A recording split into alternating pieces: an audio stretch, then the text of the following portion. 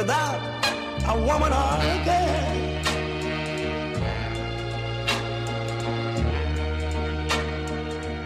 You see, man made the cars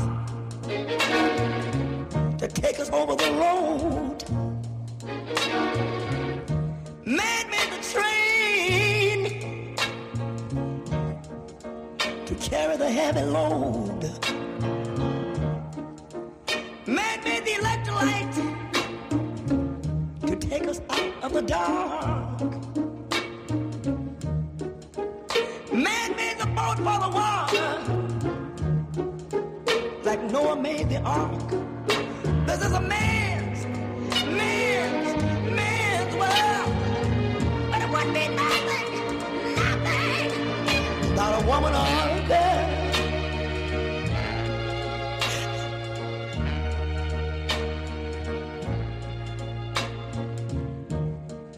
Man thinks about a little bit of baby girls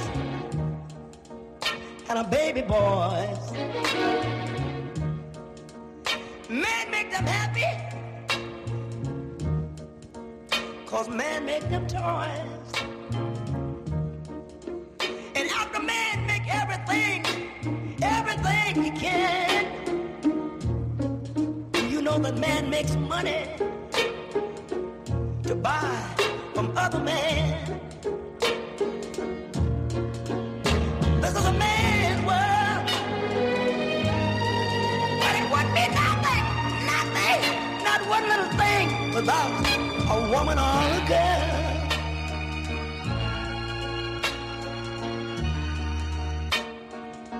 He's lost in the wilderness. He's lost in bitterness. He's lost. Lord have mercy.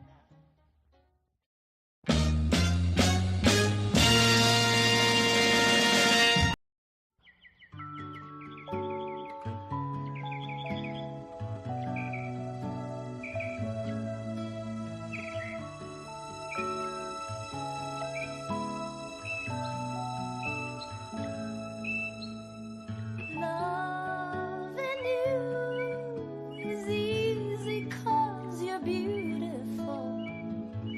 Making love with you is all I wanna do. Loving you is more than just a dream come true. And everything that I do is out of loving you. La la la la la, la la la la la, la la la la la, la la la la, doo doo doo doo.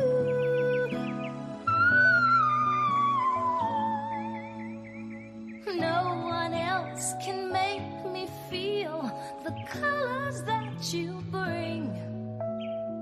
Stay with me while we grow old, and we will live each day in springtime. 'Cause loving you has made my life so beautiful, and every day of my life is filled with loving you. Loving you, I see your soul come shining through. And every time that we, I'm more in love with you.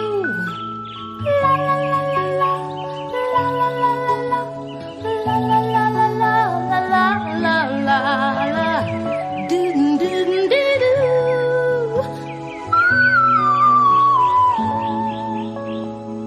No one else can make me feel the colors that you bring. Stay with me while we grow old, and we will live each day in springtime. 'Cause loving you is easy 'cause you're beautiful, and every day of my life is filled with loving you. Loving you. shining through. And every time that we, ooh, I'm more in love with you. La la la la la, la la la la la, la la la la la, doo doo doo doo.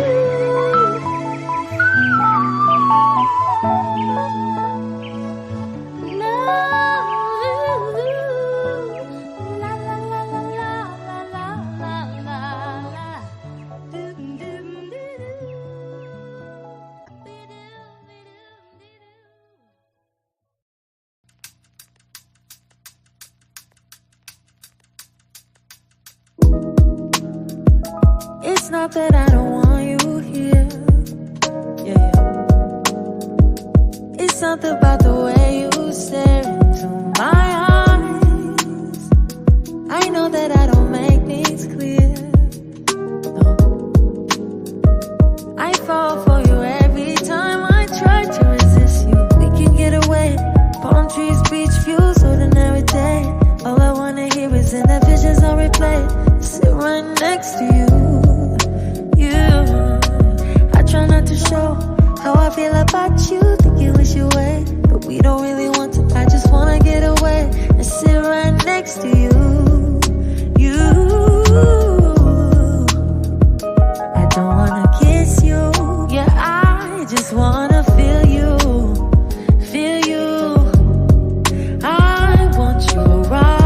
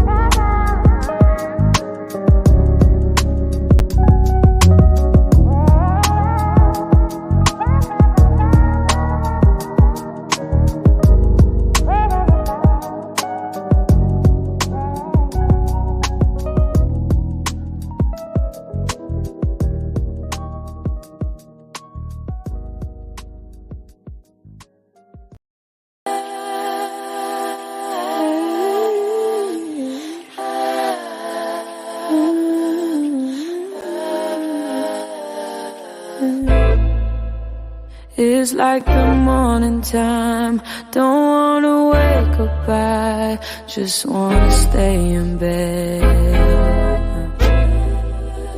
But if I'm next to you, I'm looking forward to just laying in this bed. Ooh, that never gets old. Promise you'll never let go.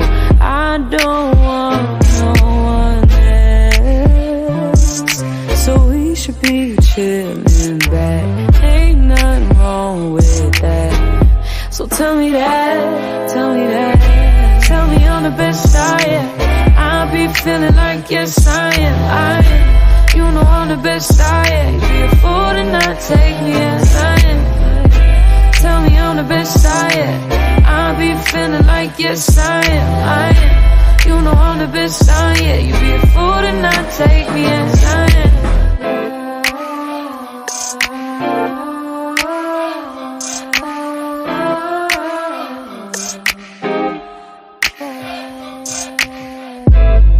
You're like the sweetest thing I know, like my favorite lonely song, and I need you really bad.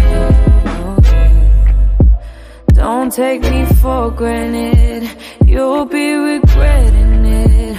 Oh, I should be your last. Oh yeah. Ooh, that never gets old. Promise you'll never let go. Grass ain't green nowhere else, so we should be chillin' back. Ain't nothing wrong with that. So tell me that, tell me that. Tell me I'm the best I am. I be feeling like yes I am. You know I'm the best I am. Be a fool to not take me as I am. Tell me I'm the best I am. I be feeling like yes I am. You know I'm the best I am. You be a fool to not take me as I am.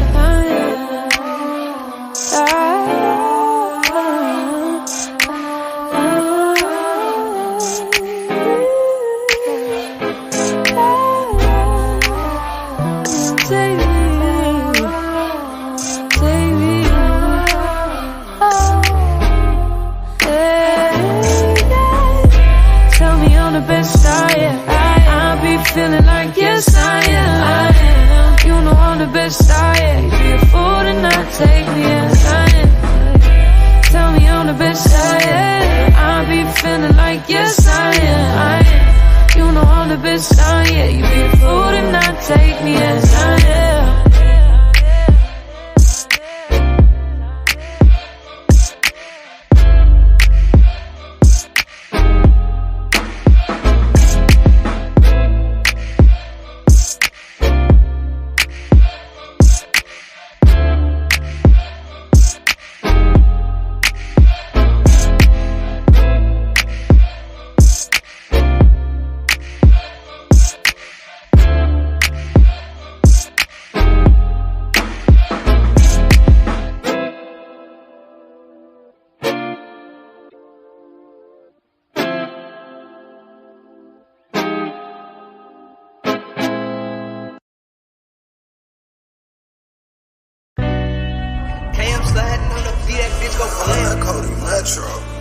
Threads 3000.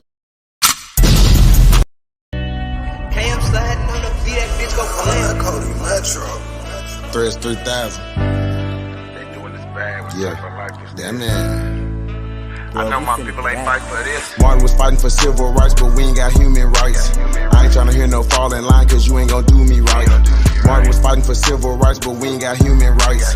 I ain't tryna hear no fall in line, cause you ain't gon' do me right. We know who we are. We know who we are. We know who we are. We know who we are. They mad. Choctaw, Cherokee. We know who we are. They mad. Seminole, Muskogee Creek. We know who we are. Scalping season, scalping season. Called us lacking. We done figured out what's happening. And you mad? We like what's happening with you. Matter of fact, take that vax and them taxes with you. All these classes with you and this fake social status with you. I already know. Some of you people like let it go. Letting it go, I ain't letting it go unless I'm letting it go. We got it the worst here. Somebody owe. We was here before. Act like y'all don't know. My grandmama don't know nothing about no boat.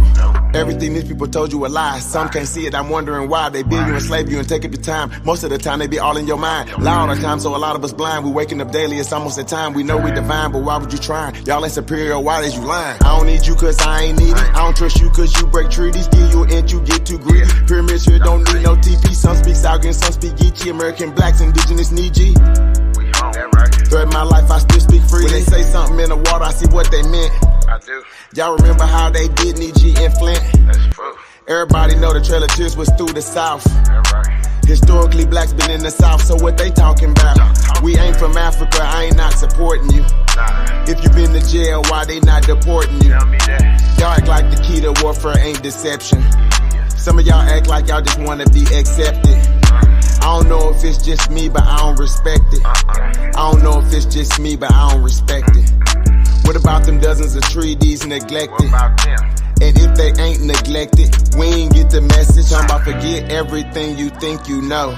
We talking about one of the greatest lies ever told. It's cold. Now we finding our tribes, anything jump off, we side by side. Our ancestors to be proud, they quarantined us, we outside. Yeah. Martin was fighting for civil rights, but we ain't got human rights. I ain't trying to hear no fall in line, cause you ain't gonna do me right.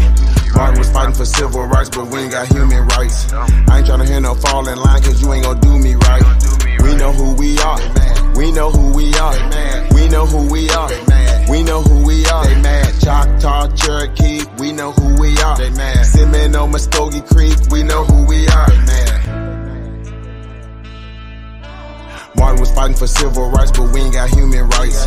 Martin was fighting for civil rights, but we ain't got human rights. Martin was fighting for civil rights, but we ain't got human rights. Martin was fighting for civil rights, but we ain't got human rights. Martin was fighting for civil rights, but we ain't got human rights.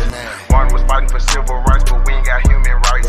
Martin was fighting for civil rights, but we ain't got human rights. Martin was fighting for civil rights, but we ain't got human rights. Too bad they mad.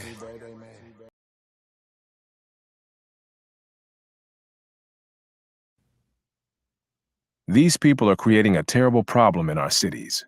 They can't or won't hold a job, they flout the law constantly and neglect their children, they drink too much, and their moral standards would shame an alley cat.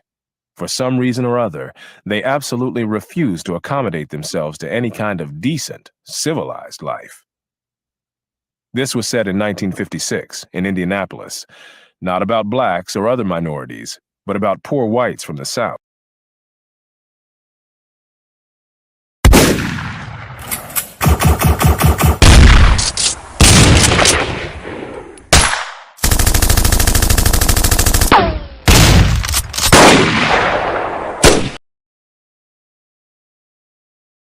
Some reason or other, they absolutely refuse to accommodate themselves to any kind of decent, civilized life. This was said in 1956 in Indianapolis, not about blacks or other minorities, but about poor whites from the South. Nor was Indianapolis unique in this respect. A 1951 survey in Detroit found that white Southerners living there were considered undesirable by 21% of those surveyed, compared to 13% who ranked blacks the same way. In the late 1940s, a Chicago employer said frankly, "I told the guard at the plant gate to tell the hillbillies that there were no openings." When poor whites from the South moved into northern cities to work in war plants during the Second World War, occasionally a white Southerner would find that a flat or a furnished room had just been rented when the landlord heard his Southern accent. Meet Kiana, Shiori, and Arthur. Just a few.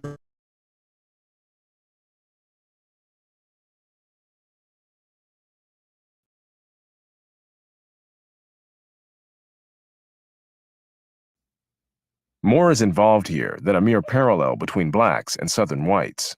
What is involved is a common subculture that goes back for centuries, which has encompassed everything from ways of talking to attitudes toward education, violence, and sex, and which originated not in the South, but in those parts of the British Isles from which white Southerners came. That culture long ago died out where it originated in Britain, while surviving in the American South. Then it largely died out among both white and black Southerners, while still surviving today in the poorest and worst of the urban black ghettos. It is not uncommon for a culture to survive longer where it is transplanted and to retain characteristics lost in its place of origin. The French spoken in Quebec and the Spanish spoken in Mexico contain words and phrases that have long since become archaic in France and Spain. Regional German dialects persisted among Germans living in the United States after those dialects had begun to die out in Germany itself. A scholar specializing in the history of the South has likewise noted among white Southerners archaic word forms, while another scholar has pointed out the continued use in that region of terms that were familiar at the time of the first Queen Elizabeth. The card game whist is today played almost exclusively by blacks, especially low-income blacks, though in the 18th century it was played by the British upper classes and has since then evolved into bridge. The history of the evolution of this game is indicative of a much broader pattern of cultural evolution in much more weighty things. Southern whites not only spoke the English language in very different ways from whites in other regions. Their churches, their roads, their homes, their music, their education, their food, and their sex lives were all sharply different from those of other whites.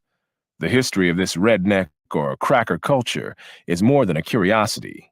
It has contemporary significance because of its influence on the economic and social evolution of vast numbers of people, millions of blacks and whites, and its continuing influence on the lives and deaths of a residual population in America's black ghettos, which has still not completely escaped from that culture. From early in American history, foreign visitors and domestic travelers alike were struck by cultural contrasts between the white population of the South and that of the rest of the country in general, and of New England in particular. In the early 19th century, Alexis de Tocqueville contrasted white Southerners with white Northerners in his classic Democracy in America, and Frederick Law Olmsted did the same later in his books about his travels through the antebellum South, notably Cotton Kingdom. De Tocqueville set a pattern when he concluded that almost all the differences which may be noticed between the Americans in the southern and in the northern states have originated in slavery. Olmsted likewise attributed the differences between white Southerners and white Northerners to the existence of slavery in the South. So did widely read antebellum Southern writer Hinton Helper, who declared that slavery, and nothing but slavery, has retarded the progress and prosperity of our portion of the Union. Just as they explained regional differences between whites by slavery, so many others in a later era would explain differences between blacks and whites nationwide by slavery. Plausible as these explanations may seem in both cases, they will not stand up under a closer scrutiny of history. It is perhaps understandable that the great overwhelming moral curse of slavery has presented a tempting causal explanation of the peculiar subculture of Southern whites, as well as that of blacks.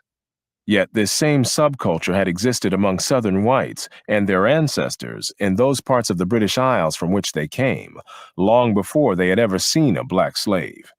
The nature of this subculture, among people who were called rednecks and crackers in Britain before they ever saw America, needs to be explored before turning to the question of its current status among ghetto blacks, has presented a tempting causal explanation of the peculiar subculture of Southern whites, as well as that of blacks. Yet this same subculture had existed among Southern whites and their ancestors in those parts of the British Isles from which they came, long before they had ever seen a black slave. The nature of this subculture, among people who were called rednecks and crackers in Britain before they ever saw America, needs to be explored before turning to the question of its current status among ghetto blacks and how developments in the larger society have affected its evolution.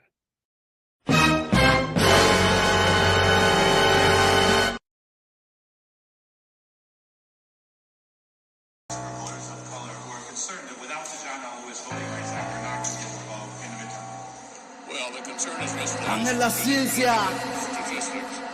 African American voters are voting at just as high a percentage as Americans.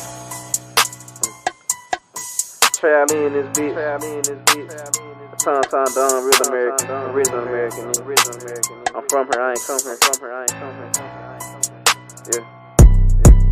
Like top of my color, hopped out for my brothers, but I do not think that these hoes understand. It landed the Bama, they burned down your channels through niggas and slammers, equality dead. Fuck it, I up, they came back from my virgin, the feather my colors, the crown with the feds. Watch how you classify when you be passing by, calling you black, it's like calling you dead. Y'all came to the land of the free and the home of the brave, but forgot that it's not where you stayed. Start having babies and switching your name around, land on the dies and you taking their place. Don't forget Democrats pushing your city back, casting your vote, put you in the grave. Rewrite your history, fill it with misery, lying, told everyone we was the slaves. Where your ancestors from? What name you took on? What boat did you bitches come on? If you had a sponsorship, you not a Thompson and see, but my people been here all along. Calling us African must be an accident. Claiming you American shit is just wrong. Clarification in case you mistaken. Sit back and remember the words of this song. Obama is not American. Rich McConnell is not American. You crackers is not American. Pan-African is not American. Remember, there's two Americans. We the old, not the new Americans. Man, look how they do Americans. Black people, the true Americans. Sorry, not sorry.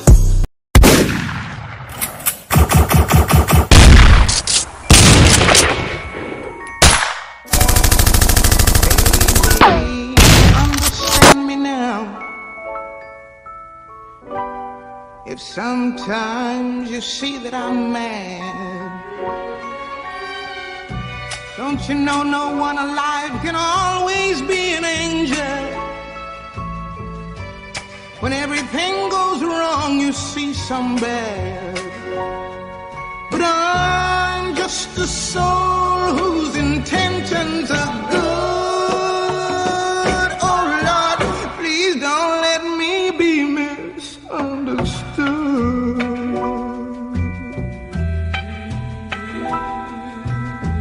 You know, sometimes, baby, I'm so carefree, with a joy that's hard to hide. And then sometimes again it seems that all I have is worry. And then you're bound to see my other side. But I'm just a soul whose intentions are good. Oh Lord, please don't let me be misunderstood.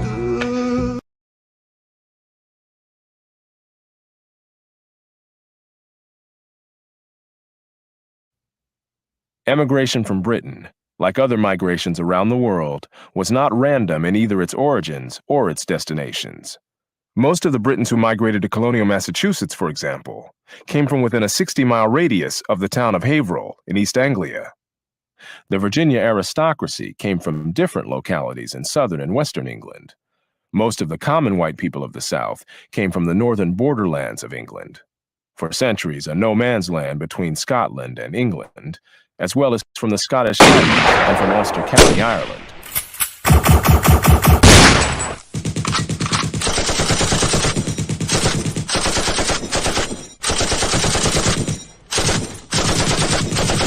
Haverhill, in East Anglia. The Virginia aristocracy came from different localities in southern and western England. Most of the common white people of the South came from the northern borderlands of England. For centuries, a no-man's land between Scotland and England, as well as from the Scottish Highlands and from Ulster County, Ireland.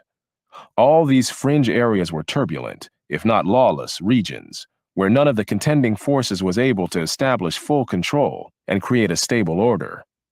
Whether called a Celtic Fringe or North Britons, these were people from outside the cultural heartland of England, as their behavior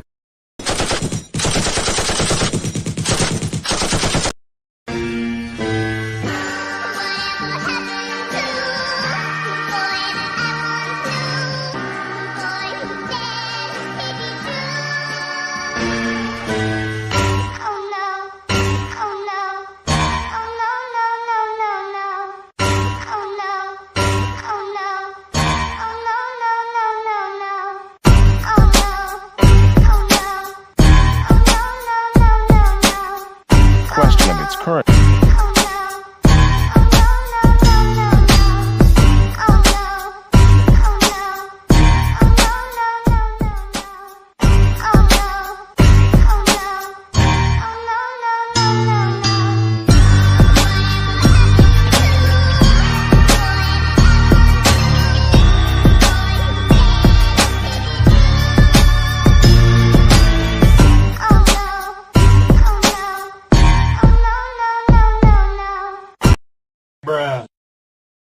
Current status among ghetto blacks and how developments in the larger society have affected its evolution. Emigration from Britain, like other migrations around the world, was not random in either its origins or its destinations. Most of the Britons who migrated to colonial Massachusetts, for example, came from within a 60-mile radius of the town of Haverhill in East Anglia. The Virginia aristocracy came from different localities in southern and western England. Most of the common white people of the South came from the northern borderlands of England. For centuries, a no-man's land between Scotland and England, as well as from the Scottish Highlands and from Ulster County, Ireland. All these fringe areas were turbulent, if not lawless, regions, where none of the contending forces was able to establish full control and create a stable order. Whether called a Celtic Fringe or North Britons, these were people from outside the cultural heartland of England, as their behavior on both sides of the Atlantic showed. Before the era of modern transportation and communication, sharp regional differences were both common and persistent. In some of the counties of colonial Virginia, from nearly 3/4 to 4/5 of the people came from northern Britain, and similar proportions were found in some of the counties of Kentucky and Tennessee, as well as in parts of both the Carolinas. Although they predominated in many parts of the South, such people also had some northern enclaves in colonial America. Shout out to all the American Aborigines. Chief Ether's in the building. Original TV is in the building. The God of the Geechies is in the motherfucking building. Top of the morning, balance of the evening. I hope everybody's doing well this grand rising. Got 56 people in the building. I appreciate if you hit that like button. Share the video out for me one time, gang. What's up with it? Notably western Pennsylvania, where Ulster Scots settled. What is at least equally important as where particular people settled is when they emigrated from the borderlands, Ulster, and the Scottish Highlands. Scotland in particular progressed enormously in the 18th century. The level from which it began may be indicated by the fact that a visitor to late 18th century Edinburgh found it noteworthy that its residents no longer threw sewage from their chamber pots out their windows into the street, something that passers-by had long had to be alert for to avoid being splattered. Such crude and unsanitary living had long been characteristic of earlier times, when rural Scots lived in the same primitive shelters with their animals, and vermin abounded. A similar lack of concern with cleanliness was found among others in the borderlands of Britain, and among their descendants on the other side of the Atlantic in the antebellum South. For example, a 19th century politician built up a political machine in the poor white districts of Mississippi by such practices as this. He did not resort to any conventional tactics of kissing dirty babies, but he pleased mothers and fathers in log cabins by taking their children upon his lap and searching for red bugs, lice, and other vermin.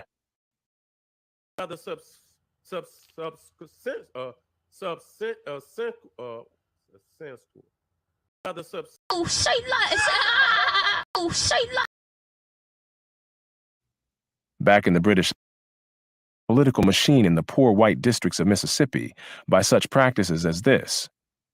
He did not resort to any conventional tactics of kissing dirty babies, but he pleased mothers and fathers in log cabins by taking their children upon his lap and searching for red bugs, lice, and other vermin.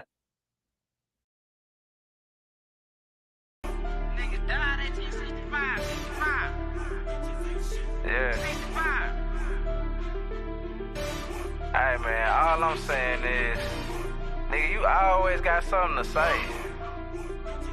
It's like you don't shut up. On the track. A lot of niggas died 1865. Single Michael fled high, I ain't gon' let it ride. Everybody hot and black was never on your side. They do maps to tell your apps where you sleep at night. They put that white man on. Got you begging them for answers like that white man know. Had you swearing you was African, that's that white man home. Had you proud of being savage, that's that white man's zone. And I ain't talking shit, this my definition. If being savage was our nature, y'all be non-existent.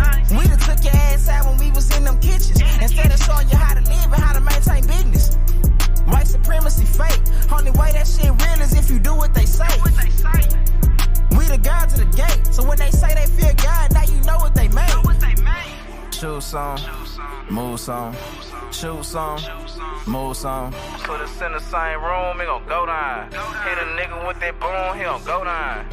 Shoot some, move some, shoot some, move some. Put us in the same room, it gon' go down. Hit a nigga with that boom, he gon' go down. Every day my niggas dying, they don't know the truth. How the hell you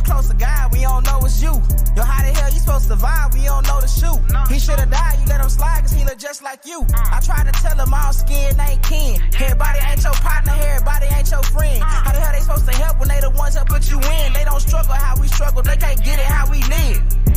Can't be scared to die when we already dead. Either way, your life is stake no matter how you play it. My higher steps and we should choose remain godly. My lower want these motherfucking bodies. Infiltrate they circles like a motherfucking Audi. Take them to the south and put them down like OG Bobby. They don't want equality in this club, they want these problems. Killers right beside me, slab full of chicken mockers. Choose some, move some, choose some, move some. Put us in the same room, it gon' go down. Hit a nigga with that boom, he gon' go down. Choose some, move some, choose some, move some. Put us in the same room, it gon' go down. Hit a nigga with that boom, he gon' go down. Back in the British Isles, the life of the Scottish people was transformed dramatically from the masses to the elites as they advanced from being one of the least educated to one of the most educated peoples in Europe. However, what is significant here is that much of the migration to the American South occurred before these sweeping social transformations. This timing was crucial, as Professor Grady McWhiney has pointed out in his book, Cracker Culture. Had the South been peopled by 19th century Scots, Welshmen, and Ulstermen, the course of Southern history would doubtless have been radically different. 19th century Scottish and Scotch-Irish immigrants did in fact fit quite comfortably into Northern American society. Significantly, the Irish, who retained their Celtic ways, did not. But only a trickle of the flood of 19th century immigrants came into the South.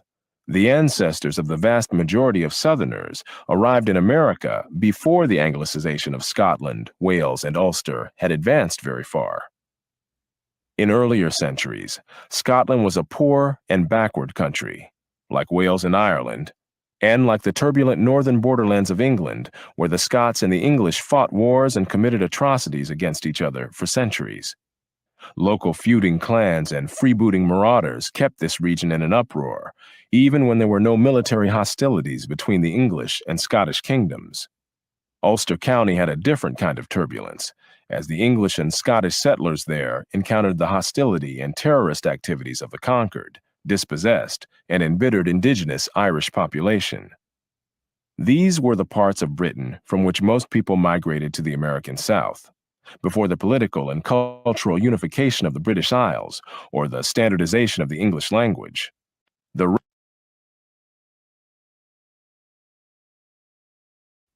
local feuding clans and freebooting marauders kept this region in an uproar, even when there were no military hostilities between the English and Scottish kingdoms.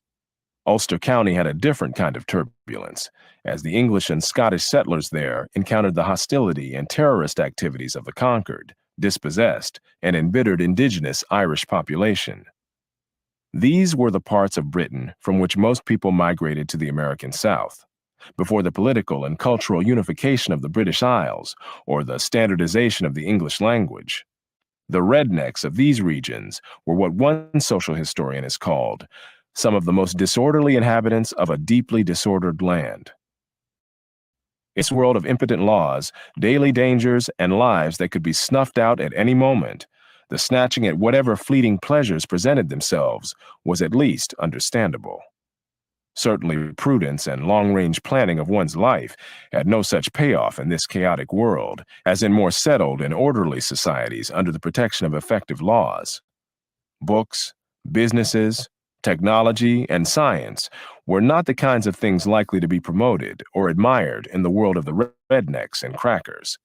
Manliness, and the forceful projection of that manliness to others, and advertising of one's willingness to fight, and even to put one's life on the line, were at least plausible means of gaining whatever measure of security was possible in a lawless region and a violent time.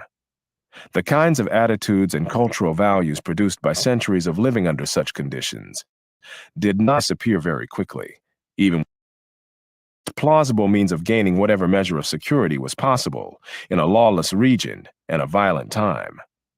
The kinds of attitudes and cultural values produced by centuries of living under such conditions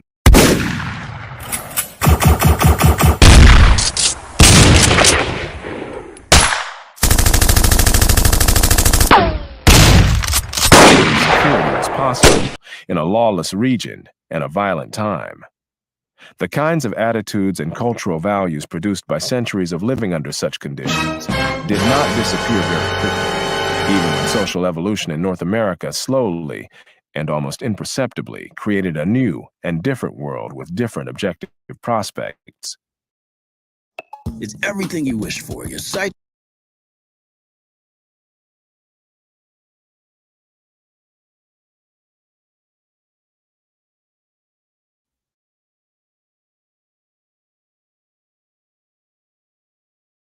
What the rednecks, or crackers, brought with them across the ocean was a whole constellation of attitudes, values, and behavior patterns that might have made sense in the world in which they had lived for centuries, but which would prove to be counterproductive in the world to which they were going, and counterproductive to the blacks who would live in their midst for centuries before emerging into freedom and migrating to the great urban centers of the United States, taking with them similar values. The cultural values and social patterns prevalent among Southern whites included an aversion to work, proneness to violence, neglect of education, sexual promiscuity, improvidence, drunkenness. Anybody notice how, once again, they flipped the script on you and traded places with you? Everything that they say is associated with you. All the negative attributes, all the stereotypes. You see how it was associated with them at a certain point? And so all they had to do is convince you that you wasn't you and that you was them, and that they was you. I hope y'all got that. I hope that wasn't too complicated. Hope that wasn't too complicated.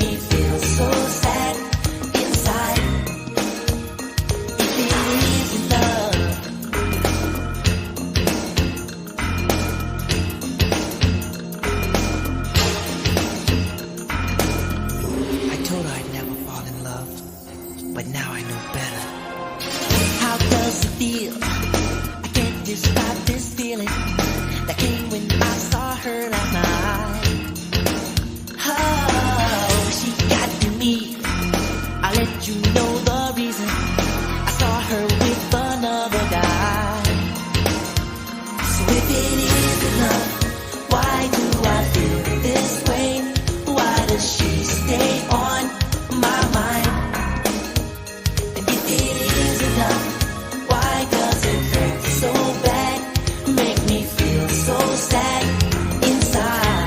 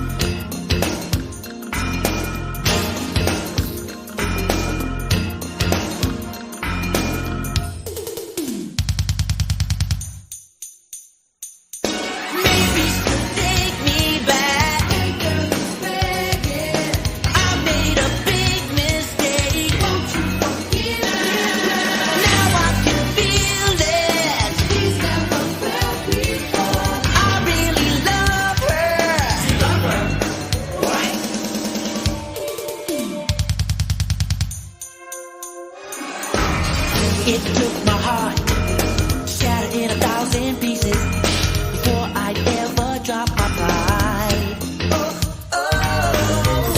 Losing love, worrying about my image, really helped me realize it isn't love. Why does it hurt so bad? Why does she stay on my mind all the time? It isn't love. Why does it hurt so bad? It isn't love. Make me feel so sad. It isn't inside. It isn't love. Why does she stay on my mind? Stays on my mind. Why does it hurt so bad? Does it hurt so bad inside? It isn't love. It isn't love. The cultural values and social patterns prevalent among Southern whites included an aversion to work, proneness to violence, neglect of education, sexual promiscuity, improvidence, drunkenness, lack of entrepreneurship, recklessness for excitement, lively music.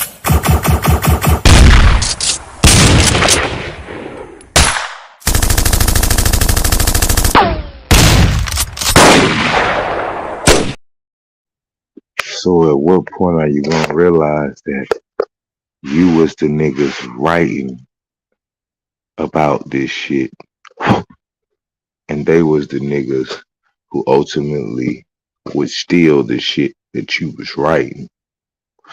The United States, taking with them similar values.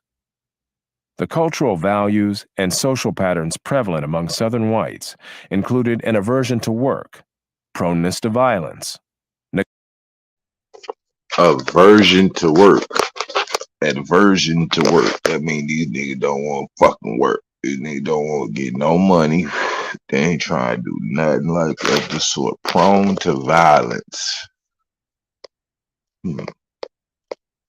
All the shit that they say that you are now, they were historically. Interesting. The cultural values and social patterns prevalent among Southern whites included an aversion to work, proneness to violence, neglect of education, sexual promiscuity, improvidence, drunkenness, lack of entrepreneurship, reckless searches for excitement, lively music and dance, and a style of religious oratory marked by strident rhetoric, unbridled emotions, and flamboyant imagery. This oratorical style carried over into the political oratory of the region in both the Jim Crow era and the Civil Rights era, and has continued on into our own times among Black politicians, preachers, and activists. Touchy own time in both the Jim Crow era and the Civil Rights era, and has continued on into our own times among Black politicians, preachers, and activists. Touchy pride, vanity, and boastful self-dramatization were also part of this redneck culture among people from regions of Britain where the civilization was the least developed. They boast and lack self-restraint, Olmsted said, after observing their descendants in the American antebellum South. While they said they did was what? the least developed. They boast and lack self-restraint, Olmsted said, after observing their descendants in the American antebellum South. While Professor Grady McWhiney's Cracker Culture is perhaps the most thorough historical study of the values and behavioral patterns of white Southerners, many other scholarly studies have turned up very similar patterns, even when they differed in some ways as to the causes. Professor David Hackett Fisher's Seed, for example, challenges the Celtic connection thesis put forth by Professor McWhiney, but shows many of the same cultural patterns among the same people, both in Britain and in the American South. Popular writings of the 19th and 20th centuries have likewise described similar behavior, including the Indianapolis residents' comments on white Southern migrants to that city, which sound so much like what many have said about ghetto blacks. Popular writings of the 19th and 20th centuries have likewise described similar behavior, including the Indianapolis residents' comments on white Southern migrants to that city, which sounds so much like what many have said about ghetto blacks. None of this is meant to claim that these patterns have remained rigidly unchanged over the centuries, or that there are literally no differences between whites and blacks in any aspects of this subculture. However, what is remarkable is how pervasive and how close the similarities have been. Centuries before Black Pride became a fashionable phrase, there was Cracker Pride, and it was very much the same kind of pride. It was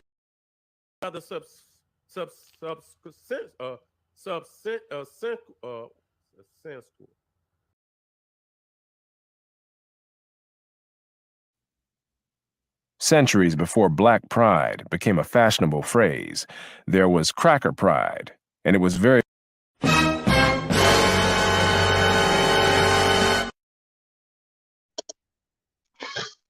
Oh, man. I mean, I wish I could tell y'all that I really tried, but I didn't. This shit too easy.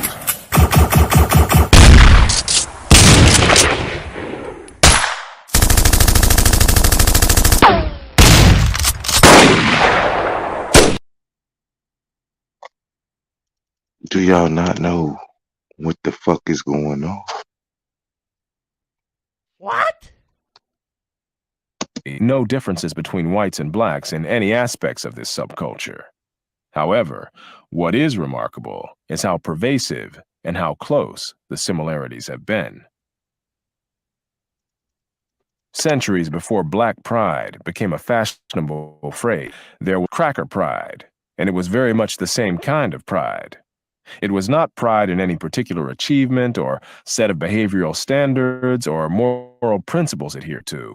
It was instead a touchiness about anything that might be even remotely construed much an insult, combined with pride. Fashionable phrase, there was Cracker Pride, and it was very.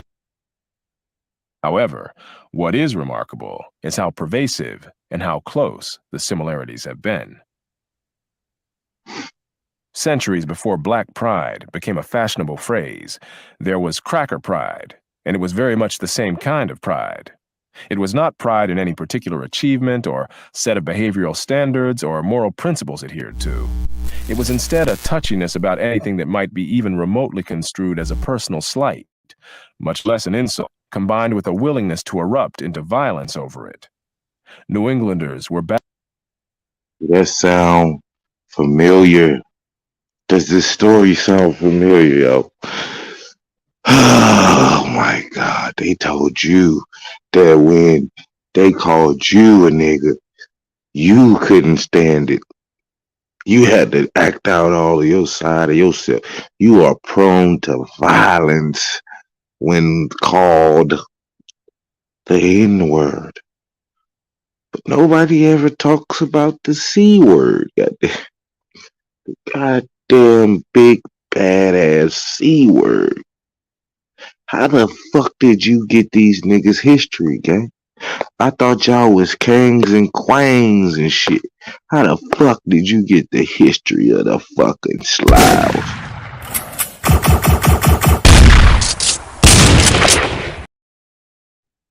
Make it make sense how everybody who claiming they are indigenous to these lands, the white folks, the Native Americans, and the everybody who claiming it, they claiming the same story that you allegedly had with your people. Ain't that a cranky dude?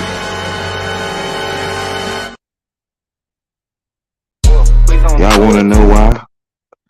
Cause while them niggas was Slavs and fucking peasants and indentured servants and employees and all the other shit around the world for centuries and centuries, guess what we was doing, gang? Please don't do it to him. Yeah. All of my niggas, they royal.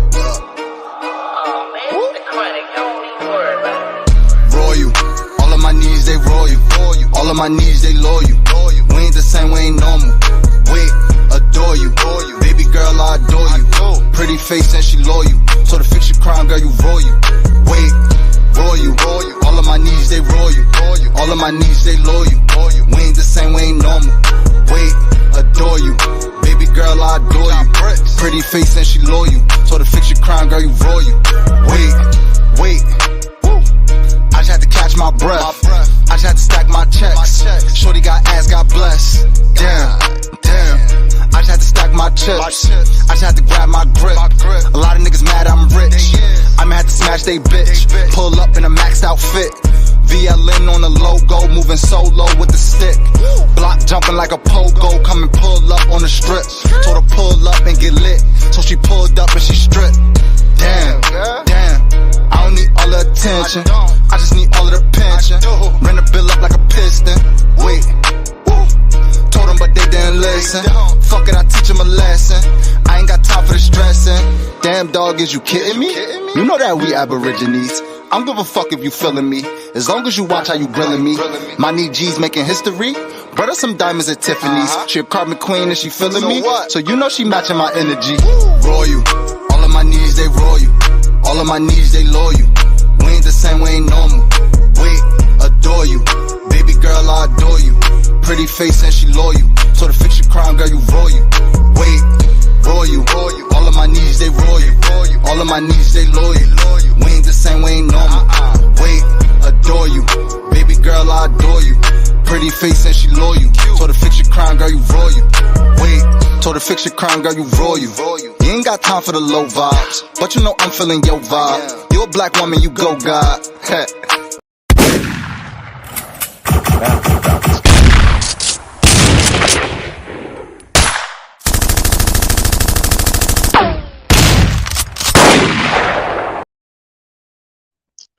Hey man, I ain't gonna say it but one time, gang. So y'all better listen up. The Royals collection is on the way. Did you hear what the fuck I said? The Royals collection is on the way.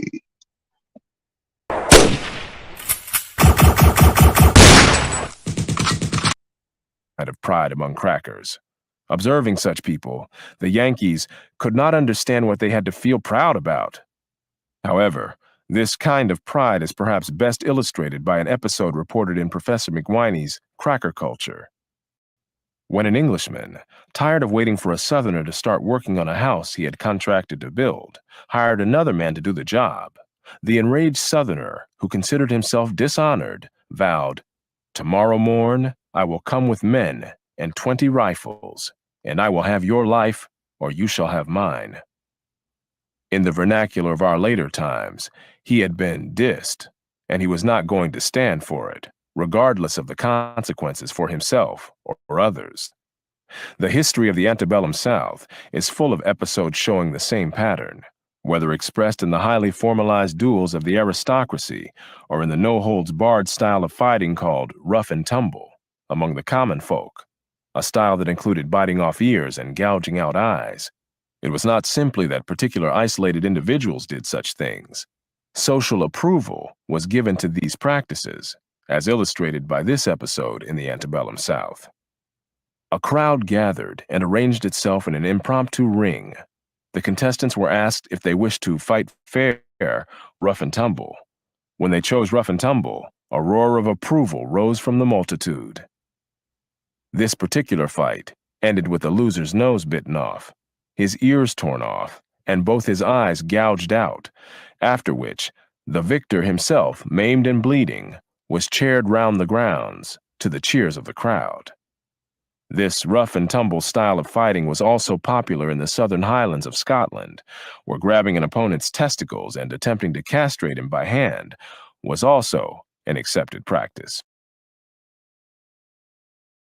Bruh. He needs some milk. Of fighting was also popular in the southern highlands of Scotland, where grabbing an opponent's testicles and attempting to castrate him by hand was also an accepted practice. Scottish Highlanders were, in centuries past, part of the Celtic Fringe, or North Britons, outside the orbit of English culture, not only as it existed in England, but also in the Scottish lowlands. Ain't it amazing how they saying that goddamn these people was outside of the culture? They found themselves on the outskirts. I wonder who was in the cities. I wonder who was in the motherfucking townships. I wonder who was, building aqueducts and motherfucking, who was doing all that shit? Like, who was in the motherfucking cities, gang? I'm just trying to figure out exactly. Y'all let me know.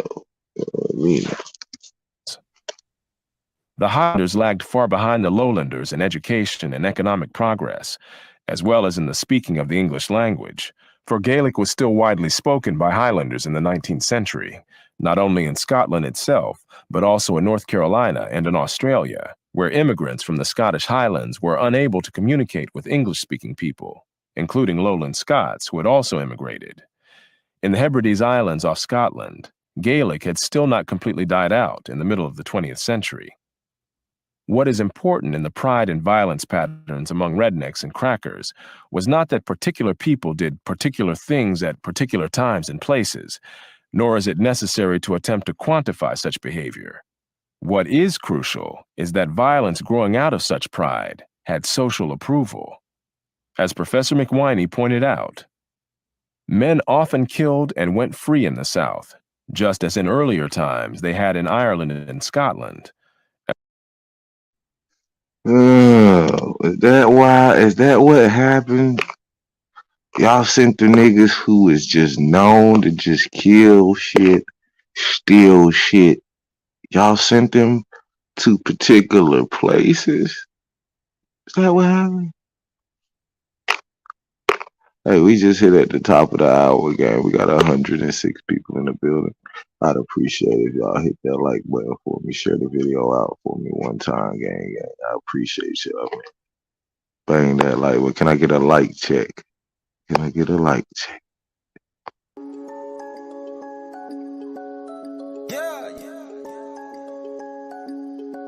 Infamous Trail Lee.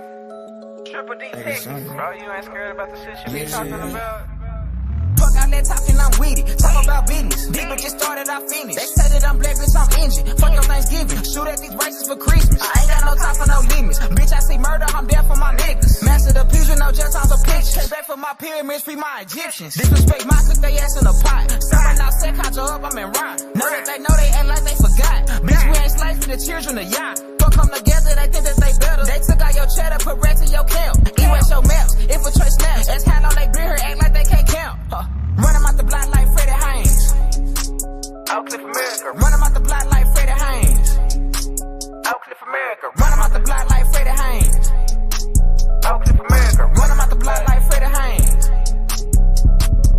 Push to the limit, we rip off the fence. If you ain't my brother, then I ain't gon' spend it. Heard they was coming, they sent up defenseless. Ain't nothing personal, bitch, it's just business. The blue bears got shooting habits. Being black is dope, police is super addicts. We get blamed for crimes, can't avoid the lashes. Passing prayers, never make it past them. They made you black and left you stuck with. No kumbaya, nigga, fuck forgiveness. Don't forget oppression, don't forget the lynching. Still have to pop like the way in prison. So who the fuck want the smoky smoke? Like cigarettes, I open up and throw. Niggas can't be falling for the okie doke. Every time we rise, they try to give us dope.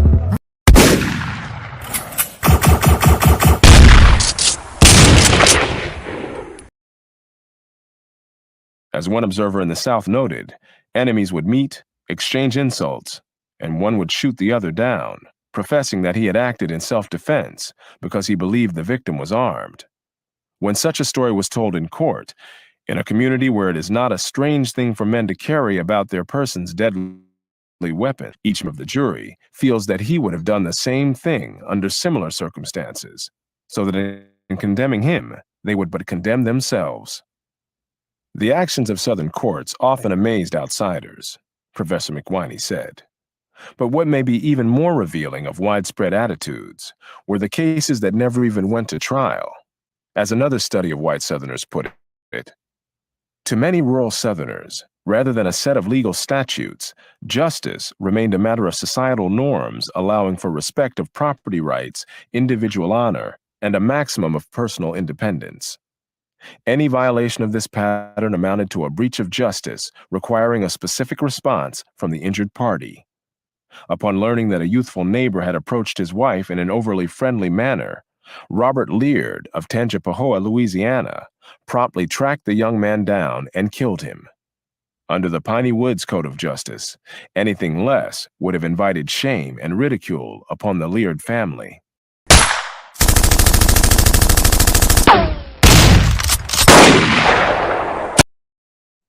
So it was like kind of their culture. Like they had this culture. You know the culture. Like if you ever seen that movie, Kings in New York, not Kings in New York, Gangs in New York.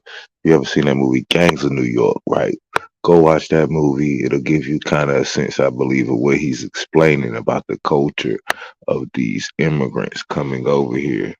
You know what I'm saying? So we keep getting this story that it was a bunch of immigrants who came and then enslaved some more immigrants and brought a whole bunch of other immigrants, like millions of them, and then they just, I guess, left them there, and then they got some more immigrants to come and bring millions of more immigrants. Okay, I see where they're going with this. Intensity of personal pride was connected by Olmsted with the fiend-like street fights of the South. He mentioned an episode of public murder with impunity. A gentleman of veracity, now living in the South, told me that among his friends he had once numbered 2 young men who were themselves intimate friends, till one of them, taking offense at some foolish words uttered by the other, challenges him. A large crowd assembled to see the duel, which took place on a piece of prairie ground. The combatants came armed with rifles, and at the first interchange of shots, the challenged man fell disabled by a ball in the thigh. The other, throwing down his rifle, walked toward him, and kneeling by his side, drew a bowie knife and deliberately butchered him. The crowd of bystanders not only permitted this, but the execrable assassin still lives in the community, has since married, and, as far as my informant could judge, his social position has been rather advanced than otherwise, from thus dealing with his enemy.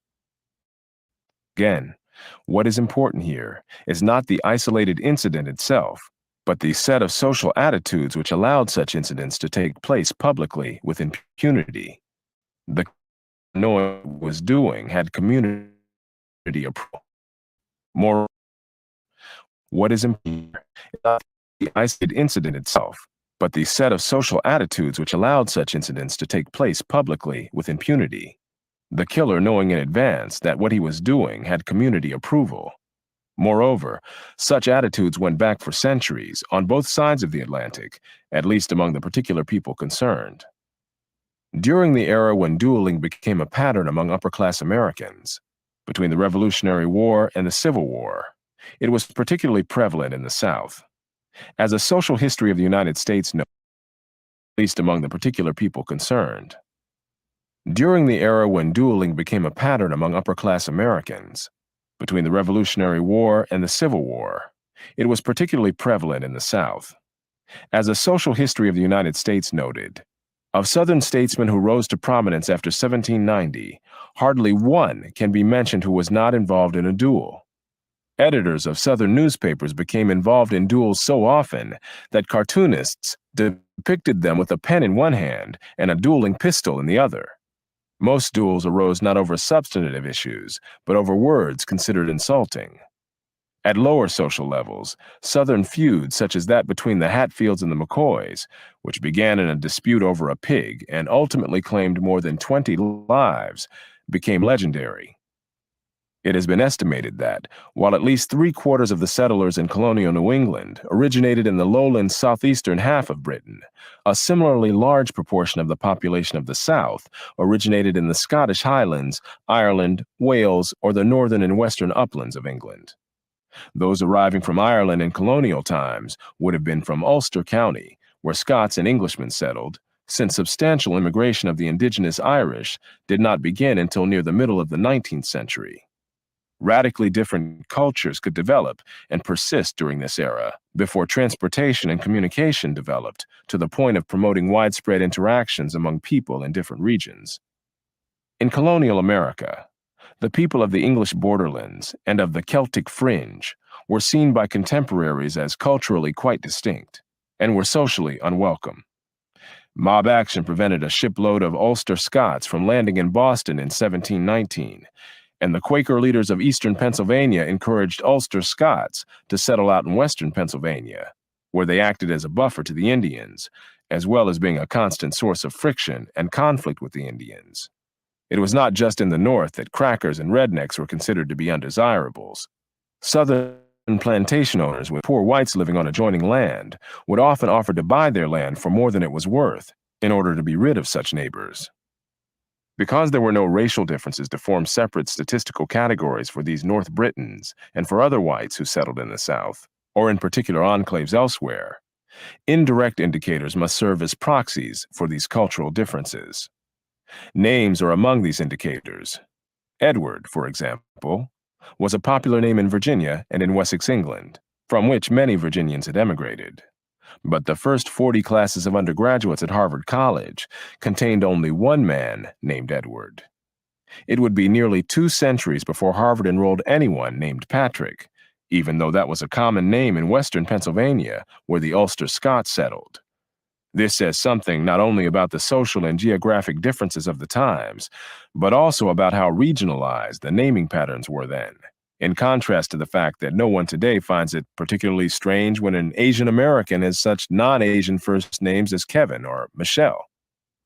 Even where there was no conflict or hostility involved, Southerners often showed a reckless disregard for human life, including their own. For example, the race steamboats that happened to encounter each other on the rivers of the South often ended with exploding boilers, especially when the excited competition led to the tying down of safety valves in order to build up more pressure to generate more speed. An impromptu race between steamboats that encountered each other on the Mississippi illustrates the pattern. On board one boat was an old lady who, having bought a winter stock of bacon, pork, etc., was returning to her home on the banks of the Mississippi. Fun lovers on board both boats insisted upon a race. Jeers, drawn pistols, obliged the captains to cooperate. The boats struggled to outdistance each other. Excited passengers demanded more speed.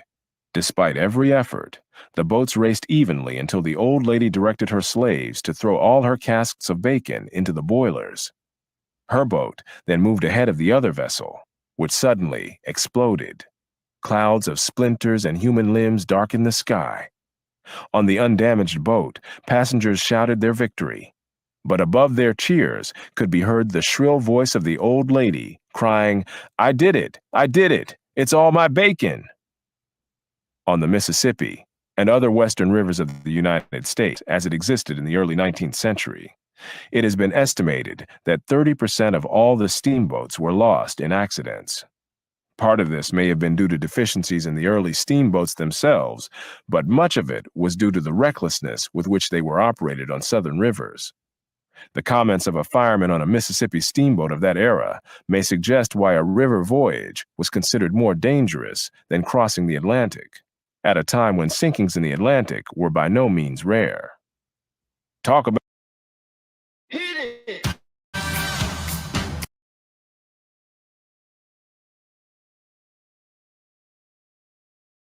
about North steamers, the fireman of a Mississippi steamboat sneered to an Eastern traveler in 1844. "You don't need no spunk to navigate them waters. You ain't bust a boiler in 5 years. But I tell you, stranger, it takes a man to ride one of these half-alligator boats, head on a snag, high pressures, valve soldered down, 600 souls on board, and in danger of going to the devil." This was no mere idle talk.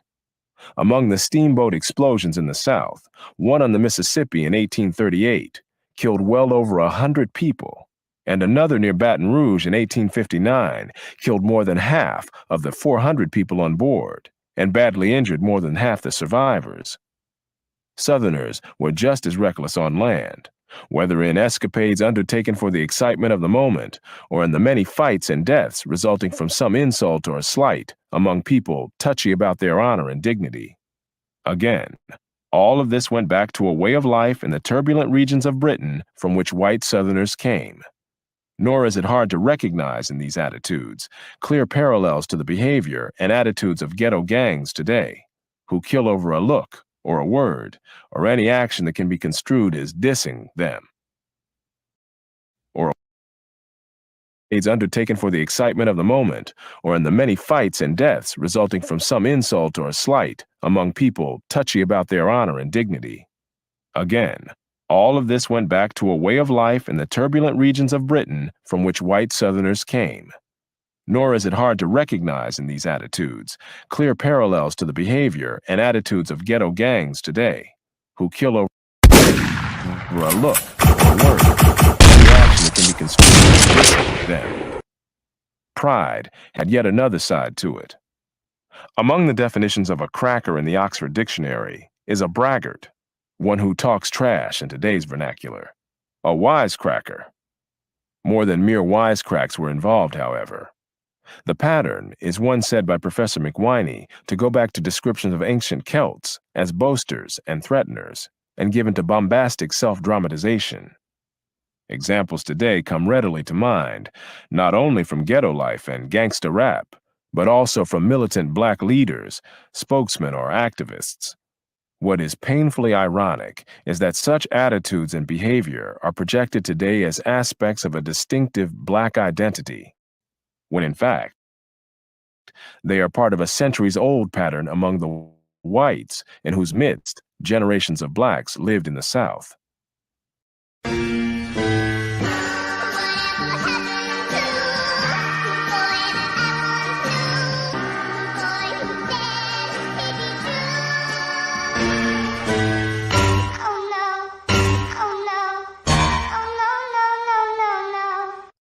What? I praise thee, I praise thee. Come on, alongside his one and only little brother, yours truly.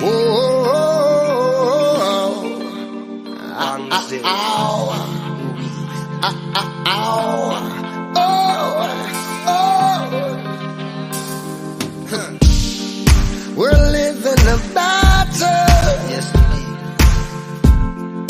and the God is on our side. We're not afraid of losing, not me. So we're not afraid to fight. We're fighting for our freedom. We're dying for our rights, yeah. Still in my darkest hour, oh dread, I found paradise. So where is the justice? Somebody tell me now. Where is the peace you talk about? Still living in darkness. Oh, somebody tell me now. Tell me, where are the keepers of the light? The light, the light. Where are the keepers of the light? The light, the light. Where are the keepers of the light? Trapped in this dark place, wish a light to shine on me. I'm trying to keep my faith, the one thing they can't take from me. Where are the believers who believe in life, that will risk it all just to do what's right, to fight the good fight? Here we go again, children of the light. On you we all depend, and we can make it work, for we know what it's worth. Why don't you stop the wars from all over this earth? So where is the justice? Somebody tell me now. Where is the peace you talk about? Still living in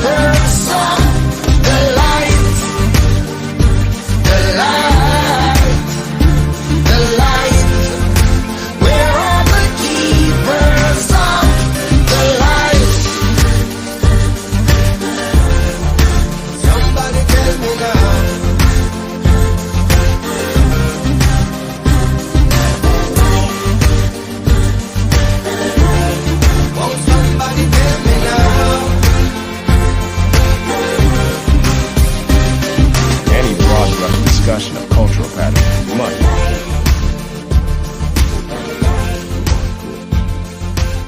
Bold, captivating series of digital artworks that celebrate the power and beauty of the Black community. Created by a team of talented Black artists, this collection is a dynamic reflection of the vibrancy and creativity of American culture. Each piece in the collection tells a unique story with rich textures, vivid colors, and intricate details that will leave you mesmerized. The Digital Black Dollar's new art collection is a must-see for anyone who values diversity, inclusivity, and artistic expression. Whether you're a collector, a curator, or simply an admirer of great art, this collection is sure to captivate and inspire. So don't wait. Explore the Digital Black Dollar's newest art collection today and discover the beauty and power of Black art, Black unity, and Black love. Must, of course, not claim that all people, whether white or Black, had the same culture, much less to the same degree. There are not only changes over time, there are cross-currents at any given time. Nevertheless, it is useful to see the outlines of a general pattern, even when that pattern erodes over time and at varying rates among different subgroups. The violence for which white Southerners became most lastingly notorious was lynching. Like other aspects of the redneck and cracker culture, it has often been attributed to race or slavery. In fact, however, most lynching victims in the antebellum South were white. What? Lastingly notorious was lynching. Like other aspects of the redneck and cracker culture, it has often been attributed to race or slavery. In fact, however, most lynching victims in the antebellum South were white.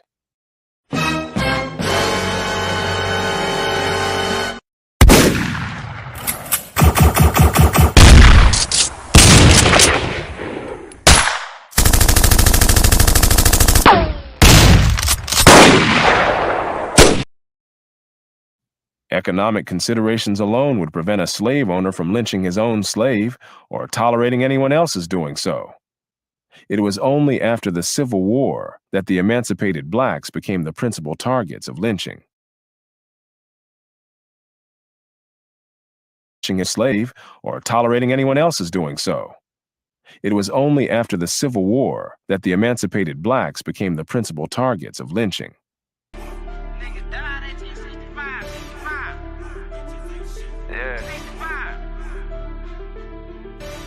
Hey man, all I'm saying is, nigga, you always got something to say.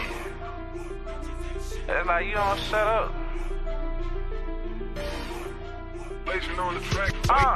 A lot of niggas died 1865. Single Michael fled highway, ain't gon' let it ride. Everybody hot and black was never on your side. They do maps to tell your apps where you sleep at night. They put that white man on. Got you begging them for answers like that white man know. Had you swearing you was African, that's that white man home. Had you proud to be a savage, that's that white man's own. And I ain't talking shit, this by definition. If being savage was our nature, y'all be non-existent. We done took your ass out when we was in them kitchens. Instead of showing you how to live and how to maintain business. White supremacy fake. Only way that shit real is if you do what they say.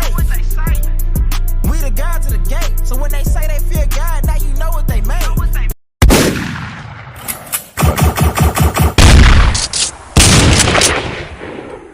By then, Southern vigilante violence had been a tradition for more than a century in North America, and even longer back in the regions of Britain from which crackers and rednecks came, where retributive justice was often left in private hands. Even the burning cross of the Ku Klux Klan has been traced back to the fiery cross of Old Scotland, used by feuding clans. In private hands.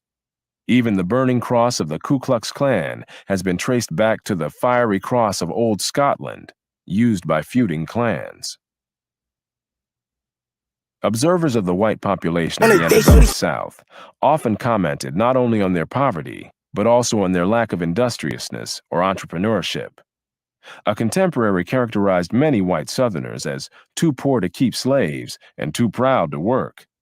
A landmark history of agriculture in the antebellum commented not only on their poverty, but also on their lack of industriousness or entrepreneurship. A contemporary characterized many white Southerners as too poor to keep slaves and too proud to work. A landmark history of agriculture in the antebellum South described the poor whites this way. They cultivated in casual and careless fashion small patches of corn or rice, sweet potatoes,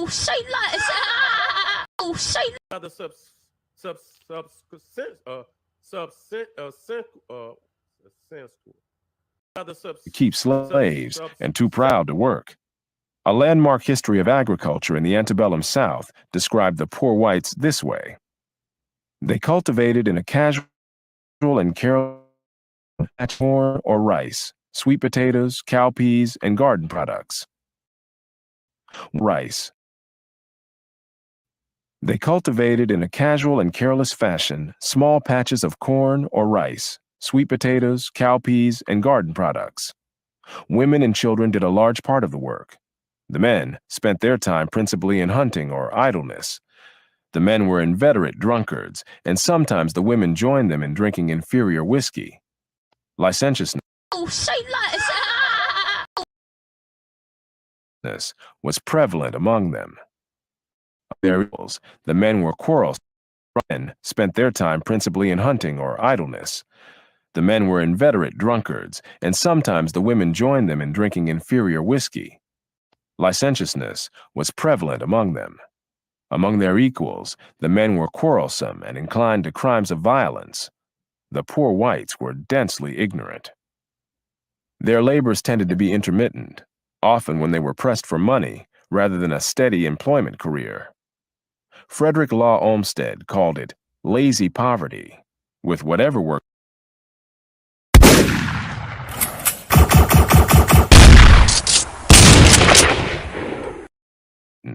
often when they were pressed for money rather than a steady employment career. Frederick Law Olmsted called it lazy poverty, with whatever work they did being done in a thoughtless manner. Summarizing his observations in the antebellum South, Olmsted said, "I know that while men seldom want an abundance of coarse food in the cotton states, the proportion of the free white men who live as well in any aspect as our working classes in the North, on an average, is small."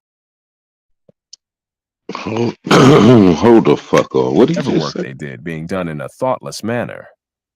Summarizing his observations in the antebellum South, Olmsted said, "I know that while men seldom want an abundance of coarse food in the cotton states, the proportion of the free white men who live as well in any aspect as our working classes in the North, on an average, is small, and that the citizens of the food in the cotton states, the proportion of the free white men who live as well in any aspect as our working classes in the North, on an average, is small, and that..." Wait the fuck a minute. Did he think? Did he say what I think he just said? The citizens of the cotton states as a whole. Summarizing his observations in the antebellum South, Olmsted said, "I know that while men seldom want an abundance of coarse food in the cotton states, the proportion of the free white men who live as well in any aspect as our working classes in the North, on an average, is small, and that..." Yeah. Wild Indian, yeah. Hey V, line them up. I'm a wild Indian, you know I go crazy. Ain't really Indian, that boy fugazi. I just keep it player, you can never play me. You got an ass so fat, girl, let's make a baby. And another one. Then I'm back to the trap, I'm trying to double some. She a bad woke chick and I love her tongue. We some jurisdiction boys, we some 101s.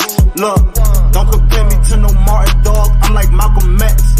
Die by our freedom, we'll leave a crack and stretch. Round of applause, boy, you know we clapping text. Chucky dog, child's play, yeah, nigga, that's what's next. Open up the cans just like Arizona. Pull up masked up like we got the Rona. the corner. How you claiming that's your hood and you not the owner? Be the B, I just pulled up in the need for speed. Free the land, tell the colonizers that they need to leave. Wild Indian up in my veins, you know how we bleed. You ain't gotta lie about who we is, dawg, just keep it G. We at war, we can't keep the peace. Since we at war, gotta keep the peace. Whack a cone, then I meditate. Should I need to breathe? Keep an Olmec head when we slide, dog, cause we the shit.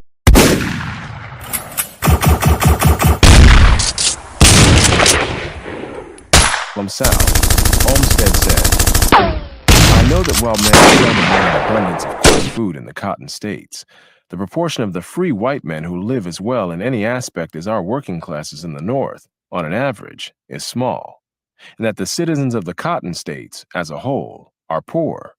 They work little, and that little, badly. They earn little, they sell little. It sounds like motherfucking slaves to me. Top of the morning, balance of the evening. We got 114 people in the building. I'd appreciate it if y'all hit that like button for me. Share the video out one time for me, gang, gang. Let me get a like check. Sound like motherfucking slaves to me, gang. Dang. For the community. Look. Damn it. A lot of y'all pseudoscientists, you be fraud as hell. Your granddaddy did it, then you did it, you can ride in there. I don't know who with me or against me, it be hard to tell. Chaos energy, I'm heated, it get hot as hell. Man, it feel good to be Aboriginal. Man, it feel good to be Aboriginal. Man, it feel good to be Aboriginal. Man, it feel good to be Aboriginal. Man, it feel good to be Aboriginal. Man, it feel good to be Aboriginal. Man, it feel good to be Aboriginal. Everybody tribe up, had to be major.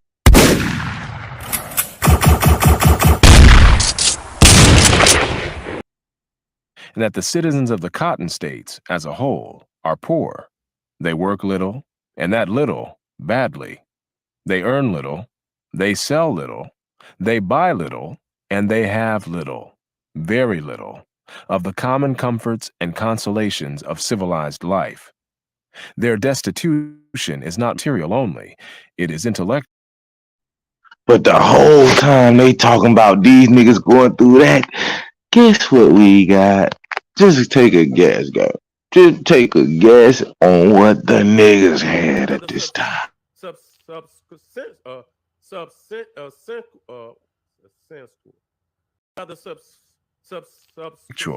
And it is moral. Typeform was the only tool that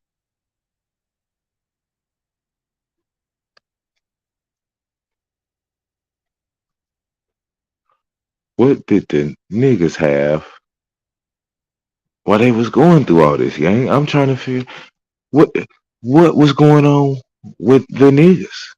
On an average, is small, and that the citizens of the cotton states, as a whole, are poor. They work little, and that little, badly. They earn little, they sell little, they buy little, and they have little, very little, of the common comforts and consolations of civilized life. Their destitution is not material only, it is intellectual, and it is moral. When Olmsted found work done efficiently, promptly, and well during his travels through the South, when he found well-run businesses, good libraries, impressive churches, and efficiently functioning institutions in general, he almost invariably found them to be run by Northerners, foreigners, or Jews. Nor was he the only visiting observer to reach such conclusions. Another observed that nearly all of the Old South's successful storekeepers were either Yankees or Yankee-trained Southerners.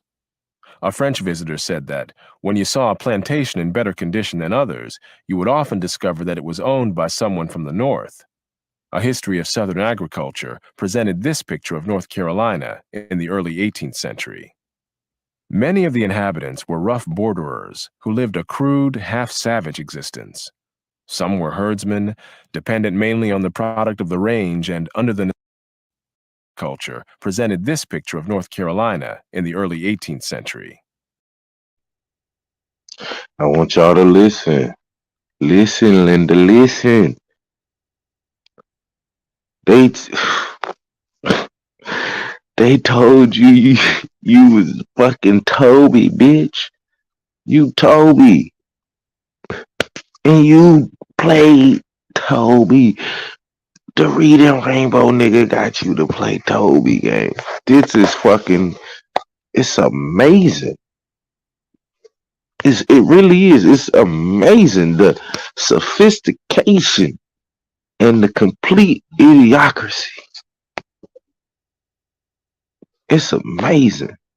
It baffles me. We got 124 people in the building. I would appreciate if y'all hit that like button.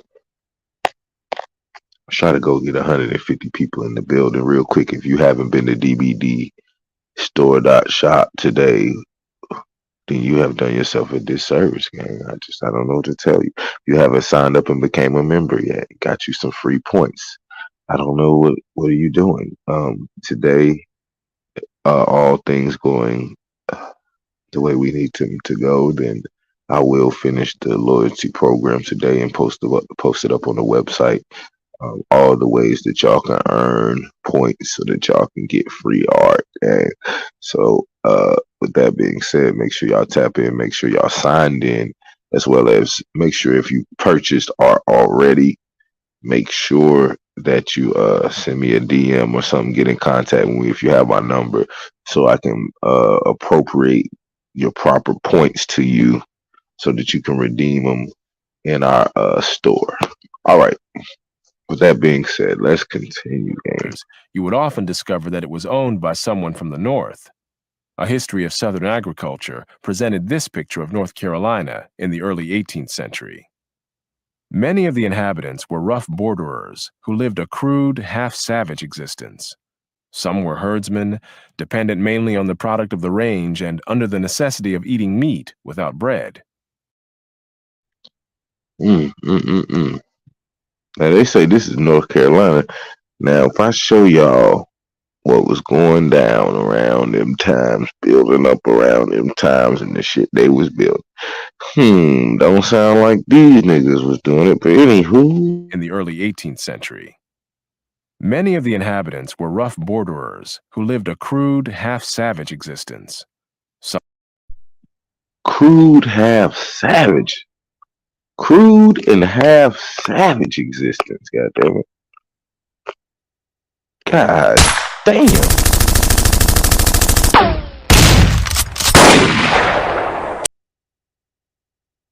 Then they want you to believe that you was the savage that came off the boat, that came out the wilderness. The audacity of these motherfuckers. Why the fuck you lying?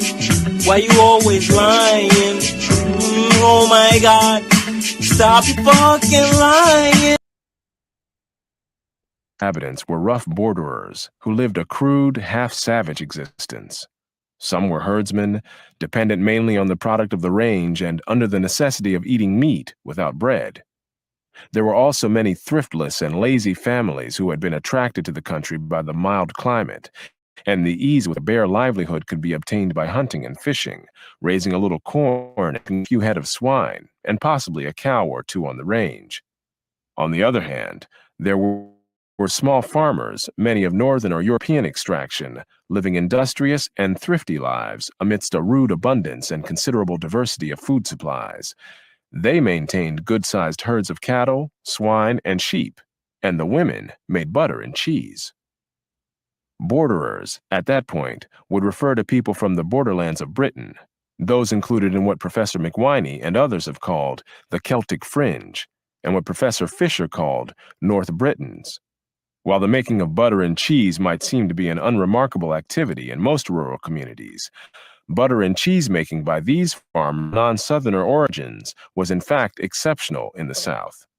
One of Frederick Law Olmsted's complaints during his travels through the antebellum South was the scarcity of butter, despite all the cows he saw. Even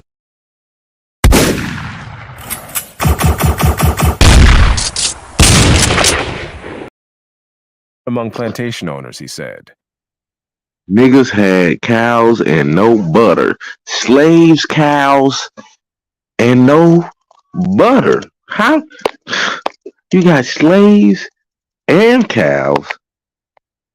You ain't got no damn butter? What? Of non-Southerner origins was in fact exceptional in the South. One of Frederick Law Olmsted's complaints during his travels through the antebellum South was the scarcity of butter, despite all the cows he saw. Even among plantation owners, he said, as for butter, some have heard of it, some have seen it, but few have eaten it. God damn. We had to introduce y'all to butter too. Oh, say like Other sense.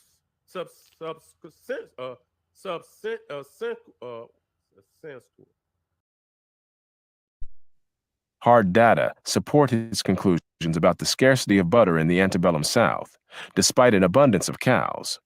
In 1860, the South had 40% of all the dairy cows in the country, but produced just 20% of the butter and only 1% of the cheese. Make that make sense. What did they have? Some type of malnourished cow or something? Like, what was going on?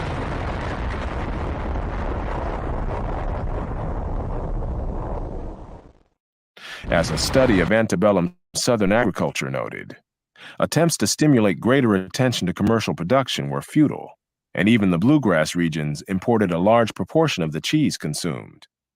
The study concluded, in short, while the South abounded in cattle, the reported production of dairy products was very small. A table based on census statistics shows that some of the portion of the cheese consumed. The study concluded, in short, while the South abounded in cattle, the reported production of dairy products was very small. A table based on census statistics shows that some of the southern states, such as Texas and Florida, had far more cattle per capita than important dairy states like Vermont and New York. And in most of the southern states, cattle per capita were nearly or quite as numerous as in the northern states. Yet the production of butter and cheese per capita in most of the southern states was insignificant as compared He needs some milk. They need some, literally. with per capita production in the principal northeastern states. A speaker before an agricultural society in Orange County, North Carolina said, "It is a reproach to us as farmers, and no little deduction from our wealth, that we suffer the population of our towns and villages to supply themselves with butter from another Orange County in New York." In colonial times, butter was imported from as far away as Ireland. Where butter was not imported, it was often produced locally by people of non-Southern origins. As a scholarly history of Southern agriculture reported, in 1858, the dairies producing whole milk for the city of Louisville, Kentucky, were described as probably as well conducted as any in the country, but almost without exception managed by Swiss or German operatives. Meanwhile, a newspaper in South Carolina said in 1857, "Good butter is indeed a luxury to almost every planter in the southern country, and there is, perhaps, no one article of food that is more eagerly sought after." Have you recently tried to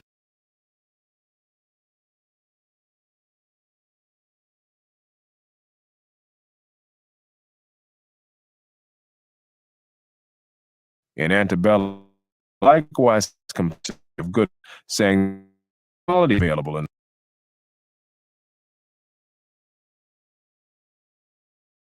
the southern country, and there is perhaps no one article of food that is more eagerly sought after.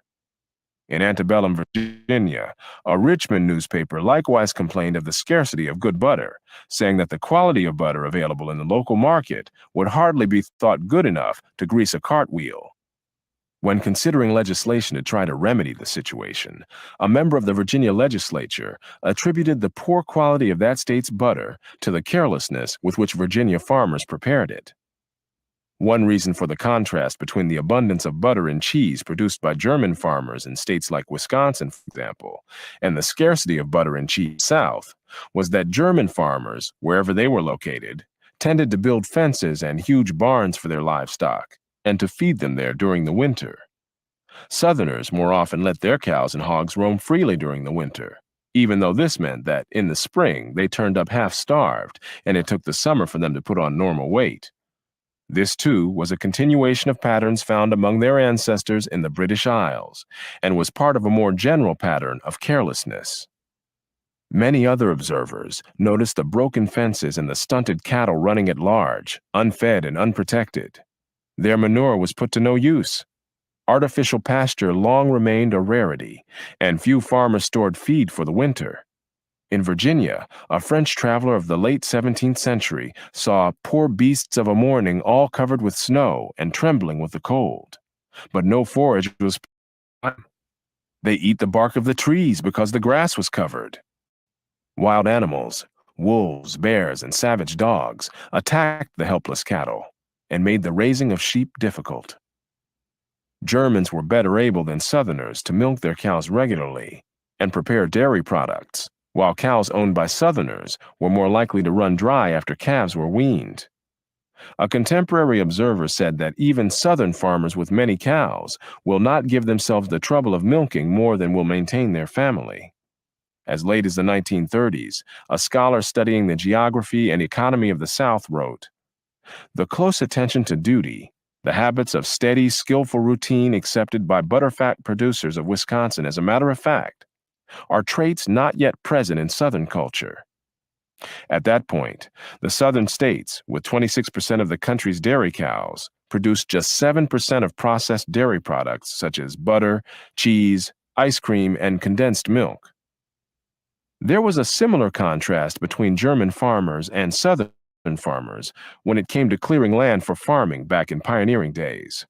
Germans cleared frontier land by both chopping down trees and laboriously removing their stumps and roots, so that all the land could be plowed thereafter. Southerners more often cut down the tree, or even simply girdled it and left it to die and rot, but in any case, leaving the stump in the ground and plowing around it. Although the erosion-prone soils of the southern uplands have been blamed for the poverty of the whites living on them, nevertheless, on that same land, Germans were able to cultivate the hill soil so as to avoid erosion and were willing to expend upon it the additional labor which its topography required, so that these soils in their hands yielded excellent regular returns. Comments on the lack of enterprise by Southern whites were made by numerous observers in various parts of the South. In Alexis de Tocqueville's classic Democracy in America, he contrasted the attitudes toward work among Southern and Northern whites as being so great as to be visible to the casual observer sailing down the Ohio River and comparing the Ohio side with the Kentucky side. These were not just the prejudices of outsiders. No Southern man, South Carolina's famed Senator John C. Calhoun said, "Not even the poorest or the lowest will, under any circumstances, perform menial labor. He has too much pride for that." General Robert E. Lee likewise declared, "Our people are opposed to work. Our troops, officers, community, and press, all ridicule and resist it." See, they trying to make these people the people, but that sounding like that.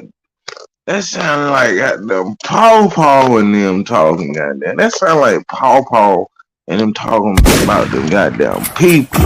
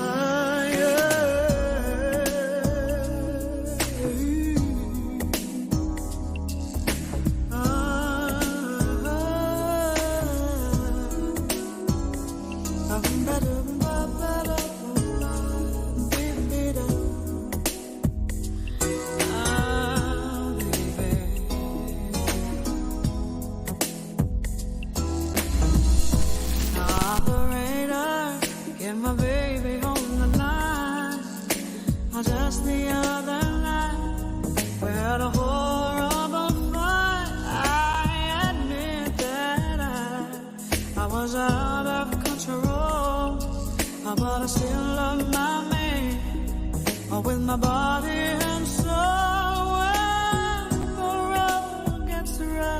You say things you should not say. But I never meant to treat my baby that way. I apologize. Believe me. Oh, believe me, I do. I apologize. Honest and true. Because I know I was wrong. And so I sing you this song that I'm trying to get through. And make it up to you, yeah. Operator, it was like a bad dream. Lord, you should have heard the way he shouted and the word I screamed. I regret it, 'cause I was unfair. I took it all out on him, just because he was there. When the road gets rough, you say things you should not say. I never meant to treat my daddy that way. I apologize. Believe me. Oh, believe me, I do. I apologize. Honest and true. Because I knew I was wrong. So I sing you this song. And I'm gonna get through you and make it up to you. I apologize for I was unkind. And I wish that I could roll back in time, erase the goodbye, and rewrite my life. But come rain or come shine, I wanna do right this time. I apologize.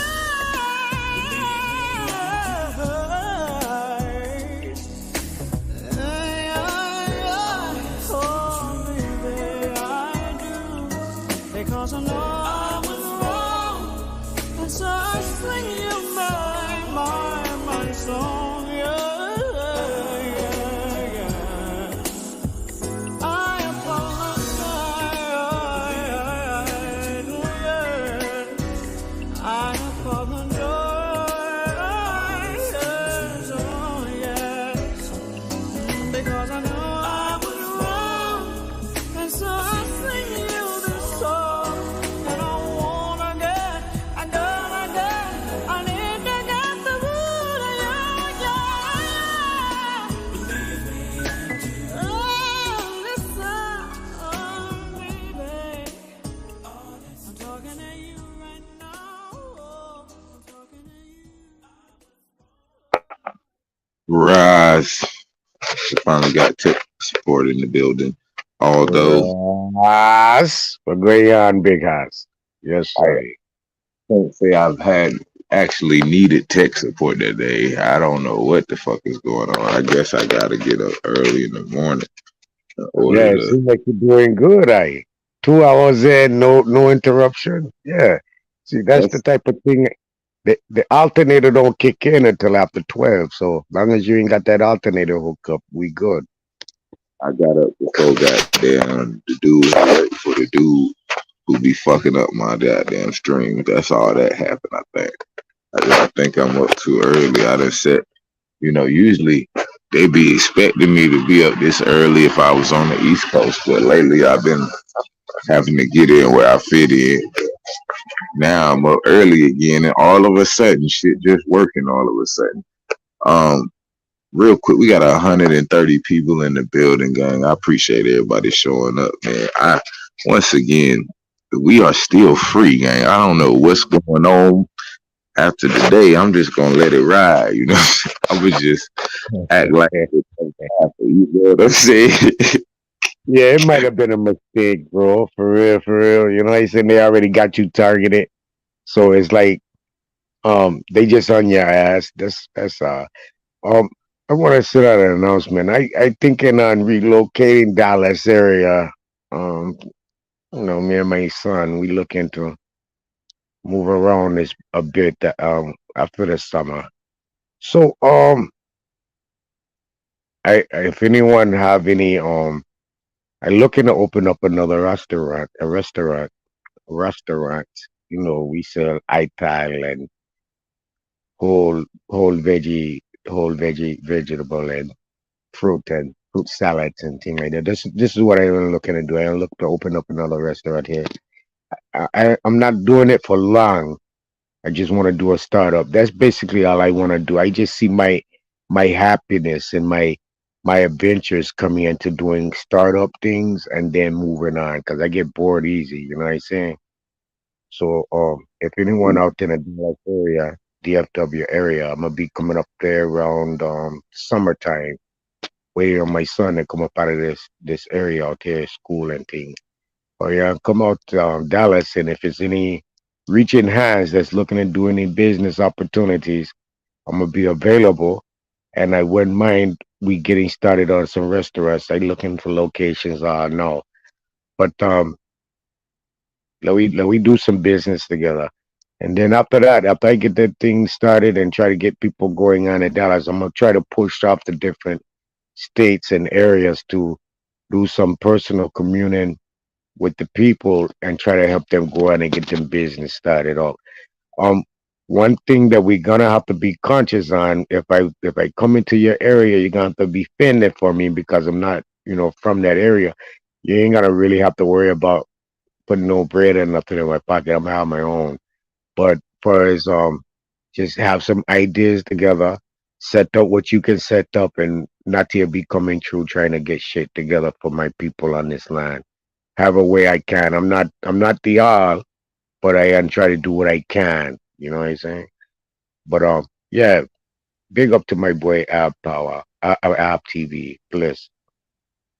Yeah, I got some folks out there. They could probably tap you in with.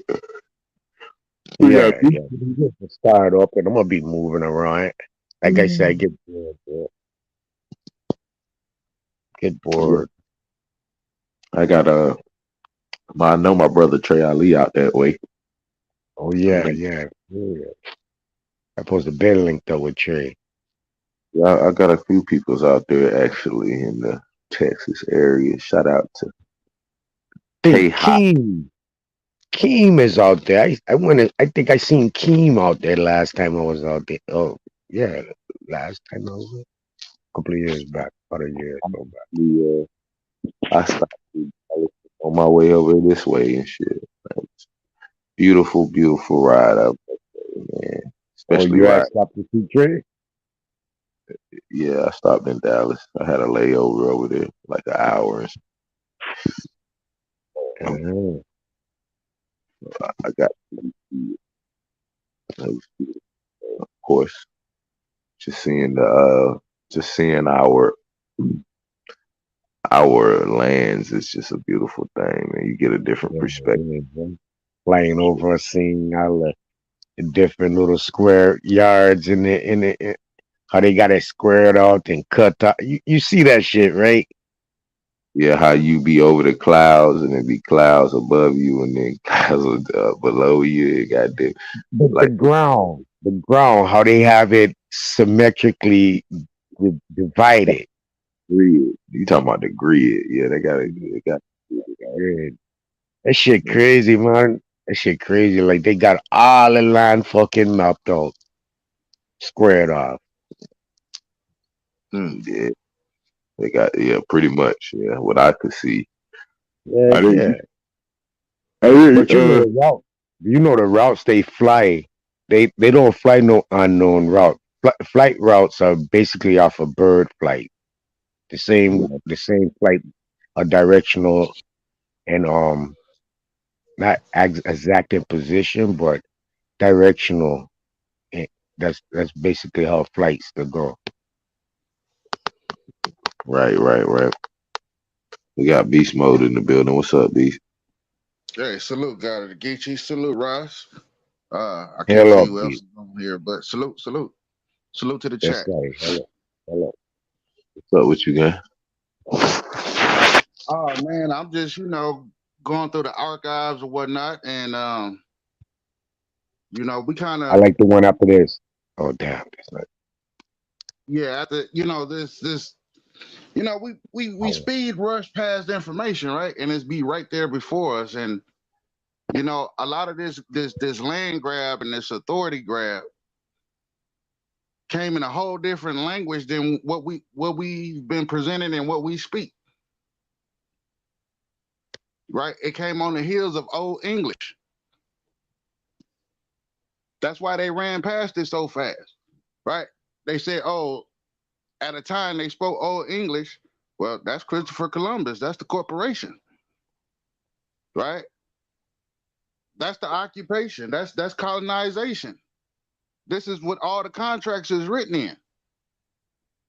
The Old English dictionaries.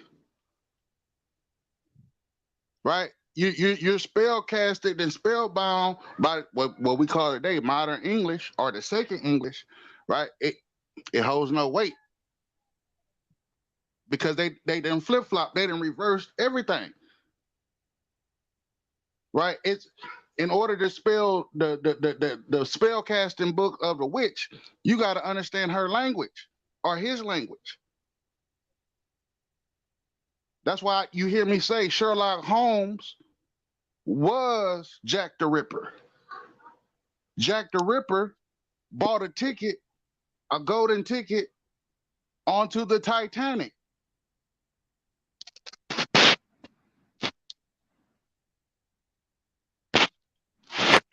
Right? What was the main character's name on the movie Titanic?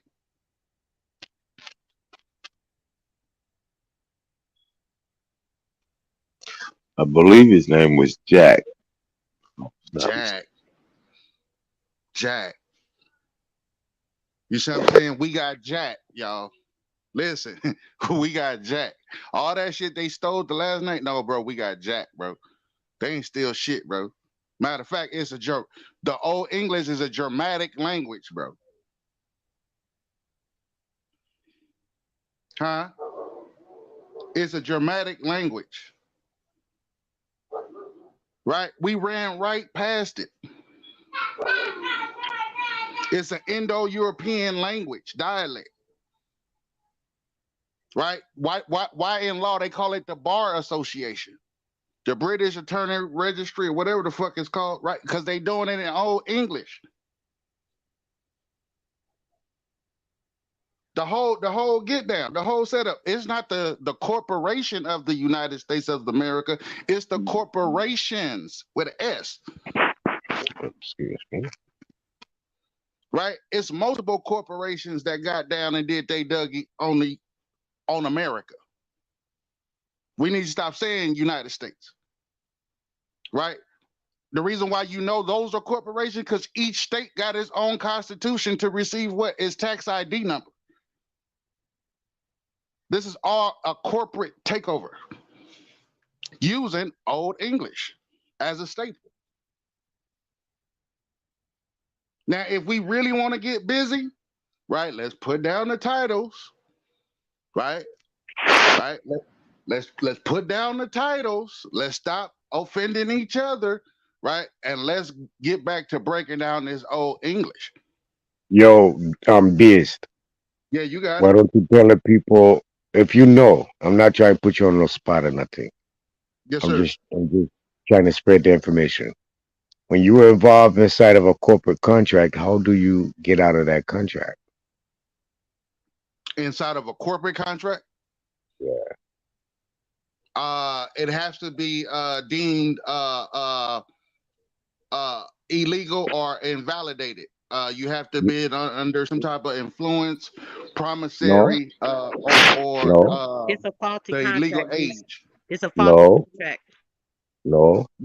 How you get out of a contract is by rescinding your signature.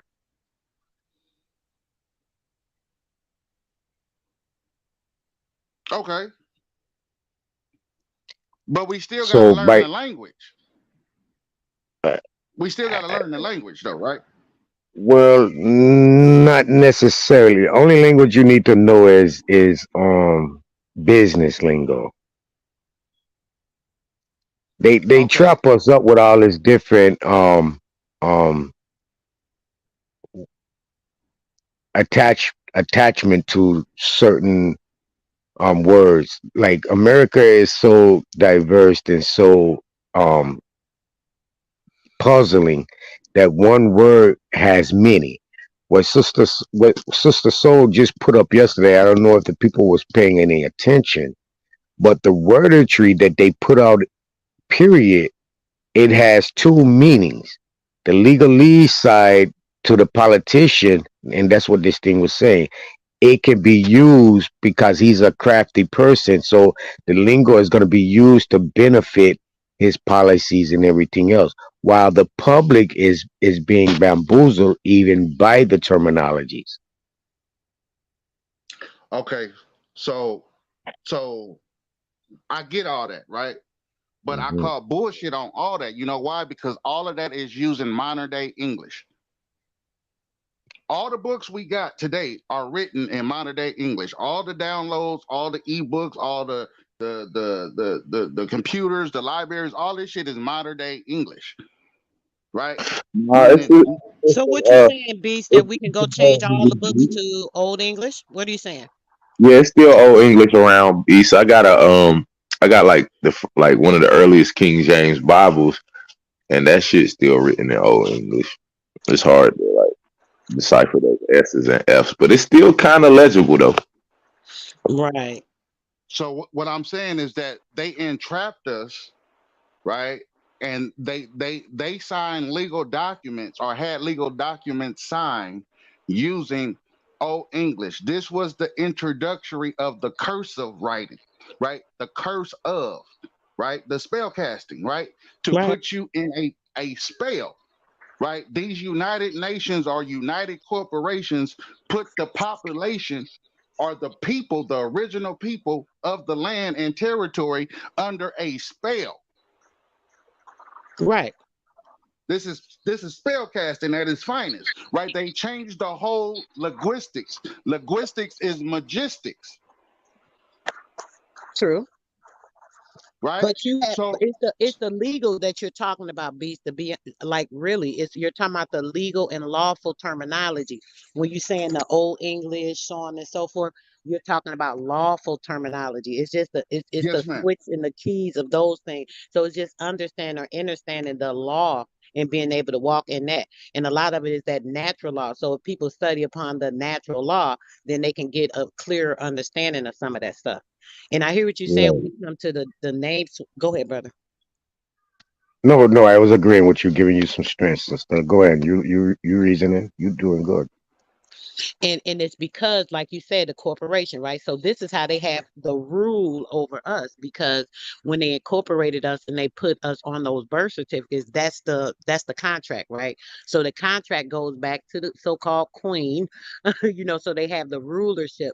This is what put us under the rulership. Everything that pretty much happened like in 1933 is kind of what we're going through now, and we're trying to get out of because of all the contracts they put in, all the copyrights and the things that they changed to with legalese versus the law. So we battling lawful versus the legal and lawful, and we are what stands in the law, and they're trying to blend in the legalese, like you're saying. So you have to also have the control of your straw man. So say they incorporated you at birth, right? So you Yes, have to ma'am. have the control or the power of attorney over the Right. straw man because it's a corporation. It is Let me not you. Go ahead, bro. let me get in right quick, sis. So my question was, how do you cancel out a contract? And it's by rescinding your signature. Now Right. I want to know. And this is to show your studies because I've been giving you guys shit for years. So I'm testing the student. And check what I'm saying. Not saying I necessarily the teacher. I'm just the information sharer. But we all students. So I'm testing my peers. No, once you don't, if you don't have a contract you actually sign, but you're obligated to, which per EIE or per the birth certificate, right? Because you're upholding that contract, even though your mother and father is the ones who created that contract, you're upholding that contract by claiming the status quo. So how do you come out of a contract that you didn't even sign? Let me know. Right. But you obligated because you obligated yourself. You obligated yourself. So now you're in liability of form. So how do you come up out of that contract if the good study's been going on? You Because have to break. Oh, my bad. You got it now. My fault. oh, I My was bad. just gonna say, regardless of how we feel, our emotions, what ain't this, what ain't that, the fact of evidence of reality is that is happening. So we got to still figure out a way of how to stop that. It might not be as evident in your life as it would be in my life or as it would be in our children's life, but they're making it that much more if you're up under this structure, they're gonna make it where you actually belong to them. And when they set down their rules, you're gonna have to follow or be put down as a crazed dog. So again, how do you get out of the contract that you didn't sign, but you're obligated to? Hmm. Well, to me, that's a sentence, right? Just like in North Korea, right? You're sentenced to a generational sentencing, right? So, But hold on, what he just asked you, Beast. Well, how do you get out of that though? There's steps that um, you can take to get out of that right, contract that was right, contracted upon you. right.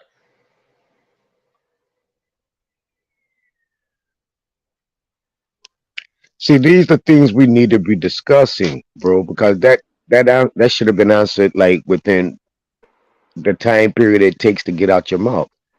Because you acknowledge we doing a lot of Okay, do procrastinating. Go ahead, bro. Go ahead. no, Nadi, do you have the answer? Because you could just come out with the He answer. gave you the answer, brother. And then we start talking and you forgot that quick. Resending a signature. Mm-hmm. I mean, You could rescind the signature, also that taking the control over that contract, which was what? Because you are the grantor. That contract was Making a created in your declaration, name, right? right? You but were Creating a if given you the were forced, control. if one was forced into servitude and it's a generational sentence, right? Rescinding a signature is not going to apply. It's not Okay, going to happen. yes. beast. That's not correct. If you don't know that, you shouldn't be saying that. That's where you stop. If you're not familiar or don't understand that, brother, you should stop. Don't comment on something you're not aware of because that's not true. Because you can. That's exactly what you need to do. Don't say You're what you can't under a do and won't do or contract, won't work B. if you're not sure. I'm Un- sorry. Check Understand? this out Without real the quick. contract, Hold on, Nadi. without Hold the on. contract, Hold on real quick, Nadi. Hold on. Hold on. Hold on. Generational sentencing, right? Sentencing is a term of condition under law that you are sentenced to. This is not a contract, right? This is not a signature. It doesn't require a signature, right? If you're enslaved to the third and fourth generation, right? That's a generational sentencing, But you're not right? Look, enslaved, beast. You're not enslaved, beast. You're only but put you under a are contract, you brother, which is an illegal, fraudulent contract. Maybe you're not understanding.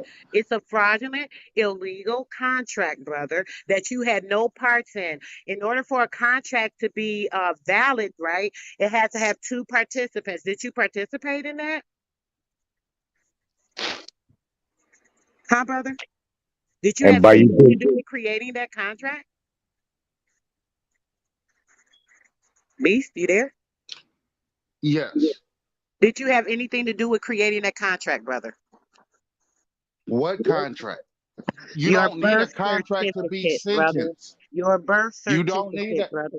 The Okay. Christian All right, I'm a Crusades mute. is what? What is the Christian Crusades? What was that? Is that a contractual agreement? Is an invasion a contractual agreement? you or your children is not under that site of a Christian crusade. You are under the site of documentation under contract. We can't worry about shit that happened 3, 4 thousand years ago, bro. We got to deal with the time of now. Naughty, real quick, bro. Yeah, go ahead. I'm just reasoning with you. Go ahead. The contracts with the foreign corporation, right? Like the foreign bank, the Federal Foreign Reserve Bank, right? Was written in Old English, right? everything that came with those corporations, the way that they did their legally business, right, was written in Old English, right? So all their contracts, right, originally their safes or their banks, right, are in an Old English contractual written language between themselves, not the bullshit that they did, We are right? aware The of that, bullshit Beast, that they but what are you saying? Hold on, let me ask you like this, brother. I hear you. You keep saying that. We are aware of that. I've read like so many of these books that are in Old English, so I know what you're saying, and a lot of them are dealing with Commonwealth and so on and so forth.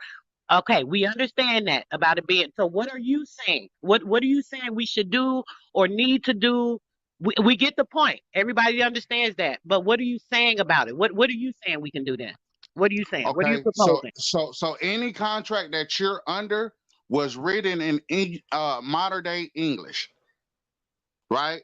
Is written under the dictionary or the dictatorship of modern day English. It's not written under the dictionaries or the dictatorship of Old English, Right, meaning word. right. We understand that, brother. But what are you saying? Can you get to what you I'm mean, though, I'm brother? saying it, sister. So, but you keep interjecting.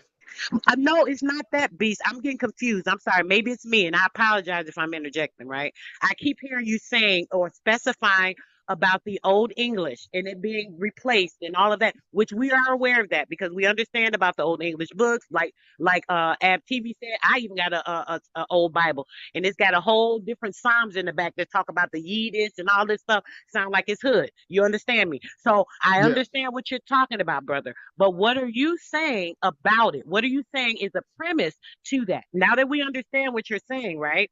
We understand. Yes. We follow you and we get you. What do we do next? What are you saying? That's all I'm asking. I would suggest that we all take a glance at Old English and we re-engineer the language, the spells of the language, the contracts of the language, right? The imprisonment or the chains of the language and the linguistics. Because if we continuously operate off of the linguistics that they provided for us, that's keeping us in prison. So what are you saying? Are you saying go to every contract, change it to Old English? I'm sorry, I don't know how to ask you this. I'm trying to understand what you're proposing to do that's going to be beneficial with having this particular information that we're aware of, right? What are we going to do? Are we going to change every contract we've had to Old English so we can unspell it, or what are you saying to do? That's what I'm not getting. I'm sorry if I'm not asking you right. Okay. Okay. Sister Star, you remember you did the special on the world fairs? Yes. Okay. Is that an indicator that people are already traveling to America before colonization? Yes, it is. Okay. Now remember we did the one with the World Games and how that became the Olympics, later known as Yes. the Olympics. Is that another indicator that people were always traveling to Yes. the Americas? Okay. Yes. So okay, what do we do when we travel on vacation, right? We procreate, we have sex, we make babies, right? Mm-hmm. Right? This is what happens, right? Mm-hmm. Okay. Now, before colonization, right? This was a group of foreigners Mm-hmm. speaking their own language, right? Mm-hmm.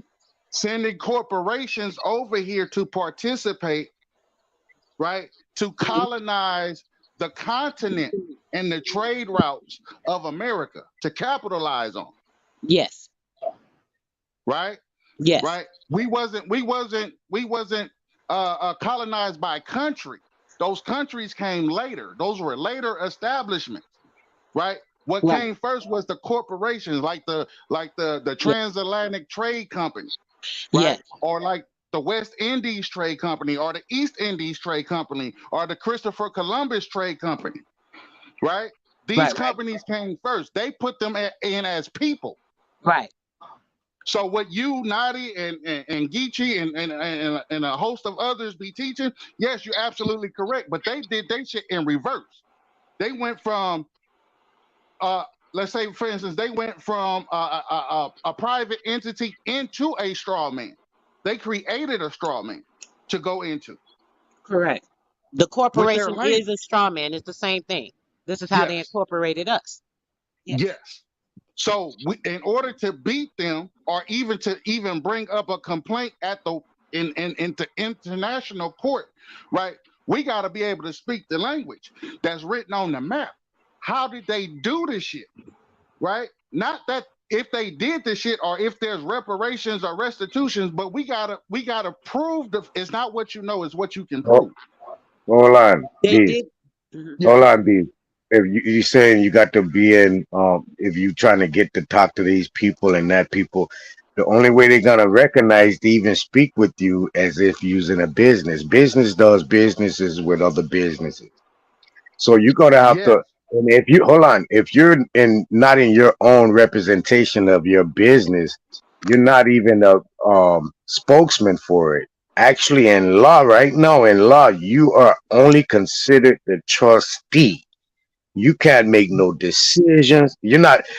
The only decisions are you, far as this contract that they've given you, that you're under, and you have the um likes of an owner.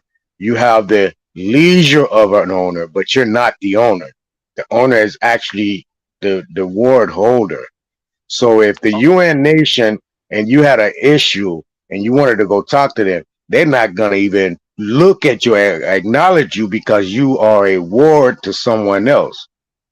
Unless Okay. you hold your own, unless you hold your own entity in its own due course, bro. No other business has um the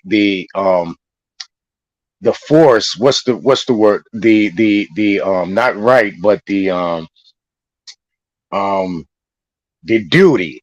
They don't have the duty to direct you on your own account because you're Right. not in Not control over it. not absolutely, and you're correct, right? But there's avenues, there's tools, right? There's weaponry still on the table that we haven't used, right? The first one is What is called it? the What is it? union. Yeah. The What first is one it? is called the first one is called the union, right? The labor Uh-huh. union, right? The Uh-huh. union army, right? Any Uh-huh. any union, right? Right? Right. Because if you work for a corporation, right? I'm gonna go Uh-huh. in as a taxpayer, as a law abiding citizen, right? I'm gonna go in as an employee of this corporation, right? It Right. automatically attaches me to a corporation, right? I'm filing a lawsuit against the corporation itself for sex harassment, right? For insubordination, Mm. for racial discrimination, right? I'm filing Wait, all that. wait, You know hold why? on, Beast. This, Get Beast, the yeah, actual Beast. person names Wait, first.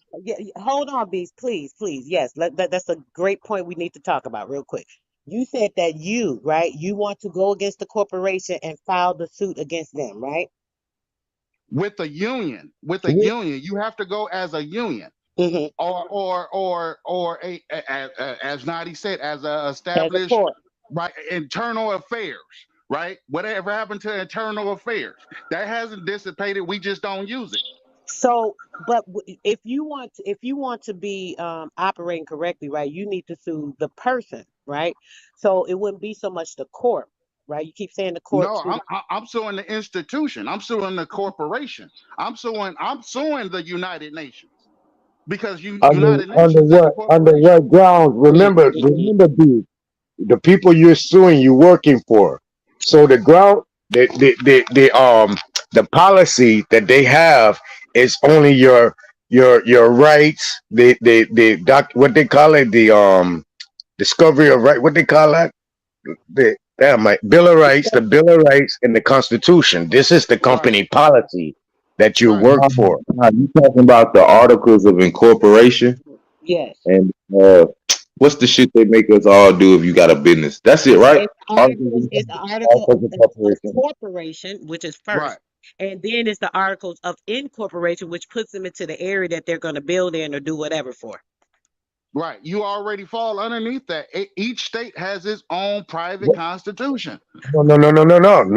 No. That's You going a state, bro. You're not a state. You're a federal employee. The rules and policies you go by is already implemented as the Declaration of Independence, the Constitution of Rights, and the Bill of Mm. Bill of Rights. These are the laws. These are the only violations they can even do to their own employees because you're part of that employment. So you Not inside of that law structure and they inside of that law structure. The only way you can sue your employer, bro, you can't do it because your okay, your internal affairs is going to be the Supreme Court. It's not going to be the police or the sheriff. It's going to be the Supreme Court. The Supreme Court don't have the right to hear your case because you are a ward. You don't have any rights to bring any actions up against anyone for real, bro. Especially your employer because you work for your employer. The only way you can bring up an action against your employer if they violating one of them rights that you're But claiming Naughty, that Naughty, you what call it does a that Let hobby. me got to let do me with let old me English? let me say What this does to any of that be. have to do with old English? What What I'm trying to that tell you, bro, I'm trying to figure I'm this trying to out. tell you, I'm trying to get to you right now. I understand what you're saying, but everything you're claiming to do, you can't do in a position as a ward to the state. You don't have any authority to What orchestrate gives you your the notion own that I'm a affairs. ward to the state? Naughty, what gives you that notion? You still under the contract of a birth certificate, bro. I don't. This is the thing. Naughty, Our what people gives just you say, "Oh, that I'm trying to talk to you." indication? What did you I'm ask trying me to was tell I you. under the But hold contract on, of a? 90. Maybe he doesn't. Maybe he's gotten his birth certificate in order. Maybe that's what he's saying. Hold on. He's not. He haven't said that. I keep bringing that point out, and it's not just getting the birth Did certificate you in order. ask the question, Naughty? Did you ask the question that Yes, you I trying to did. bring out? Yes, I did. Did I you asked you in ask the the beginning, question? how do you get out of a contract? I asked you, that was the first question I asked you to give to It the was. people so you can give them the idea of get out the contract first, then go do all the stuff you're saying. But what I'm saying is it's not just a birth certificate. You got to make a declaration. You got to proclaim who you are to the people you're going to. They still I'll cite get you as some burn. huh?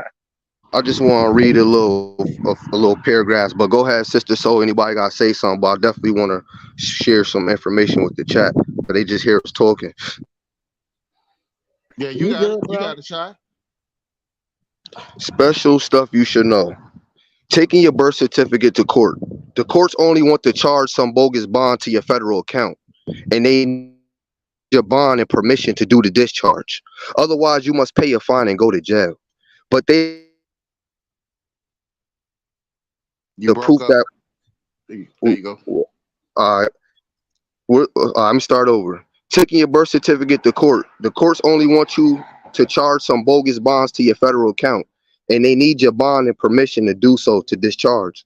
Otherwise, you must pay the fine and go to jail. But they neglect to tell you that the birth certificate is the bond, and the birth certificate is the proof that we are the beneficiaries and not the trustee to our strawman account. The state is the trustee. Everything, including crime and taxes, is already prepaid through the birth certificate bond. In every case so far, the charges were settled, and they let the fellow go without record of crime by surrendering the birth certificate. Further, the birth certificate proves that you are the beneficiary of the strawman estate. Keyword, estate. The prosecutor is claiming that he represents the beneficiary, the state, when the state is really supposed to be the trustee. So when you bring your birth certificate into court, you should discharge all your charges against you, and you should prove that you are the beneficiary of your trusted state. And this completely shuts down the prosecutor. The prosecutor now has no standing. You're bringing in the birth certificate proves that he has brought fraud into the court by claiming to be the beneficiary instead of you. Only the beneficiary, you, can be the plaintiff, and only the trustee, the state, can be the defendant. I do not give legal advice, but this is what I would do if I was in your shoes. How to proceed: you take your birth certificate, certified by the state, to court with you. Do not make, just a minute, y'all. Do Notified by not the make state. Yep. do not make a copy, or it will be void. Do not mark on it, or it will be void. Write down what you are going to say. You will be nervous and forgetful. When they call your name, walk up to the bar, but do not cross it. If the court of record asks him, we are on the record. Once you satisfy you're on the record, you can proceed. If they ask your name again, are we on the record? It's a misdemeanor. A lot of times there is no record. Just proceed. 4. Hand the birth certificate across the bar and say, I am here on special appearance. Let the record show that the person in the birth certificate has been surrendered to the court. If they will not come and take the birth certificate, then gently toss it across the bar. It into well of the court. Note, a person is a legal fiction. You are a living soul, not a person. Special appearance mean that you are not given a court jurisdiction over you. Then turn around and leave and do not stop and do not answer questions. When they say, hey, you stop, you have a court date on such, you just keep going and get out. Do not respond, do not come back. Do not let them bluff you into coming back. At the time of this writing, this approach is how it worked hundreds of times. However, only 5% of folks who do this report that the court tries to threaten them with letters. The worst that will happen is they will send you a bill for whatever you're accused of and possible threats of arrest. Sometimes they will send you a letter with a new court date. And the very latest, and threatening letter saying that there is an arrest warrant. Threatening you will arrest you and do not come in and to be arraigned. However, if they have issued or served a warrant, they will have has been a bluff 100% of the time. And even in the letter, it says that arrest warrant there was on record, but it was never processed or served. Bluff, bluff, bluff. If you receive any of these letters, mail them back with a regular letter stating I reserve all my rights under UCC 1-308 and I do not consent. Do not enter anything in the record or place of court heading up to the top of your letter, or that will be given consent. A regular letter only. Only once has anyone reported being grabbed while leaving the court, and this man was successfully and leaving without persecution. But go ahead, y'all. Facts. So this is why we were asking you about the birth certificate, because you can use that for so many different things. Not only for your court, but you can take that information. It's best not to go into the court. What you do is ask the judge if you can go behind his chambers. You want to send something that precedes you, that lets them know that you're not playing games to the court before this so-called appearance, because you don't really want to go in court. When you go in court, you're putting yourself at a lower level. They're sitting above you, and nothing is higher than you. So how dare you ask me to have myself lowered up on your standards? That's number one. So the recourse of these things, you letting these people know they are the trustees. When they have this straw man, just like we was trying to, me and Nadi was trying to explain the beast. The straw man is you. It really is you. That's who you are. Your birth certificate is claiming that. They do have the ownership. You are a participant in their freaking corporation. Until you rescind everything that you have, give it back to these people and are operating under the natural self, you are under their participation. You're voluntarily doing this. You are the one that's allowing it. When they get these birth certificates, they purchase them so that they can sell you on the stock exchange. This is why you're also listed under agriculture, you know, because you are a part of of everything that they're using. Once you're born, they're taking you as the person and putting you on paper. Literally, they put a spell. It's a nativity, just like you know how they talk about Jesus and the nativity. It's a nativity that they give you. They take your footprints, they put it on the thing. They take your blood. They do a real ritual. They take you and put you on the Guthrie card. So they have everybody's DNA from the time of birth. If they prick your baby's heel, you know, so they have all these things and they create this fictional person. So it's like a shadow of you, right? But it's operating under their legalese that they have created in all this artificial system. I keep mentioning y'all to look up the book Pimps and Ferrets. You can find it on the Library of Congress. It tells you everything. How they copyright. They took everything. They started this through copyrights, taking the control of things and trying to have ownership of things. They do the same thing on our lands. They'll displace the lands, create something so that they can have something to have the control over. An electric company, which utilities are free. It's under consumer protection. You're not supposed to be paying for utilities. Did you know that? Did you know that Yeah. everything is allocated to you when they have your birth certificate? With that birth certificate, they're getting a certain amount of money for you in that freaking county. And you're supposed to be getting some assistance for your housing, for your food, for your utilities, everything that is a necessity of life. You're not supposed to be paying for Pause. because why? You were born to this land and you're a part of it. How dare they ask you to fucking pay? Oh, I'm sorry. How Tell dare them they so ask they you to double pay? dipping. Yo, But hold on, man. Hold on. Yeah, I'm my I'm sorry. I'm gonna stop. I'm sorry. I didn't mean to keep going. go ahead. I just want to highlight something you said. I'm gonna be quick. Just think about the terminology in which you're using. You just said it, copyrights. Like the right to copy a nigga shit and steal it. Exactly. Like what kind of rights Fact. do a motherfucker actually have to copy your shit? That part, Fact. bro. Now, But y'all, And now, take it a step further. Take it a step further. We got to understand military and religion are corporations, right? So when we talk about the corporate takeover, right? When we talk about these courts and how much authority we supposed to allow them to have, those courts are foreign. Those majesties that sit in those courtrooms are foreign, right? Yes. Cause Right. they So not real you said, courtrooms. It's a venue. hold Go ahead. on. Hey, hold on, bro. Hold It's a on. corporate. We Hold on. getting a little too far Oh, ahead. oh When you say Lord. oh, they Maybe okay. he foreign, getting on something I want to add on. Go ahead. Go ahead. when we say they're foreign, the subjects they rule over are foreign too. VI or IE citizens. You're Word. foreign. Listen. The provisions the sister is talking about again is true. You're gonna have to jump through some loop. Listen, you're gonna have to jump through loopholes to get that assistance if you're a citizen. Though Mhm. that protection that she's speaking on are strictly for the owners of the country, for the people, for the corporation doing business on their land. This is the um um gift or the pay that's being leased is being paid in forth by them Right. allowing you to use these services accountable free, but you got to not be a citizen. And if you get it under the citizen, and listen, you can, but it falls under a different plan. It falls up under the Welfare Act of their citizenry. You don't actually fall under the House Resolution Act of um what was it 1993, I think. Or what was it, the House Resolution where they supposed to pay for everything. um 1933. Everything happened in 19. It started in 1913, but it was finalized in 33 with Roosevelt. Roosevelt when came in with that New Deal shit that put everything into effect. They started capitalizing on everything, putting these people as fiduciaries over us. This is how they had to control and have us incorporated in the corporation. Unbeknownst to your mom, she signed an illegal contract with these bitches, saying that she was in cahoots with the corporation. She signed you off, put your ass on the stock exchange, had you sold off, didn't even know, made you a legal alien, an enemy of the freaking state because she is signed as an informant.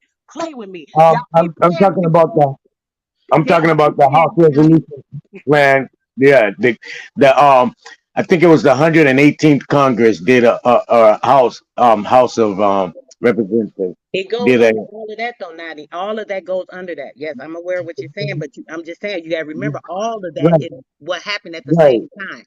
right. I'm speaking on something more recent. They just did a 1981 resolution where they pay for everything, but it's only applicable if you're not a citizen. If you're gonna take on any provisions as a citizen, it's gonna be as a welfare siting, not as a a restoration or restitution. It's not as a restitution. The house did a restitution act to the people that owns the land, but the government was already doing a subsidy act for the welfare of their employees. So you And could what's get you what's the can get what's the money from pathway to them. becoming a You can, civilian or a you can citizen? get you can Not get you can get assistance from them either side of the coin, but it's yeah. the side of the coin you choose. If you choose the side that they've given you welfare and you're a citizen, you're completely under their control. They can cut you off at any time. They can actually put you in prison. All this shit you don't What is the understand. You end up pathway? What is the pathway to becoming a civilian or a citizen, Nadi? What is the pathway? You don't want to be a civilian or a Wait, citizen. The no, no, pathway sister. was So your mom no, signing that's you not what up. I'm not asking that, sister. So just a born, moment. Well, that's what born you want, in Don't brother. get triggered. What the Slow question down. I'm itself? not getting triggered. What That's is what the you asked, brother. pathway You need to to clarify. becoming a citizen or a civilian? What is the pathway?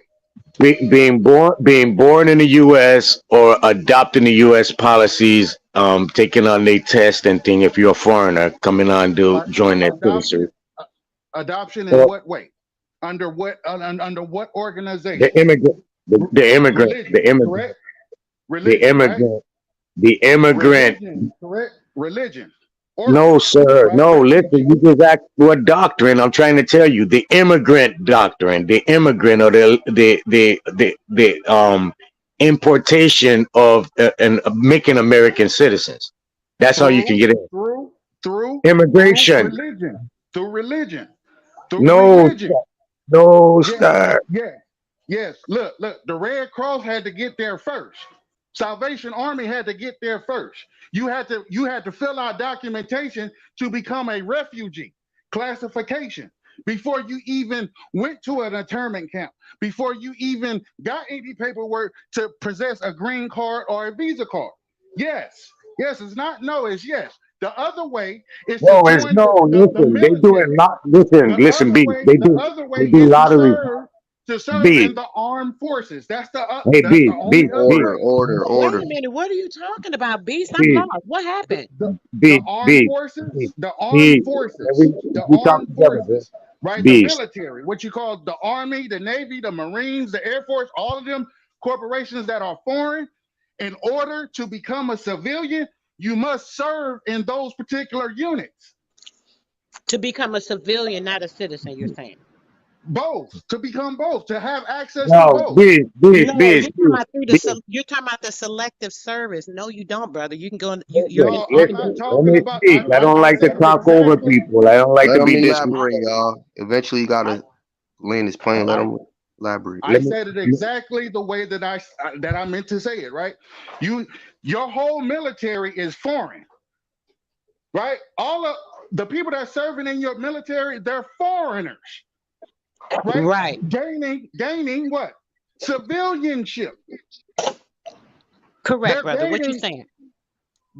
They're serving in the military to gain civilianship. But Right? In what the about the army, ones that they just bring over, Beast? Maybe I missed what you said. And I'm sorry for interrupting you. I really do apologize, but I want to have clarity on what you're saying, brother, because I understand you be studying. You feel me? So all I'm asking you is, what are you saying? Can you explain that a little further? federal. Federal is what you would call religion. Right? What you call federal government, that's religion government. Yes, it's Right? government and religion. Yes. Okay. So if federal outweighs state law, right? Federal law outweighs state Yes. law, Yes. right? Right? That means Yes. church law outweighs state law, Correct. right? No.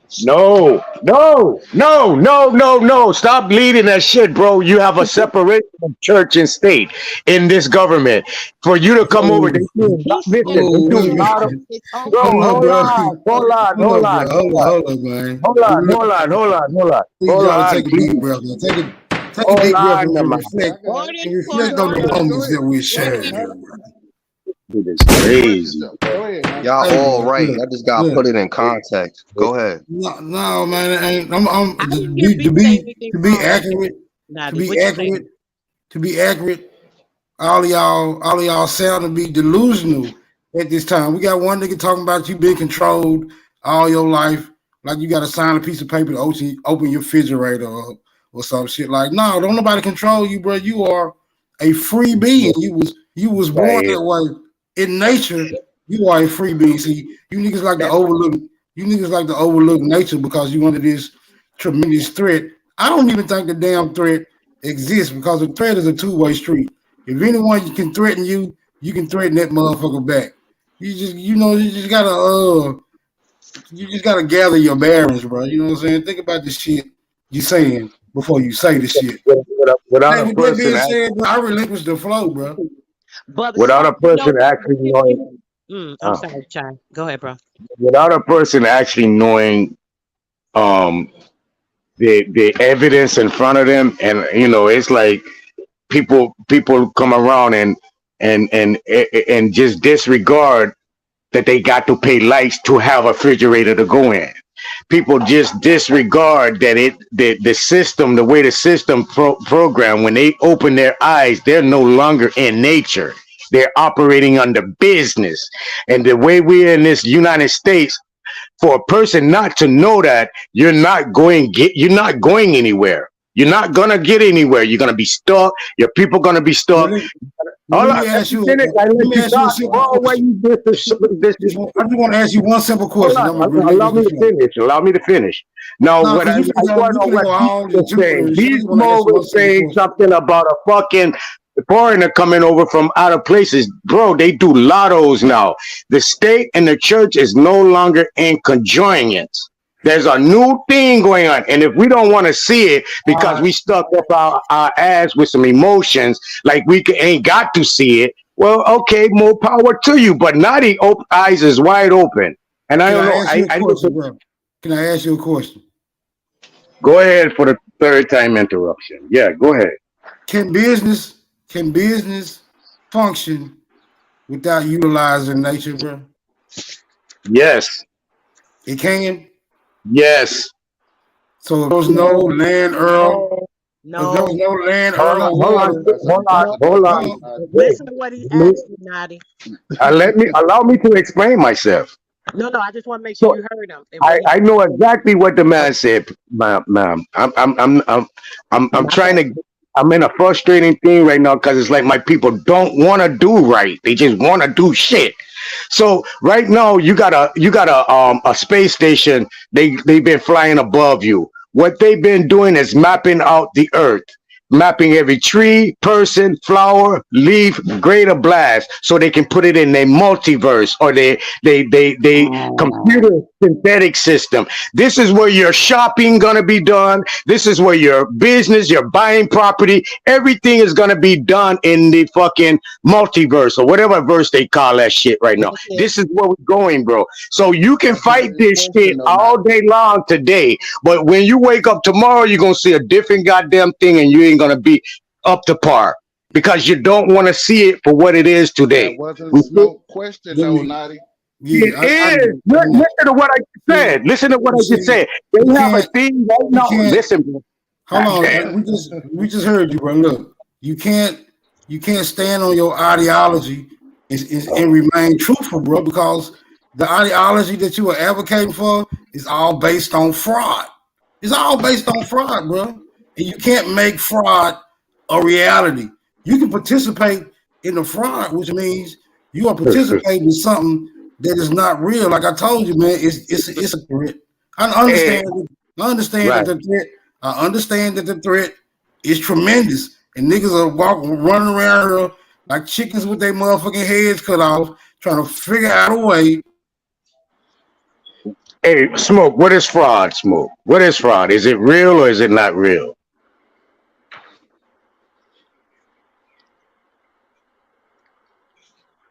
Yeah, I think Anyone. he That's got some mic is fraud problems. real or is fraud not real? It's real as far as it definitely fucking happens, and then it's Right, not real because it's fraudulent and it's not the real thing. right. It's Okay, only real. It's only real. It's only in real. reality, are you living on your own land or are you living on someone you're paying rent to? Someone else paying All their right. All right. So these someone else's are foreigners. They doing it under a fraud. Is that real or is it not real? it is But the real. reality of All the right. Everybody So doing by it. the you reality saying, hold the up. By reality you of the saying, situation wait, is bro. you don't have to pay for it. You pay Listen, I'm because asking you. you I'm pay asking them. you, is Hold it on. real? I You ain't pay saying you them. got to pay Hold for it. on. I You asked pay you, them is it because real? I'm just saying. Is it real? You, Is it yeah, real? if you paying All right. somebody, yeah.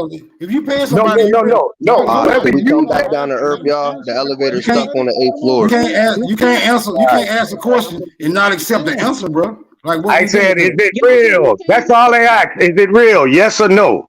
Oh Y'all my can It's look God. at real. it. It's Hey, real hey, if you make it real. PT, Put it hey, like that. salute to the Oh my It's pastor God. real in the chat. if you Hey, make it hey, real. I'm check being this, Peace, checked. peace, check Like this that. peace, out. You peace. guys, It's your real if you question make Hey, was it a little real, more bro. irrelevant to hey, what you were talking about. man, hold on, sis, hold on, because it's like, I mean, no disrespect to you, sister, but it's like it's a cognitive dissonance going on, and we can't be in reality with each other if we're not real to ourselves. So I own my own property. I don't pay no rent to nobody, but I know this shit is real by somebody not owning their shit and living with somebody else, because I can look at you and you are real, right? In my reality. So I can see you. Now I can see your situation. Now, if I see your situation and say, bro, I can show you how to get out that situation. Oh no, that shit fraud. But I'm looking at you walloping shit, but I want to come give you a bath. You don't want to come up out the shit. You don't smell it, you don't see it, you living in it. It's gold to you. So you don't see the problem. But me, on the other hand, not involved in that shit, outside looking through the window, I see the problem. Right. See, the I issue hear you, is Natalie. when we attempt to simplify these matters, when we attempt to simplify these matters, we always run into a whole lot of static because niggas don't want to deal with the simplicity, right? The simplicity requires a lot more responsibility than you niggas are willing to Pause. to Pause. So once somebody drop that seed, smoke, it's not up for us to water it. And when Naughty, Sister Soul, Beast Mode, you, we all had to study and show ourselves approved. Sometimes when people not privy to information, it could fuck up their false reality they've been living in. Instead of just taking notes and then coming back and challenges, or hey, I got a question about this, and go from there. Right. Absolutely. Yeah. Okay, what I'm attempting to do is I'm attempting to bypass the rhetoric, bro, so we can get back to common sense, common law, things But that everybody don't have common. And that's all right. Let's get to it. All right, you're right. Let's bingo. get to the common law. That's what it's about. Everything else is Right, fake. If right. if you born natural under the Most High, the divine nature, you have unalienable rights. Everything else is extra. Statutes and codes are extra. All that shit is Bingo. fixed. That's what I'm All that saying. shit, Look, hey, all that I shit gotta go, but is I'll be back to chop it called up the with y'all in a little alcohol, bit. which is important. In their money. How are you working in natural nature? Please allow me to know that. Right. So how is this nature talk even coming up when you don't even experience it? You're just making shit up out the side of your neck and fucking up the people from getting out of the shit they in. It's blocking. You're blocking yourself because you don't want to see the evidence. You don't want to face the fact, face the truth. That you put yourself in this shithole and you're steady walloping in it yourself. The only way it's gonna change is you change.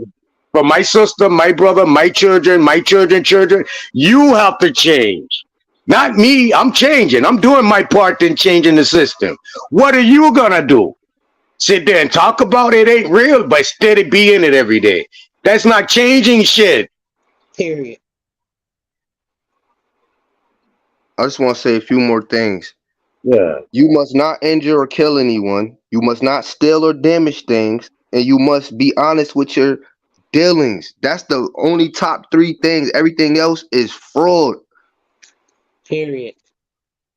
Correct. Unless you walking in another fucking jester or you walking under someone else's laws.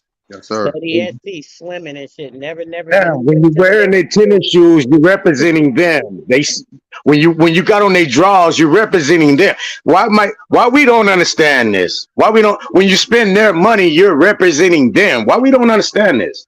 You're Why is participating. this so They hard don't to get? see they don't see that they're participating in the fraud. When you go to this, when you go and they talk, oh, I got people be bragging, I got a job here. I work for this company. You work for this company. Hear what you're saying.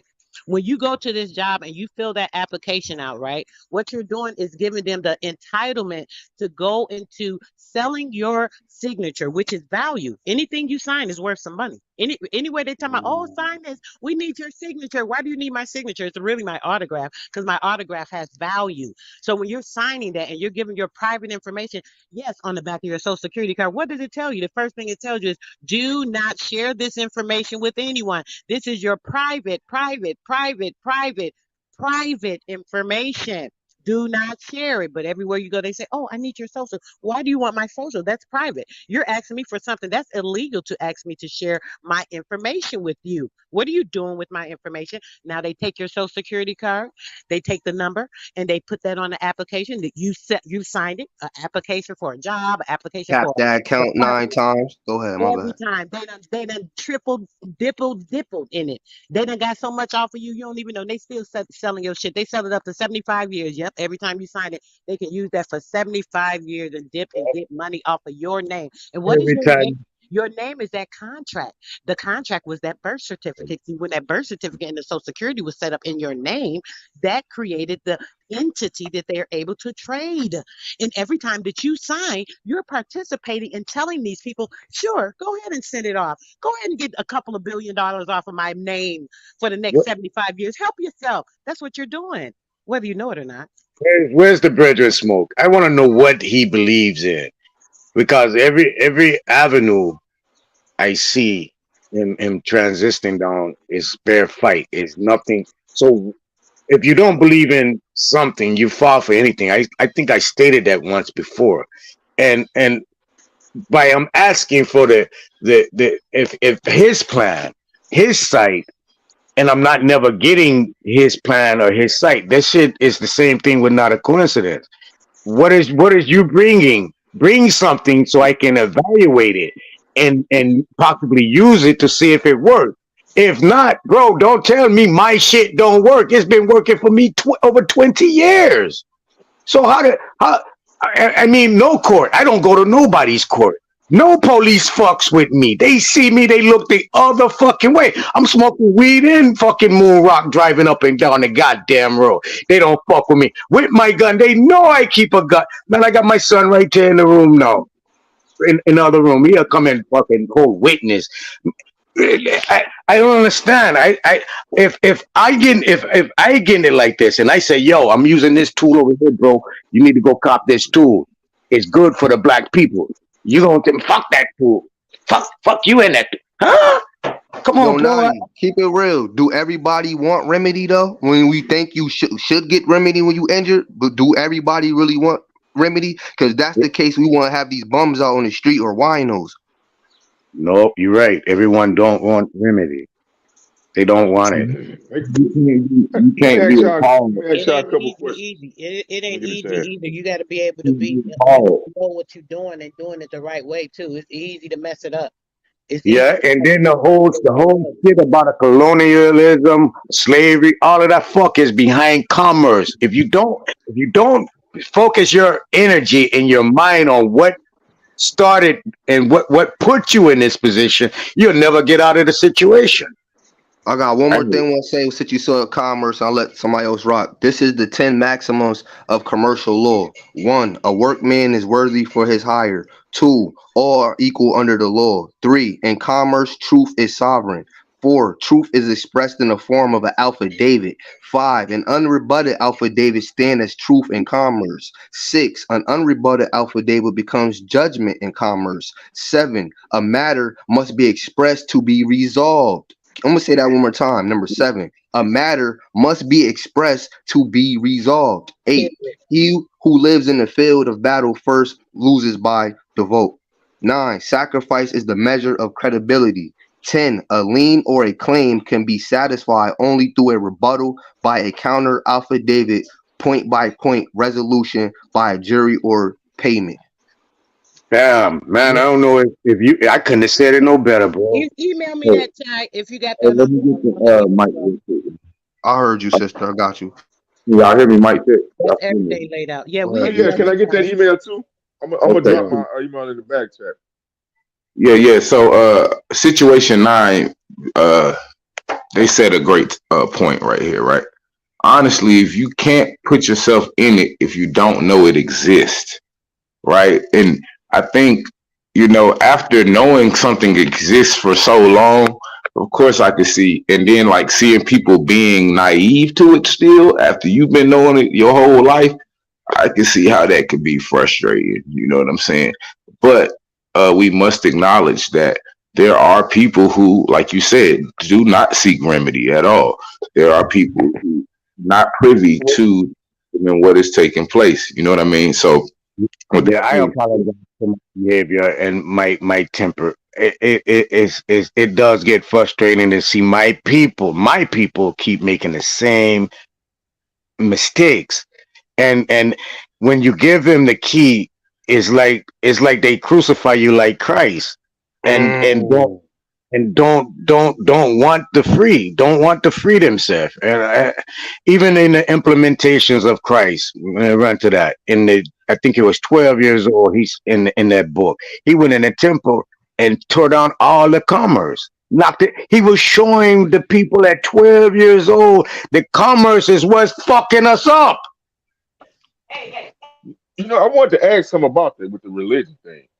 Go To ahead, bro. Pick up just yourself. expound on the religion thing. When y'all talking about the religion, and because a lot of people was indoctrinated through religion and stuff. And they talk about the 400 years of slave. This contract of somebody is being up on a 400 years of slavery, whether it's true or not. People have been indoctrinated with that. What do y'all think about this 400 years of slavery? Because Trump did commemorate something in 2019 about these 400 years of slavery. Do y'all think that contract is over with? The And if contract not, please elaborate on. that it definitely it's been over with. Yes, it's been some years, and they had a big thing about it. They were changing. This is how all this stuff came in with this so-called COR. When that came in, that was to distract the people from what was going on, not letting, Right. trying to not let us know that they were being dissolved. Like y'all got to get the F out. Like most of this stuff, like all this legal and lawful and all this stuff really is defaulted, so they're perpetrating another fraud by pretending that they're still operating under these treaties and, so on and so forth. This is the only way they were allowed here to do all this stuff. So yeah, that's over. That's been Let broken. me, let me give them another one. So, 1972, the United States did another attachment. That treaty had ended, so they did it. The 1871 treaty had ended, so they did another treaty with attaching themselves as governing the land. It's called the Sewage and Utilities Act. That was the new United States of the Americas. They did a Utilities Act which give them jurisdiction on anything that has utilities or sewage running to it, i.e. your home or business or such, right? So now what they did, the 1933 treaty is getting ready to pass in 2033, which is the Birth Certificate Act. This is going to be the legal deadline. So they're implementing a new process. They put you under the trap so the information won't get out for real. The Pope Paul letters, the letters preparing for this time. They put everyone in the house and try to hide shit from you. Then now they implement it right before you come out the house, right? Even good enough to do for yourself. They implement the Fed Now, which starts in July 1st through all their banking system to re-trap you under this participation of citizenry. That's why you got to come out of it. So Facts. Come so out when of I the did fictitious you corporation, Mystery That's right. Babylon. And sue right? their Did you ass. Shit. On top of that, if you're interested, some people are like, oh, I don't want nothing to do with them. Period. But you do have the right to. They've been using you under fictitious whatever shit. When you turn your damn driver's license in and say, oh, you guys have me listed as working under the Department of Transportation. Shit, I ain't never get a check. I need that bread. Give me my money, please. I suggest that I need to send that affidavit. When he was talking about the affidavit, that is your affidavit of truth, affidavit of judgment that you're seeking, whatever it is. You're going to put that affidavit into them and let them know what you are requesting. They don't, and say, ask them to pay you. Hey, pay me in the next 5 days. They don't say nothing. They don't respond to it. Boom. You know what you do? You send them another letter. You say, hey, you haven't responded. I sent you a notice. You send them another damn letter. If they did not buy that third letter, you can take that letter and go right to any courtroom. I know we say the F the courtroom, but if coming to get something for you, why not take advantage of their damn system? Shit, they playing it for you and been playing you all your damn life. If you choose to, as I said, take that shit right to a damn court and get a judgment against their ass. They gonna pay up. And depending on how long you done had a license or whatever whatever the problem is you have with them, that company you've been working for, you can get that bread and you can charge them the interest, and you can say, you know what, I don't want to take that amount of money. I want a percentage in your corporation. Give me 10%. Give me 15%. They're gonna pay you that bread Mm. or they're gonna take that percentage. Think it's a game. Sound like a Play creditor. play their system against their dumb ass. Go ahead, brother. Get in, get in, gang. I got another alternative. I like that alternative as well. That's like a ace in the hole that you can always slap. I like the other alternative as well, which is another tactic that they like to utilize, which is basically banning them from doing commerce within our communities, right? Like before we go through the whole legal process, nigga, we ultimately dictate who, when, and where we do commerce at. Ultimately, how much we work for, like all of these things, we dictate. I mean, I know we like to believe we in a system that controls everything, but at the end of the day, you choose your wage, right? You choose where you go to work at. You choose the amount of energy and effort you put in towards that. And so, from my perspective, it's like if our people come together and the people who are doing the misgrievances or injustices amongst our community, if we are able to box them out economically, that's going to be just as effective to me personally than going to receive some type of remedy through a third party, like a court or some shit like that, right? Once people know that if you fuck with us, that ultimately your money gonna stop. I mean, I think that's just as effective as the the situation that my sister postulated as well. And Gucci, if people change the laws of their mind and see shit for what it really is, it'll be another upgrade. Because if you look at these courts as banks, then you know what time it is. Yeah, because they doing it all over again. They're running the play all over again. I know I dropped the information with a sister a couple times on the chat with the Office of New America Act. They're reconstructing this so-called America again. I'm sorry, brother. I That's why may they not have brought. seen it. Can you put it in the back chat? Oh, you know what? I didn't put it in the back. I had brought it up on the panel a couple times. I couldn't find it. My partner, I'm gonna have to get the information and send it to you because it's going on in every state. Every state has a Office of New America Act, and I think people need to look at it and see what's going on with that because they're going to enforce that. A lot Makes of these sense. foreigners are getting benefits up under that right now. Listen, People listen. coming into America. Like I was explaining earlier, everything is in corporate construct. Okay, everything is about business companies, and so each corporation or company, at least most of them, right? They have board meetings, they have a board, they have a procedure, that process that takes place on how things are going to run in the company, what policies are going to be implemented, things of that nature, right? When you apply that to the government, it runs and functions the exact same way, right?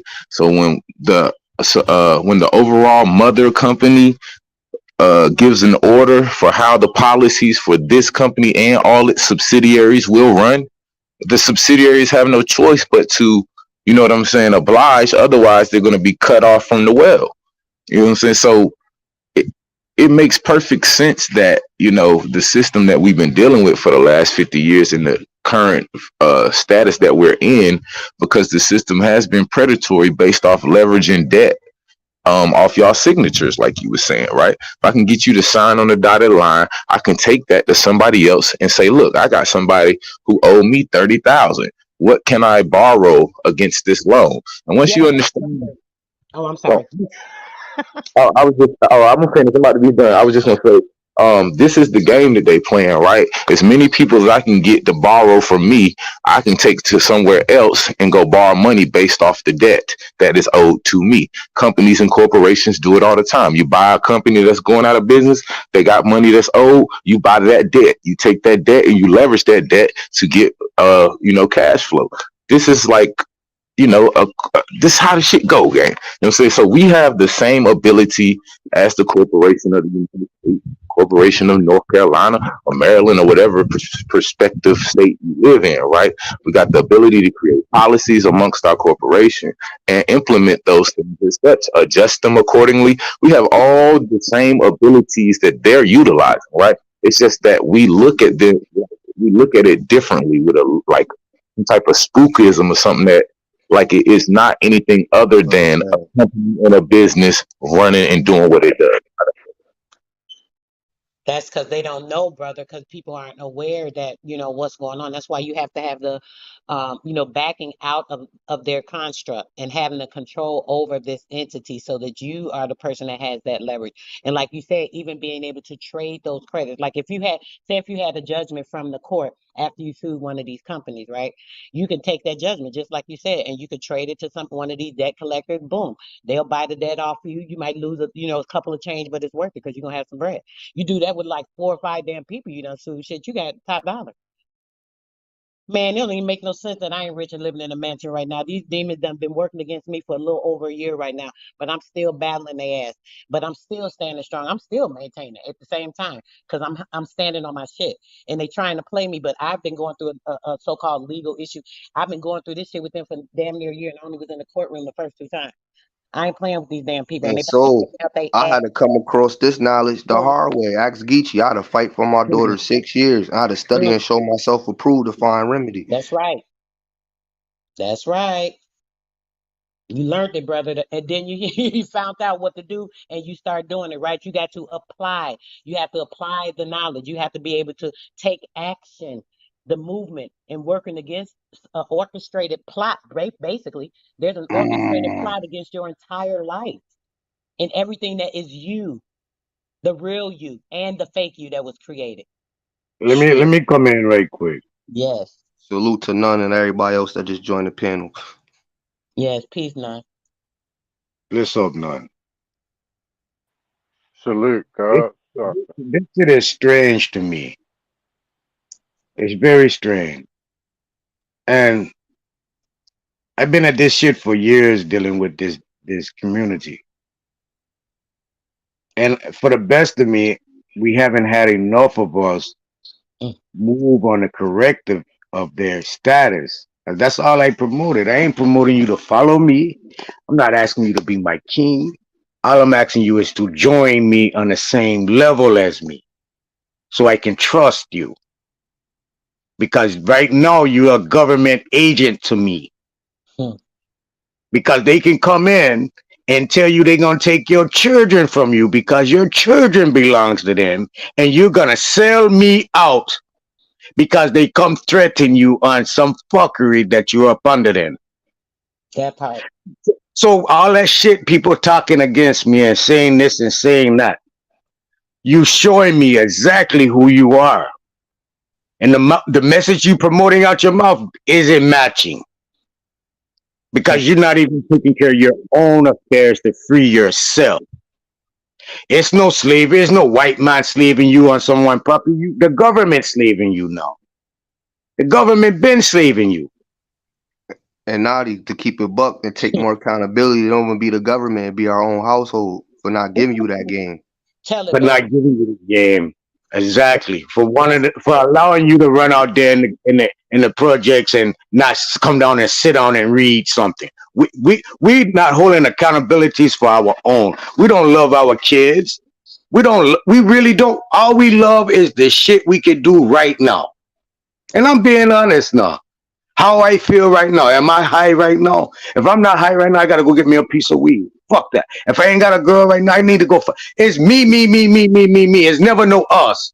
You ain't never putting nobody. I ain't got to look at that fake shit. Fuck that. You don't. But what about my children then? So if you keep yourself and keep this shit going, they already see that there's no one out there with any common sense in the black community, or the melanated community, or the indigenous community. All they doing is fuckery. About to give their child to the multiverse. Think it's a game. Y'all think that shit a game. Taking a shot. They putting the vaccine in the meat, so your child DNA gonna change. Now that Not DNA. Hold on. Not it. It's too much. Oh, Just too much. Yeah, Way too. Yeah. I got you. Keep going. I don't know. Not right there.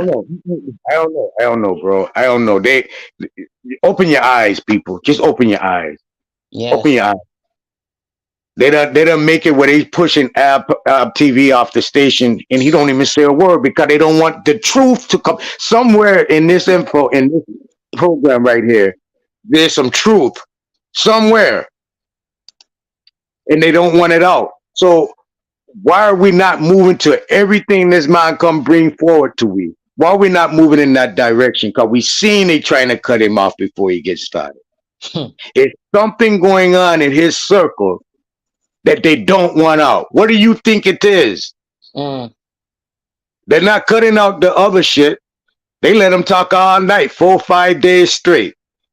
They don't cut him off not one time. They say everything under the sun, besides what we really truly talk about over here.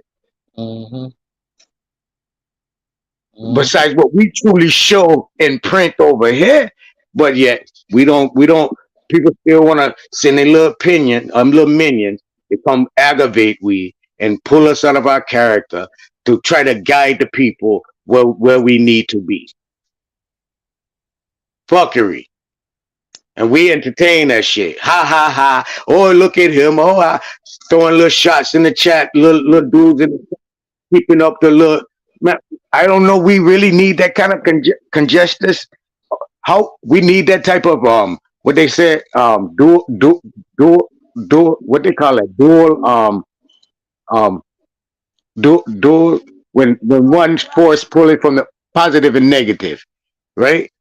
Can we move in a positive first before a negative come keep us in the same position? Let us take 2 steps before it come being negative. At least 2. Let us get 10 people in the same fucking class doing the same works, same government entitlement or identity as they seeing him as not part of their shit. And those 10 people can get something done. My boy Ab, one person by himself, look how much he putting out for the people. I do my part, but I do my part in my community. Them know me well. I don't just come on here talking to you guys. I do real work. I just telling people the other day I come into your city today. I come into your city, me, of my own penny. Not no boosting. I'm trying to change something. I'm trying to get we in a different mindset. But go on, brethren, for the ones that have questions and thing and want to cite up something. Big up. I love my people, but I hate foolishness. Grow the fuck up. I'm 53 years old. Grow the fuck up. Talking about people and all that, joining people. Man, that was childhood shit, bro. What the hell I'm doing that? When I was a child, I thought as a child, I act as a child, but now I'm a grown ass man. I do grown shit. That part. Peace to the God. Bless us with some game, none. Yeah. Y'all with all the game, you know what I'm saying? I'm just a fly on the wall right now. You know what I'm saying? I understand what y'all going through. 'Cause, you know, that's just a part of the growing pains, bro, with this whole information. And I think because it's not mainstream, because they don't want this information out there, it makes you look like you know, you're speaking Spanish. But that's the reason why I learned that it's different languages and it's in English. I mean, even though it says English, it's different. It's still different languages when it comes to legal talk. When it comes, it's different from social. In business language is different. You know what I'm saying? So those are 3 different realms. And just because one word means something over here in English doesn't mean it means it over here, over there. You know what I'm saying? So that's one thing I had to learn. So I mean, I understand what Nadia's frustrated at. I understand what Sister Soul is frustrated at. You know, everybody, because I was kind of the same way when it came to why are we not bringing this information out, right? And some people was like trying to blame certain people for saying, "Well, y'all not even bringing the information. Why y'all trying to hide it?" Because if you're not willing to learn, then you're going to make a big mistake and then blame me. You know what I'm saying? So we have to take you through certain steps to make sure that you really get it. That way you don't panic, you don't get into a situation where these people are trying to throw you or make an example out of you. You know what I'm saying? So when you talk about I heard those legal max, I mean the commerce maxims, you know what I mean? Those the ones I learned those a long time ago, but I think when you really go down them, you're going when you really study them, it's going to take you about 6 months to really understand what the hell's going on. You know what I'm saying? So anybody that's get online, they ain't gonna learn shit. You got to take the initiative to learn it yourself, and then you can come back and try to understand.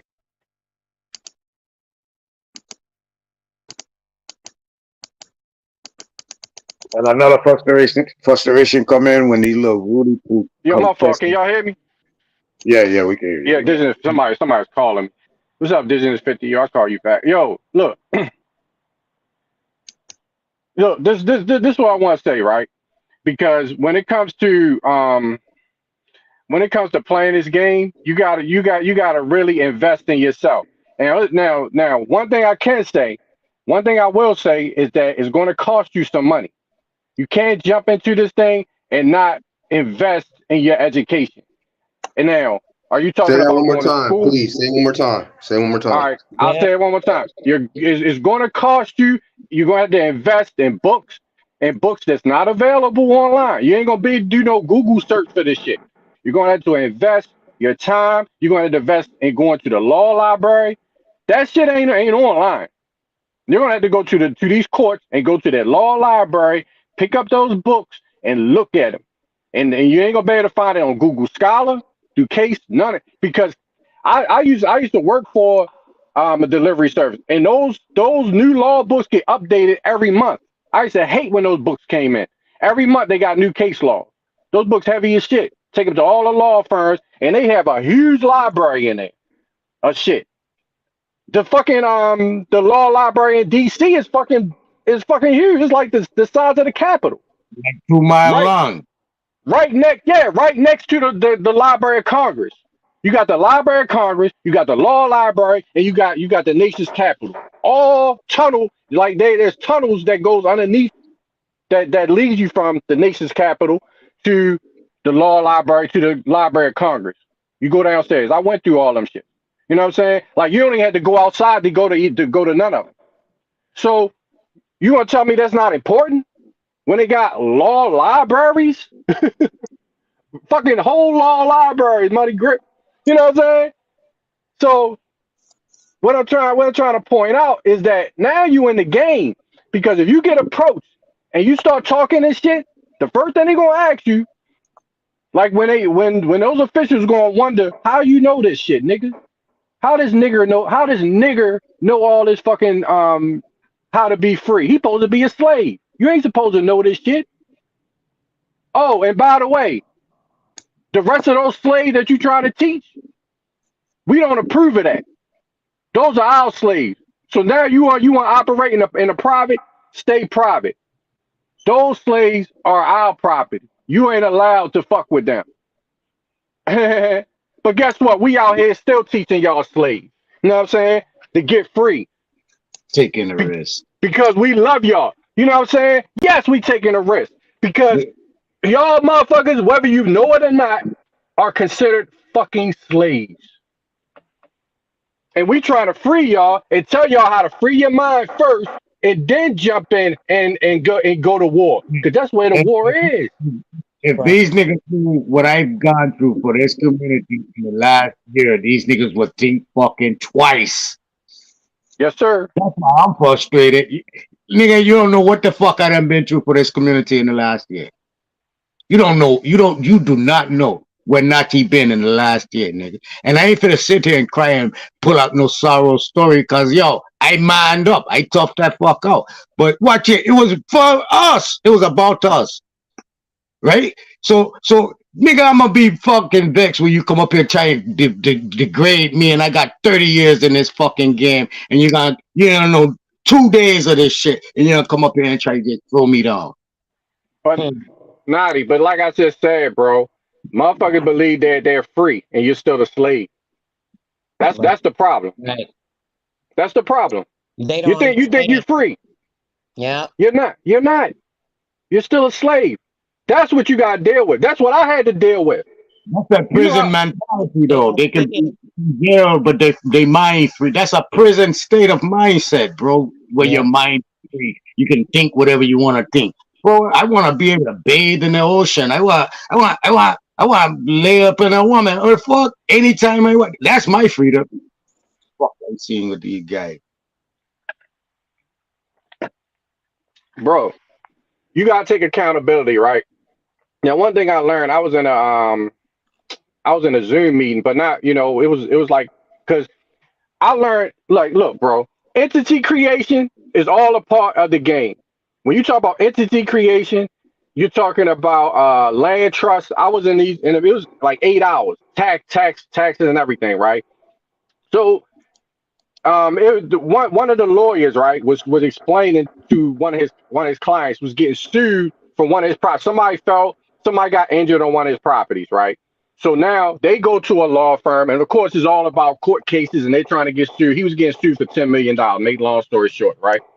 So he went to his retainer, to his lawyer or the firm, and said, "Look, this motherfucker trying to sue me for $10 million, blah blah blah blah." He was like, "Okay." He's like, let us look at your paperwork. Let's see if your LLCs are structured the way we taught you, right?" He fucked around and had 3 properties and 1 LLC, right? He wasn't taught to do that. He was taught that if you're a real estate investor, when you're flipping homes, you put 1 home in each LLC, right? He put 3 of them in the LLC. So he was like, so his lawyer told him like this, like, look, they suing you for 10. He said technically the way we looking at it, they can only get 1 because you still got 3 when we told you to put 1 in that particular LLC. He said settle the case for $750,000. His client gets pissed off because he's like, oh, I shouldn't owe him anything. This is a frivolous case. He was like, no. He's like, they got you because if you had put 1 investment property into the 1 LLC like you was taught, instead of being lazy and putting 3 per LLC, they wouldn't have had any money because you take the assets from out each one and not 3. So now since you got 3, they can attack all 3 because that 1 property that's in that LLC is now attached to the other 2. Right. You see what I'm saying? You see what I'm saying? So now he was like, it's going to cost you more money in court fees. Then it's easier to settle for $750 instead of them finding out that you got you got assets that's attached to the 1 property. Because that's not the way you was taught. But when you're talking about commerce and business, you gotta understand that even people that are successful make mistakes. So what you expect? You just learning this shit, you're gonna make a ton of them. And then when you get approached, you're gonna panic and blame it on the motherfucker that taught you when you're not even taking initiative to learn yourself. I got an important thing I meant to tell the people that just crossed my mind as you say that. So Yeah, remember now that the money system is getting fucked up. So they in big debt. They put a debt ceiling. I think maybe yesterday or day before yesterday they did a debt ceiling maximum. So what they're gonna do with their debt? They're taking their debt out on all commercial property. Understand what I'm saying, my people. Please understand. You are a slave. You are considered a commercial. You are considered commercial property. You and what you own, what you think you own, you actually don't own it. You have you have what they say, the authority as an owner, but you're not the owner because you don't have it in its proper status. So listen, I don't care what the boy out there say, oh, that he sound like he's in Dr. L. Give a fuck. I know what to do to keep myself free. Free. Free. Real quick. Not Let's Gonna come take your property from you. This finna be the second time they coming to do this under the law. You already signed to their fucking contracts. It's nothing you can do. No matter how you feel, no matter what words you come up here to be bad with me about, when them white people show up at your door, you coming up out of there.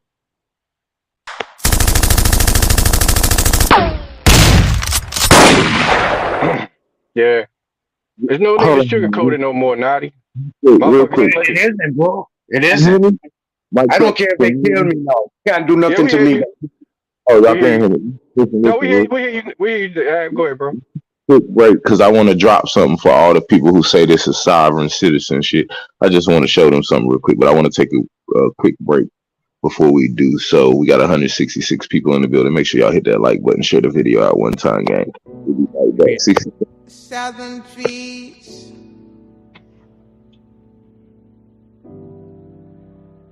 barren, strange fruit, blood on the leaves, and blood at the roots.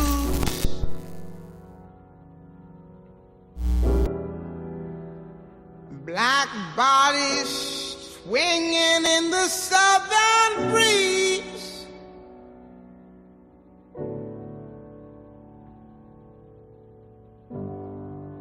Strange fruit hanging from the poplar trees.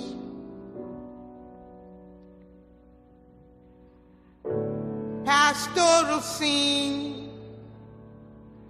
of the gallant South.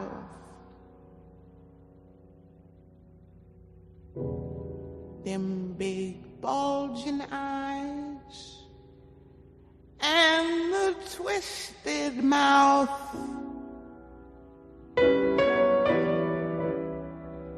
Scent of magnolia, clean and fresh.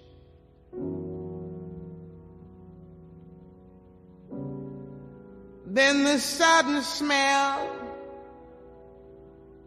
of burning flesh. Here is a fruit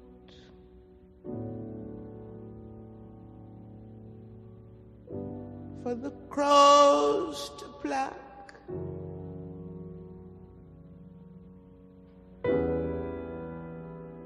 For the rain to gather, for the wind to suck, for the sun to rot, for the leaves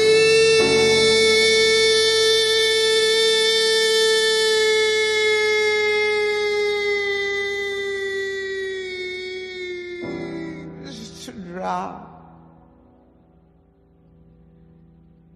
Here is strange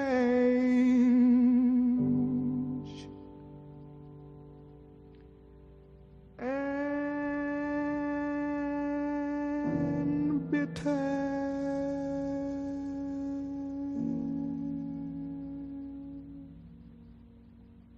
crop.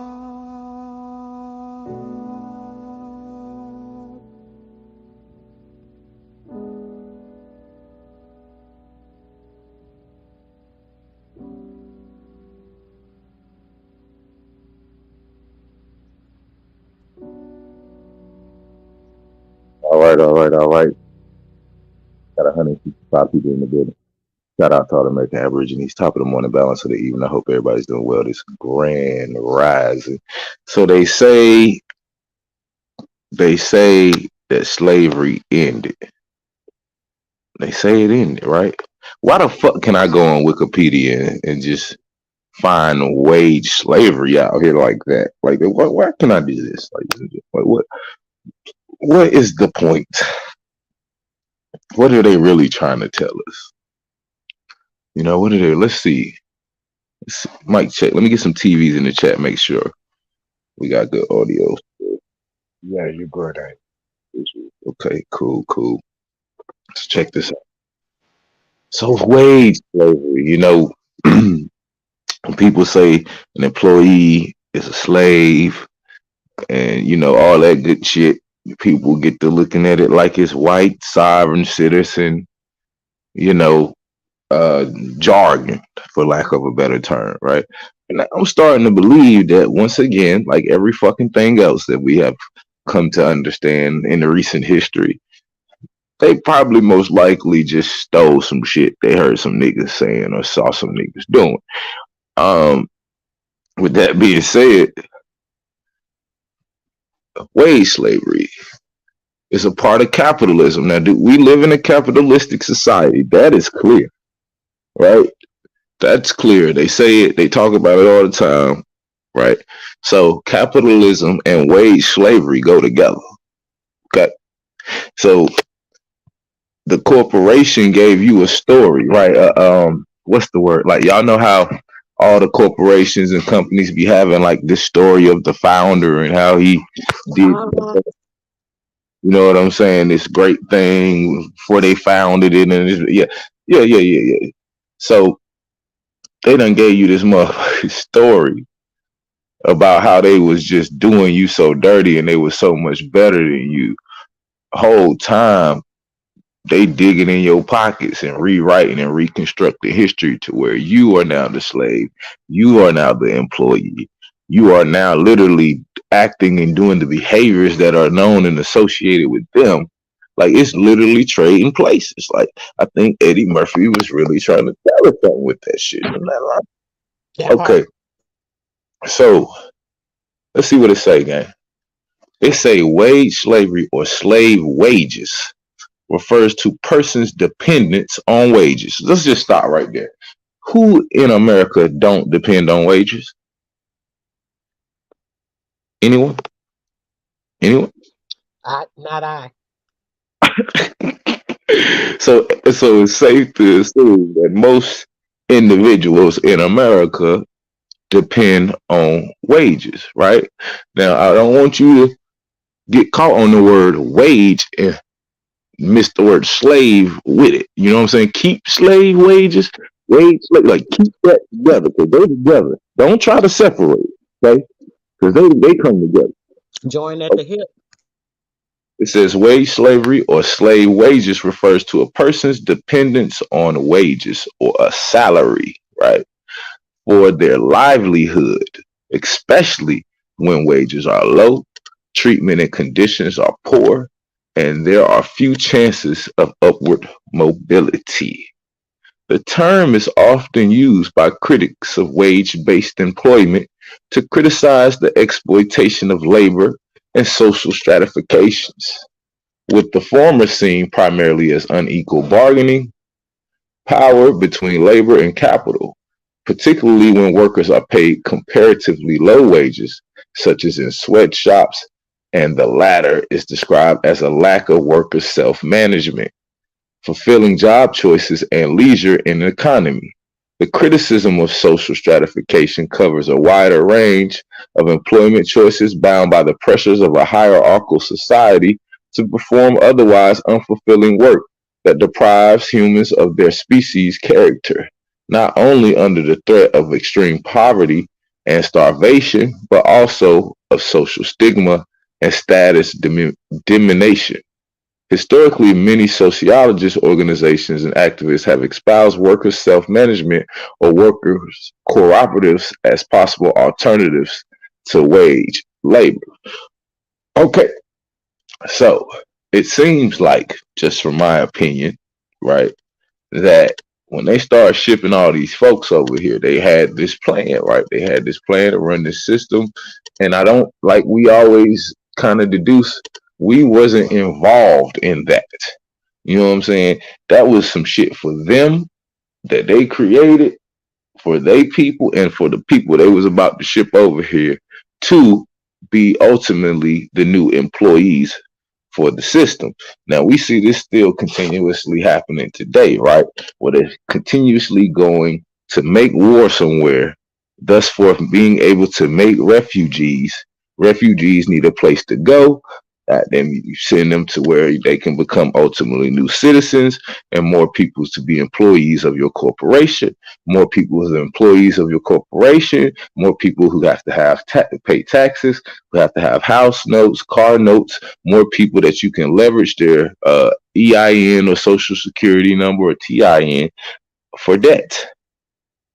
Debt equals credit, right? As long as it's not my debt. See, if I have your debt, then I can use that for credit. See, if I have debt, I can't use that for credit, right?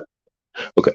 So, similarities between wage labor and slavery were noted as early as Cicero in ancient Rome, such as De Officialis, or I think that's how you say it. With the advent of Industrial Revolution, thinkers such as Pierre Joseph, whatever the hell, and Karl Marx elaborated the comparison between wage labor and slavery and engaged in critique of work. While Laditz emphasized the dehumanization brought about by machines.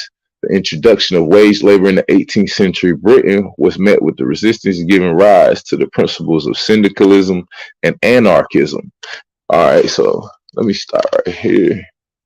Let's go right here real quick, because this is a part of dehumanization is a part of the steps that that they say the Russians implemented on the American people.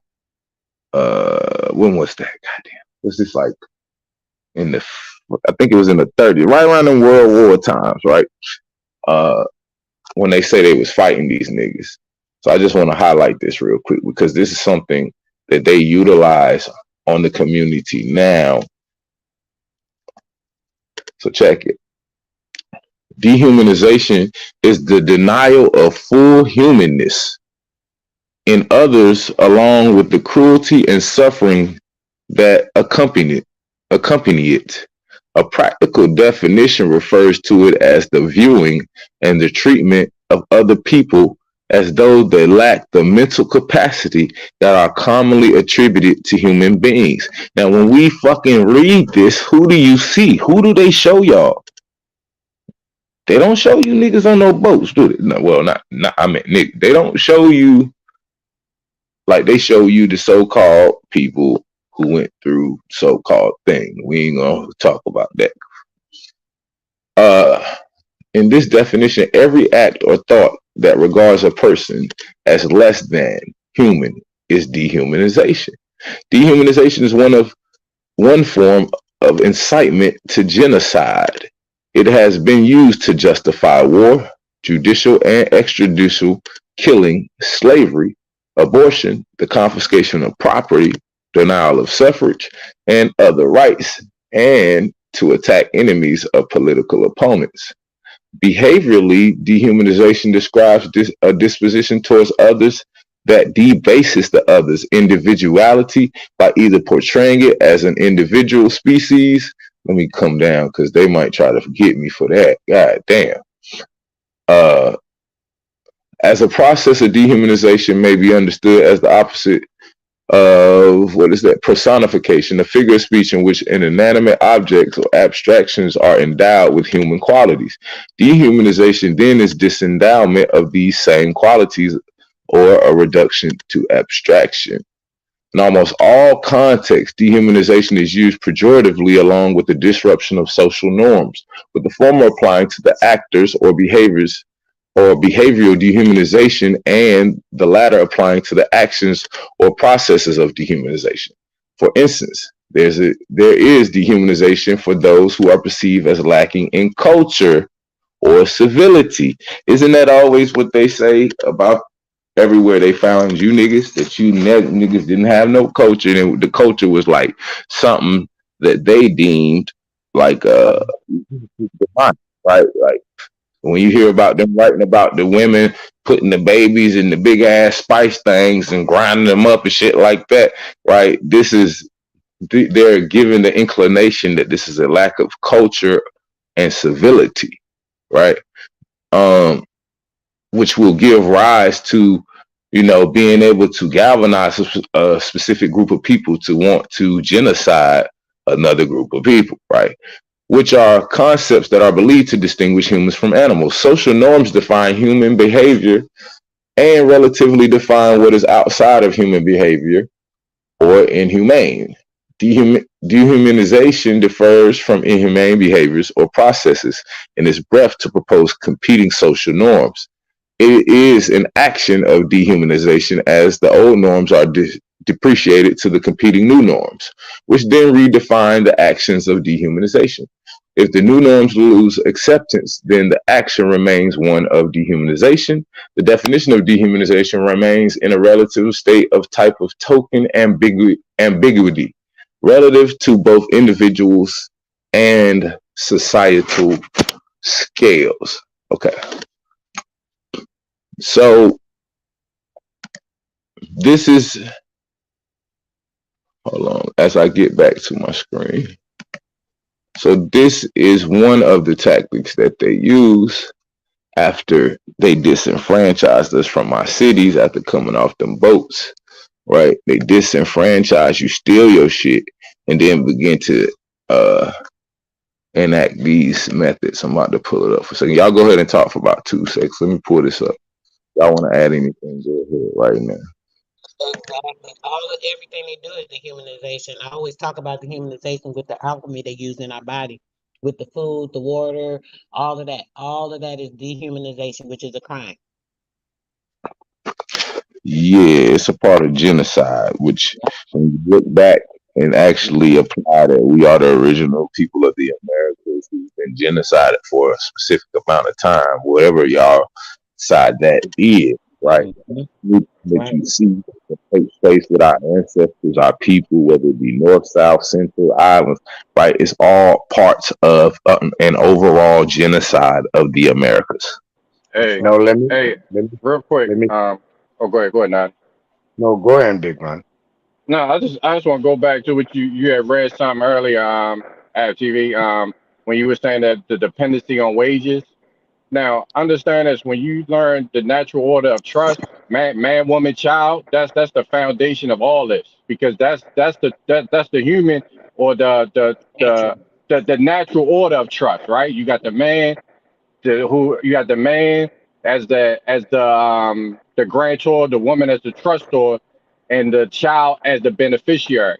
So when you hear that word dependency, they're making you dependent. They're making you the child in that natural order, which means that you are a beneficiary, which means you are the. You see what I'm saying? So now you become a slave. That's how it works. When you see that word dependency, they're putting you as the child. That's want people to recognize that. And one thing I wanted to say is when you spend their money with them, that's your vote. You don't actually have to go into a poll and cast vote. When you spend money on their product, you're voting. Understand this. A next thing, by a person claiming to be ancient is almost an oxymoron, because I'm a state something, and visually you can't cite yourself into this because they know and they're aware, as you should be too. We all have been congesting certain um um nutritions that's been changing the dialect of our DNA system that, to their site, to what they qualify as, what they see you at, because you're again signed up to their system.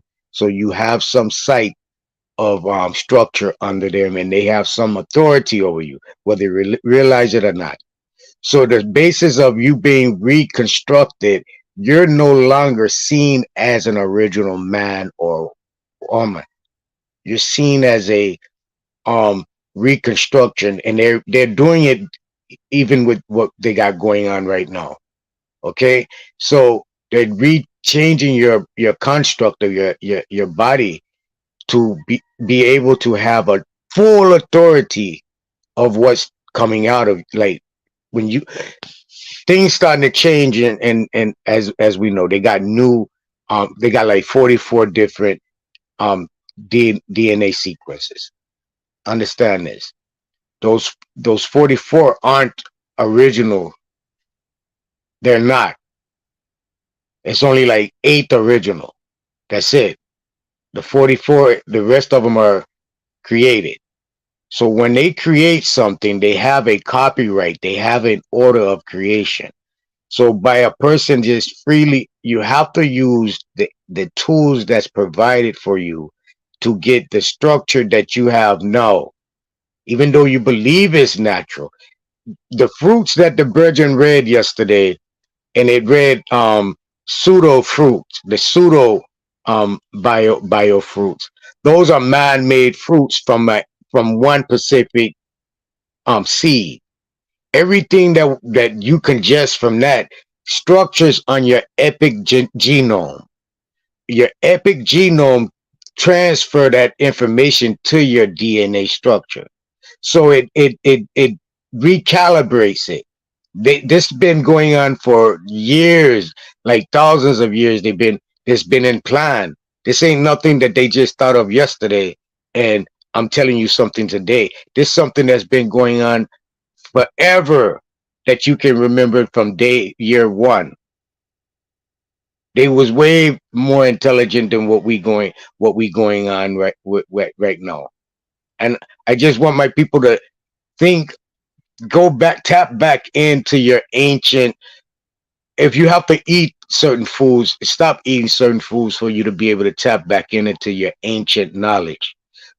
You have the sight to see the beginning. You do. It's in you. It's still there. They trying to eradicate that. So you will have no rights at all. It's going a lot further than what we seeing in our face. You got to understand your enemies is been plotting on the mankind from since they've been on this earth. It's deeper than deep. Can I Go ahead, can I bro.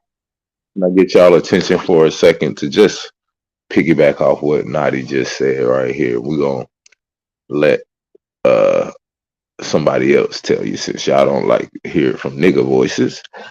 Well, let somebody else tell And you. he did this at great risk to his life.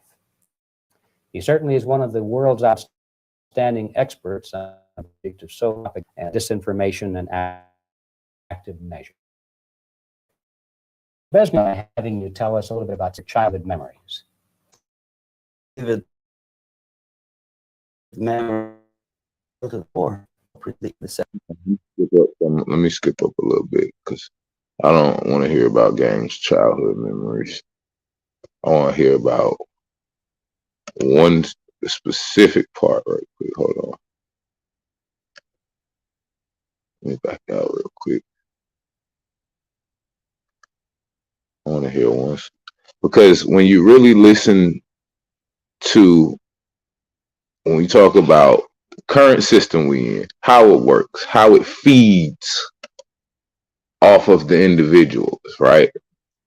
We always talk about foreign governments, de facto government, like what's going on, like, and how it's applied to us. Everything is in proper context. We just need to know that could do when we SEO think, smarter and faster. a lot of times when we think that they talking about white folks and shit, they not talking about white folks. They talking about your ass. But you think you the slave. You think you the downtrodden hood recipient. You know what I'm saying? But in true reality, oh, hold on, did I lose my shit? Yeah, hold on, let me get back to it. In true reality, all they did was flip the script on you. Ran your people out they shit and got them acting like they, and you know how they do, they founded it. They found the shit. Like they like to say. They founded it, so it's theirs, I guess. But anyways, let me see if I can get this up. And y'all tell me if this sound familiar to y'all in the system. Y'all say we in the belly of the beast. Right. Now, let's see if this is accurate. Let's see. We'll get this shaking. Let's see. Are they gonna let us get it shaken? Oh, let me kill this right here. This is probably killing the what you call it. Let's see if we can get some cooperation. Bezmenov was born in 1939 in a suburb. He was the son of a high-ranking Soviet Army officer. He was educated in the elite schools inside the Soviet Union and became an expert in Indian culture and Indian language. With the Soviet Union, it turns out that this is also a front for the KGB.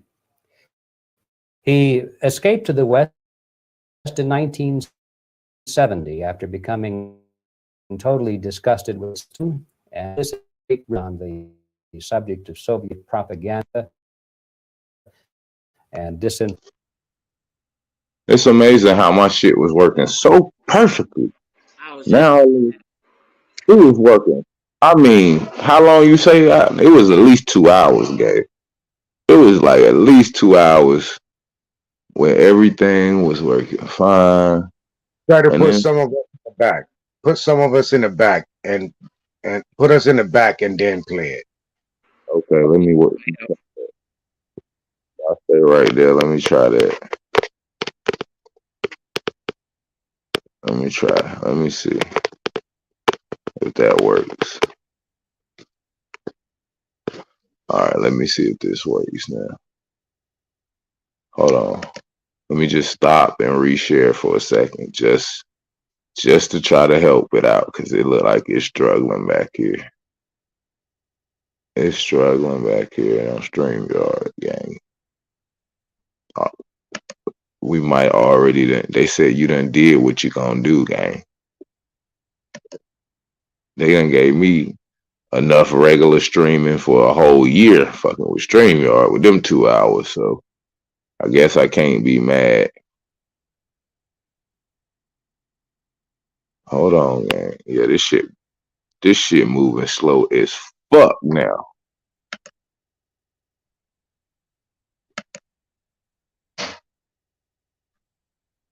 This shit is moving like, yeah, this might be the last of the Mohicans if I can get it to play.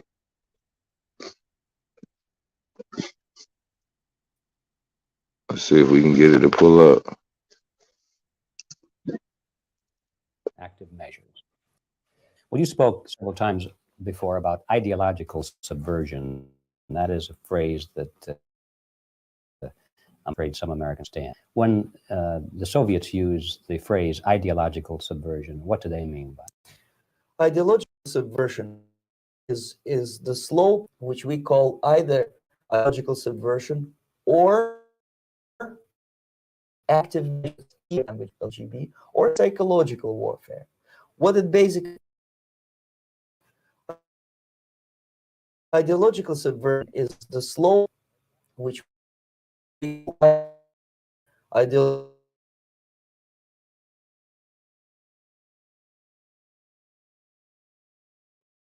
to change the perception of reality of every to such an extent that despite of the abundance of information, no Oh, they just can't stand me apparently. Like, geez, I got like a couple minutes. Just let me rock for like a few minutes. I swear I'll be gone. I'll get out y'all hair. Just please let this rock just a few minutes.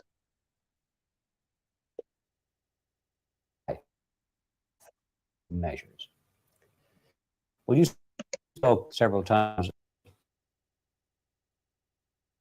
before about ideological subversion. Damn, it just kicked me the fuck all the way out. Good old StreamYard. Mm, mm, mm. Oh, damn, I forgot my folks was in the back. Well, I know it ain't y'all, because they just Can you pull it up? Can you pull it up and pull it up in a definition? what, ideological subversion? Yeah, or even can you pull up the audio reading of that video? You know how on that video sometimes you can go into the on the they'll put it in the description of the whole audio. You mean the transcript? Yeah, the transcript. Yeah. And then we can just read from what he said if we're allowed to do that. Just change the settings to what's the settings they got like for deaf and the mute? Or blind. What they call it? The blind. No, Oh, not the blind, but it's like a Captions, Yeah, if captions. you can't see it, it would have the it would give you the ability to hear it if you can't see it. If you put the caption on blind, if you're saying Yeah, about the the video. caption, the caption. That's what I'm talking about. Yeah, but the captions ain't always right. Mm. They be saying all types of shit. They just put what they Oh, think it. dude. I have seen that. I have seen him off before. Yeah, this shit be off like a motherfucker. Is it even? Down deep I'm on gonna it, bro. You're telling it. hold on. I'm gonna try to run it one more time. If not, I'm gonna just, you know what I'm saying. So, let's see. Measures. Would you I tell you, look, once you several do times this, just let it run over and let's see. Maybe it's just a bad Americans can spot. fully understand. When uh, Soviets use the phrase ideological subversion, what do they mean by it? Ideological subversion is the slow process which we call either of the KGB or psychological warfare. What it basically means is to change the perception of reality such that, despite of the abundance of information, is to change the perception of reality of every American Everybody to such mute an while it's extent playing. that, despite of the abundance of information, no one is able to come to sensible conclusions in the interests of defending, to sensible conclusions in the interests of defending. No one to change the perception of reality of every American to such an extent.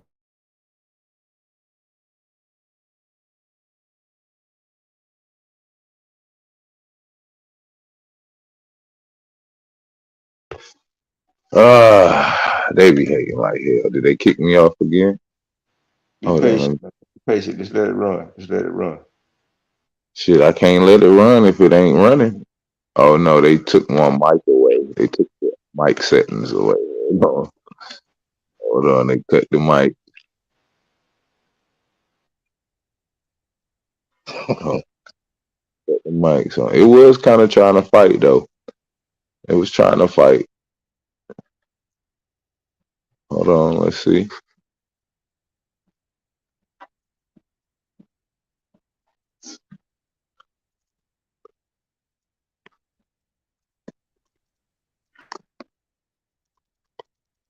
Let's see. Hey, No can you one is fast able forward it just a little bit? to come to sensible conclusions There we go. It's in the coming up. interests of defending. It's a great brainwashing process which goes very slow, and it's divided in four basic stages. The first one being demoralization. It takes from 15 to 20 years to demoralize a nation. Why that many years? Because this is the minimum number of years required to educate one generation of students in the country of your enemy, exposed to the ideology of the enemy. In other words, Marxism-Leninism ideology is being pumped into the soft heads of at least three generations of American students without being challenged or counterbalanced by the basic value of American patriotism. The demoralization process in the United States is basically completed already. For the last 25 years, actually it's overfulfilled because demoralization now reaches such areas where previously not even Comrade Andropov and all his experts would even dream of such a tremendous success. Most of it is done by Americans to Americans, thanks to lack of moral standards. As I mentioned before, exposure to true information does not matter anymore. A person who was demoralized is unable to assess true information. The facts tell nothing to him. Even if I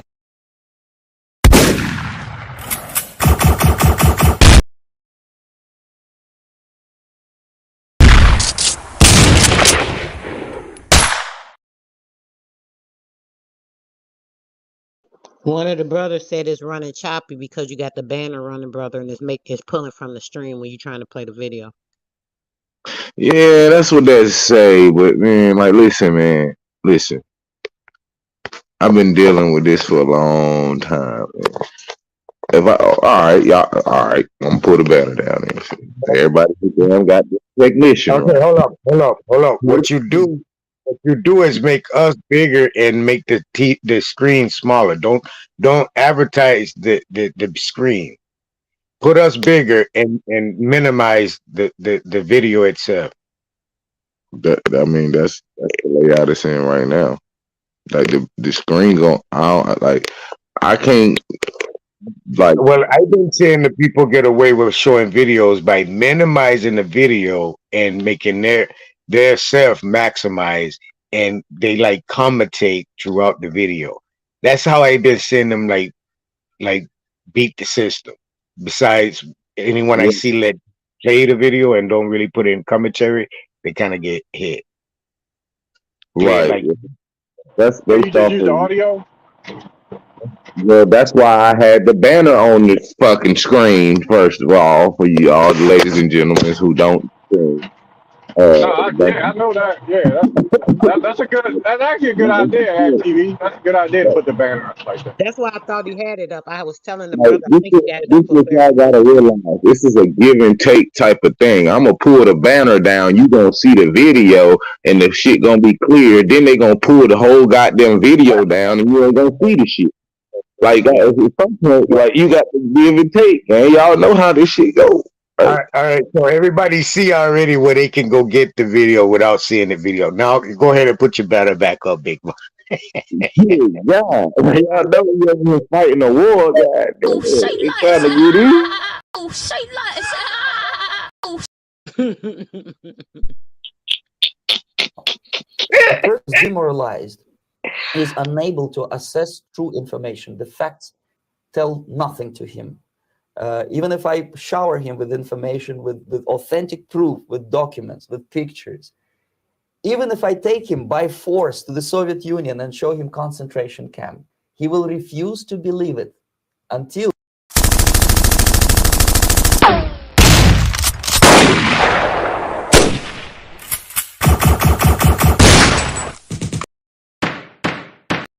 Bruh.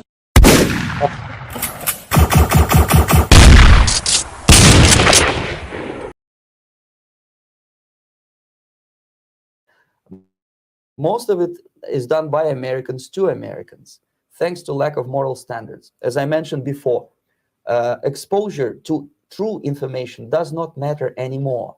A person who was demoralized is unable to assess true information. The facts tell nothing to him. Even if I shower him with information, with authentic proof, with documents, with pictures, even if I take him by force to the Soviet Union and show him concentration camp, he will refuse to believe it until he is going to receive a kick in his fat bottom. When a military boot crashes his balls, then he will understand, but not before that. That's the tragedy. Say less. Union and show him concentration camp. He will refuse to believe it until he is going to receive a kick in his fat bottom. When a military boot crashes his balls, then he will understand, but not before that. That's the tragic of the situation of demoralization. The next stage is destabilization. This time, subverter does not care about your ideas and the patterns of your consumption. Whether you eat junk food and get fat and flabby, it doesn't matter anymore. This time, and it takes only from 2 to 5 years to destabilize a nation. What matters is essentials: economy, foreign relations, defense systems. And you can see it quite clearly that in some areas, in such sensitive areas as defense and economy, the influence of Marxist-Leninist ideas in the United States is absolutely fantastic. I could never believe it 14 years ago when I landed in this part of the world that the process will go that fast. The next stage, of course, is crisis. It may take only up to 6 weeks to bring a country to the verge of crisis. You can see it in Central America now. And after crisis, with a violent change of power, structure, and economy, You have so-called the period of normalization. It may last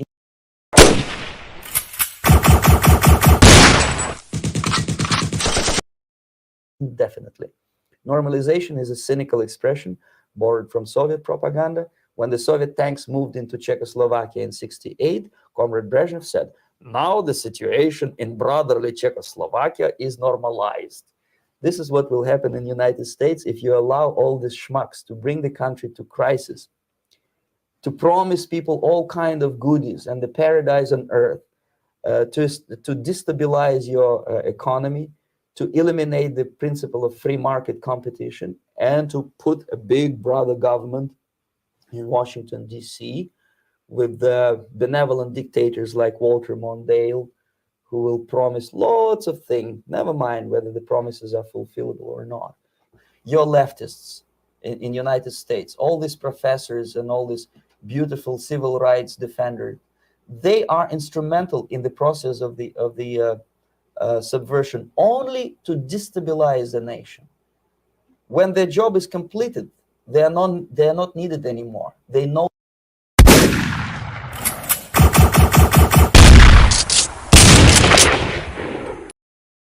too much. Some of them, when they see that Marxist-Leninism, obviously they think that they will come to power. That will never happen, of course. They will be lined up against the wall and shot. But they may turn into the most bitter enemies of Marxist-Leninists when they come to power. And that's what happened in Nicaragua. You remember most of these former Marxist-Leninists were either put to prison or one of them split, and now he's working against Sandinistas. It happened in Grenada when Maurice Bishop was already a Marxist. He was executed by a new Marxist who was more Marxist than this Marxist. Same happened in Afghanistan when first there was Taraki, he was killed by Amin, then Amin was killed by Babrak Karmal with the help of KGB. Same happened in Bangladesh when Mujibur Rahman, very pro-Soviet leftist, was assassinated by his own Marxist-Leninist military comrades. It's the same pattern everywhere. The time bomb is ticking, but every second the disaster is coming closer and closer. Unlike myself, you will have nowhere to defect to.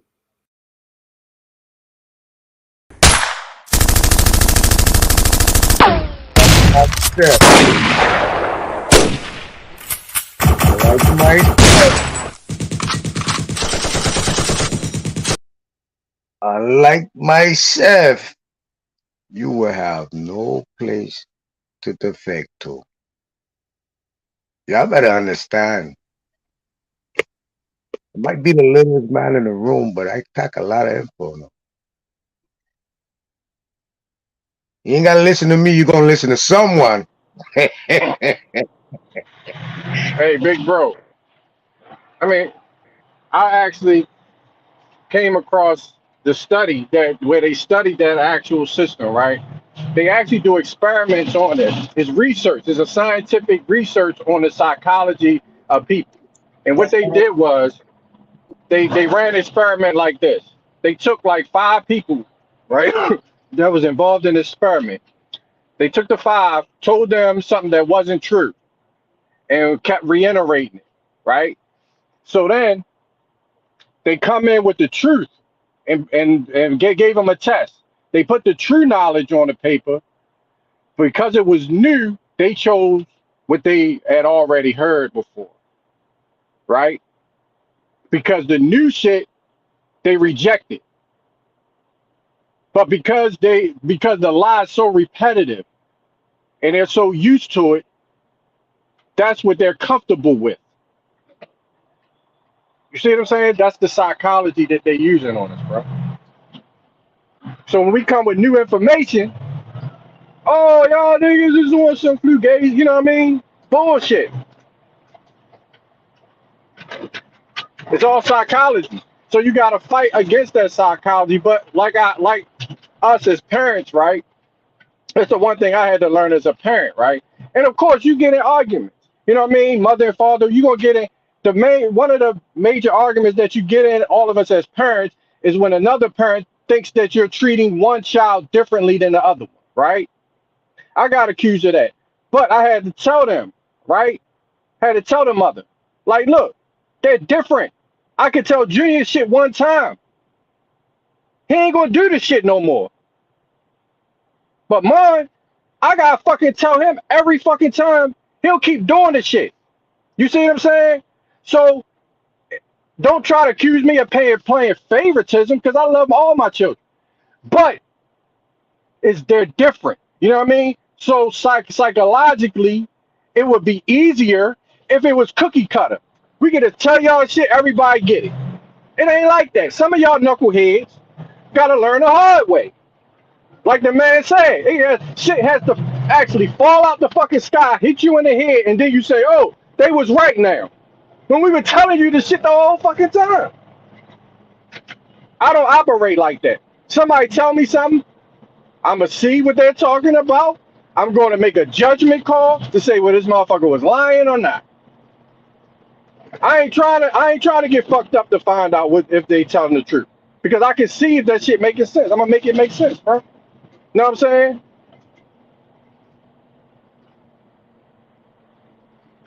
Peace to God. Y'all hear me? We hear you, brother. Peace. Okay. Absolutely. I just want to point that out. I just want to point that out, man, because I know how it is. I know that this shit sounds crazy. You know what I'm saying? And I know the history of all these movements. And I seen how they attacked it. I seen firsthand how they wiped the internet, a lot of this information that we're talking about. They wiped it out.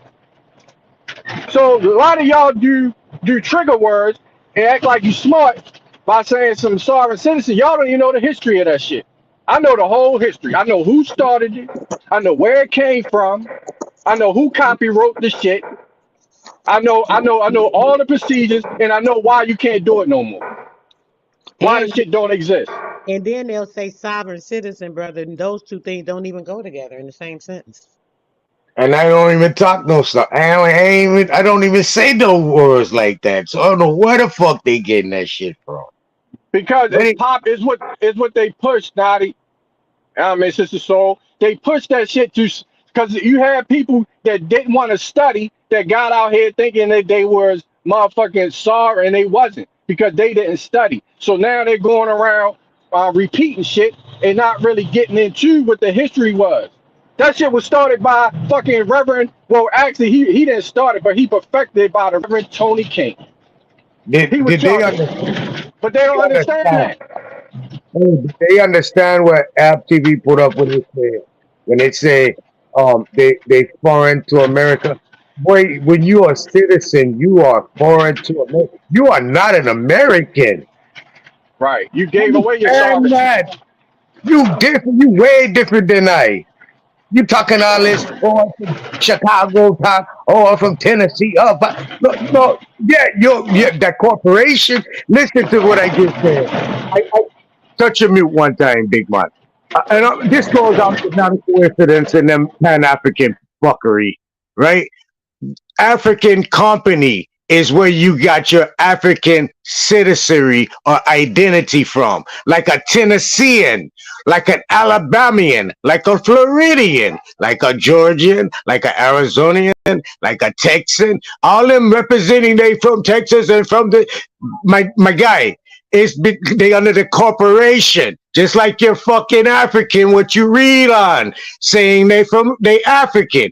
The corporation, retarded ass people, is you blind? Listen. I am not even close to the sharpest tool in the shed, bro. And I catch this shit. It's retarded. It's retarded. You cannot see it. And it's so hurtful that I'm the dumbest dude.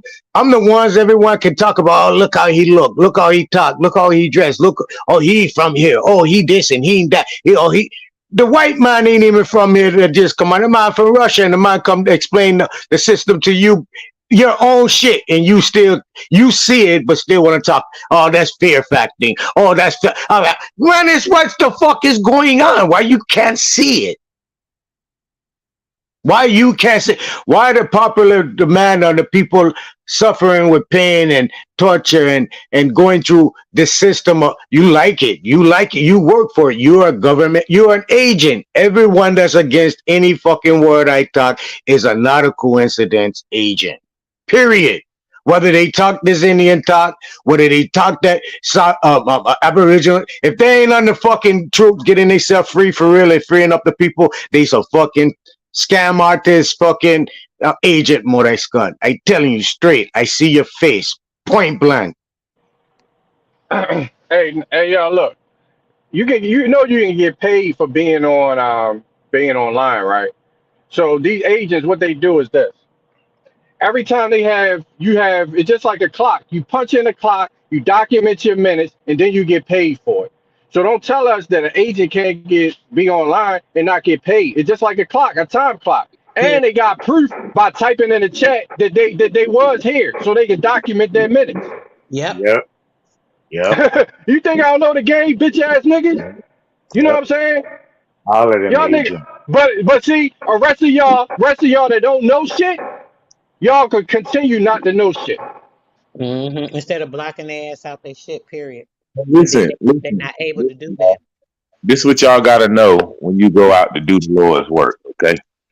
You can't save everybody, but you do have a responsibility to drop the seeds. The fucker don't got them put no water on it.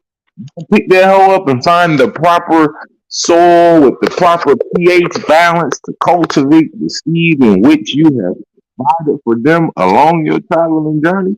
And at that point, it is out your hands. You know what I'm saying? But don't take it personal. Right? You know, it's plenty of people that starve to death every year. You know what I'm saying?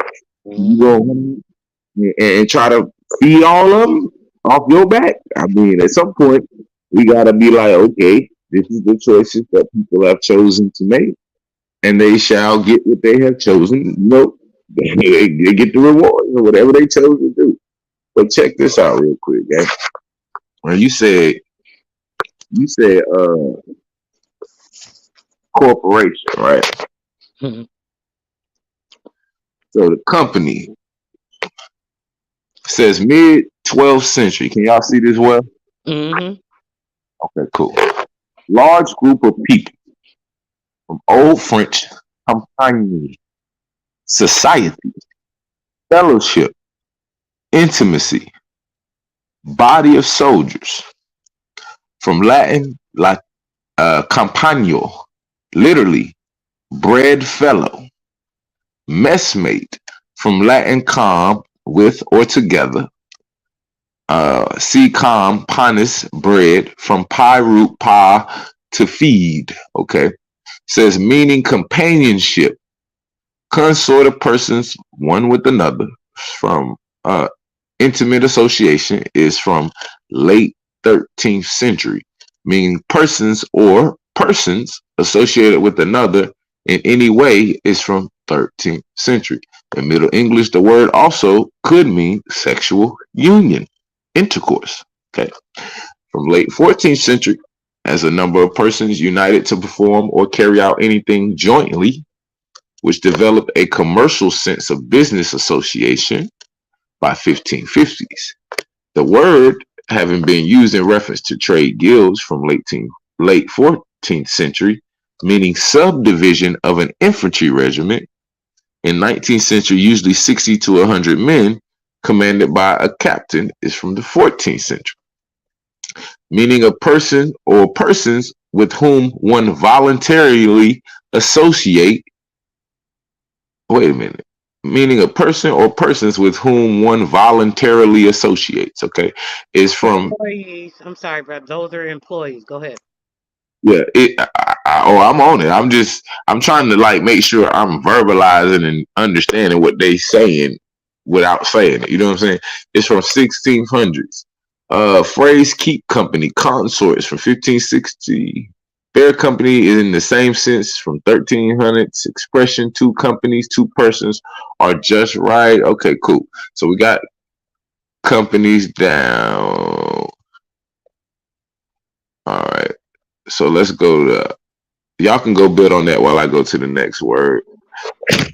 This is what I was saying about being a part of or participant in the corporation when you sign it. You're basically like, and listen, Beast was saying something about the military and the citizenship or something earlier.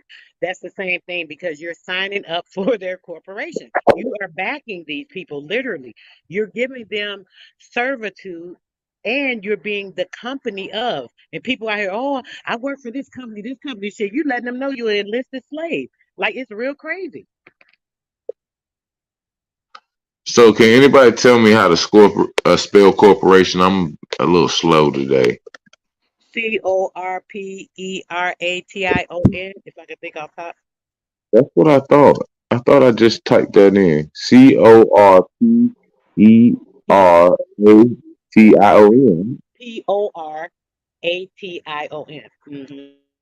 Wait. I think I got it spelled wrong. Wait. You said, hold on. Let me spell check this. Fuck that. There we go. All right, cool. I'm feeling a little. It came up. Yep. Yeah, I'm a little sorry. I'm a little slow today. Play as fuck up. All right, so corporation, persons united in a body for some purpose. From such use in Anglo-Latin from Latin corporationum, nominative corporatio, assumption of a body, use of the incarnation of Christ, noun of action from past participle stem of Latin corporare, embody, make or fashion into a body, from corpus, genitive corpus, body, dead body, animal body. Also, a whole composed of united parts, a structure, system, community, corporation, a political body, a guild. Interesting. Meaning legally authorized entity. Oh, really?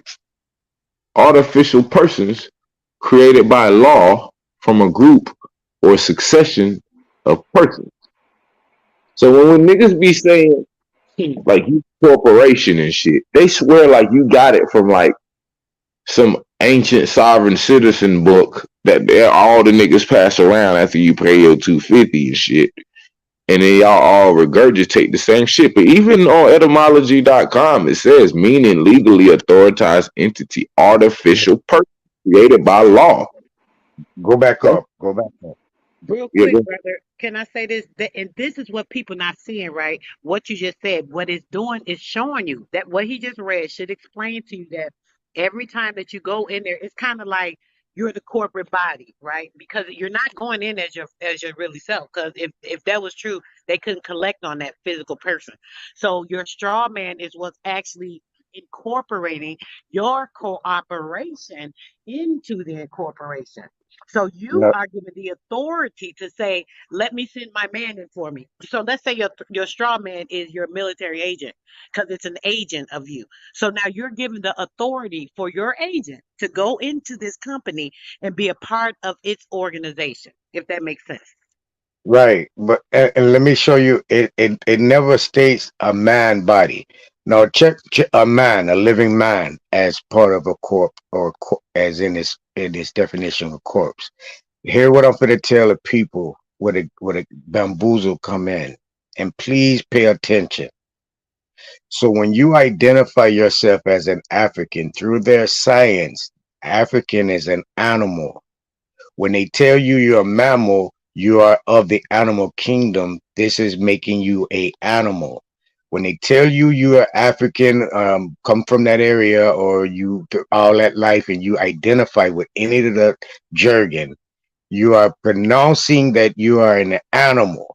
In their definition, their corpse is an animal body.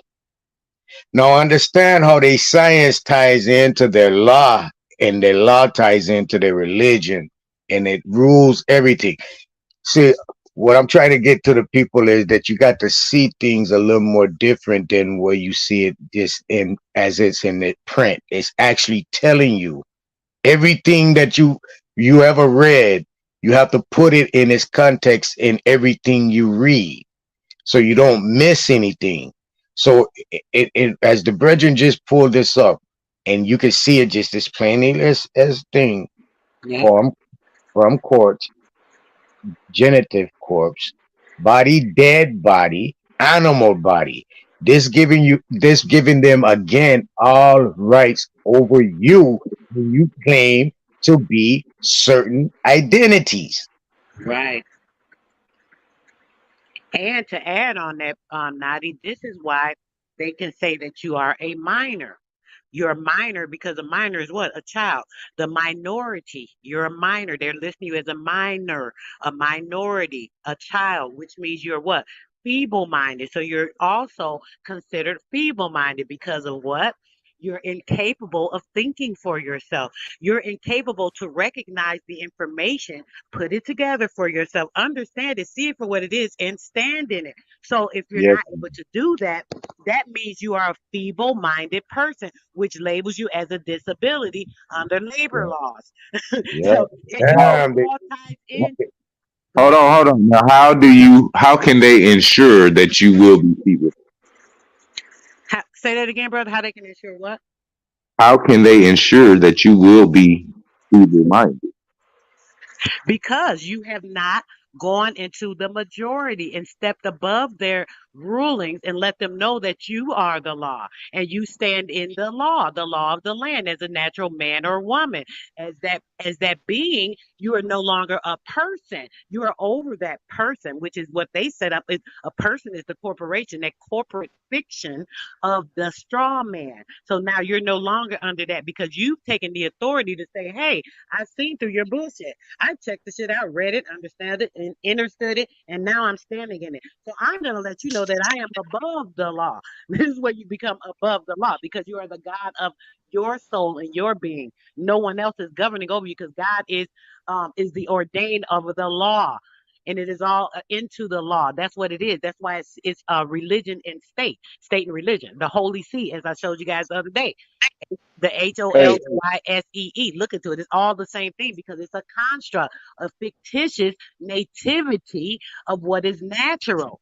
It's all what in was nativity. what was the question again? What did he ask? What did he Oh, ask I'm you? sorry, brother. no, he said how did they get it? And I said, what is the one way that they can ensure that the people, right, the minors, that people will stay in the mind? Because I was just piggybacking off what she Right. said. Okay. What was the way that the powers that be could ensure that people would stay feeble Okay. minded? Because Okay. I they thought that's what created a you asked. Okay. corporation. They The created. answer is simple. They assured it through public education.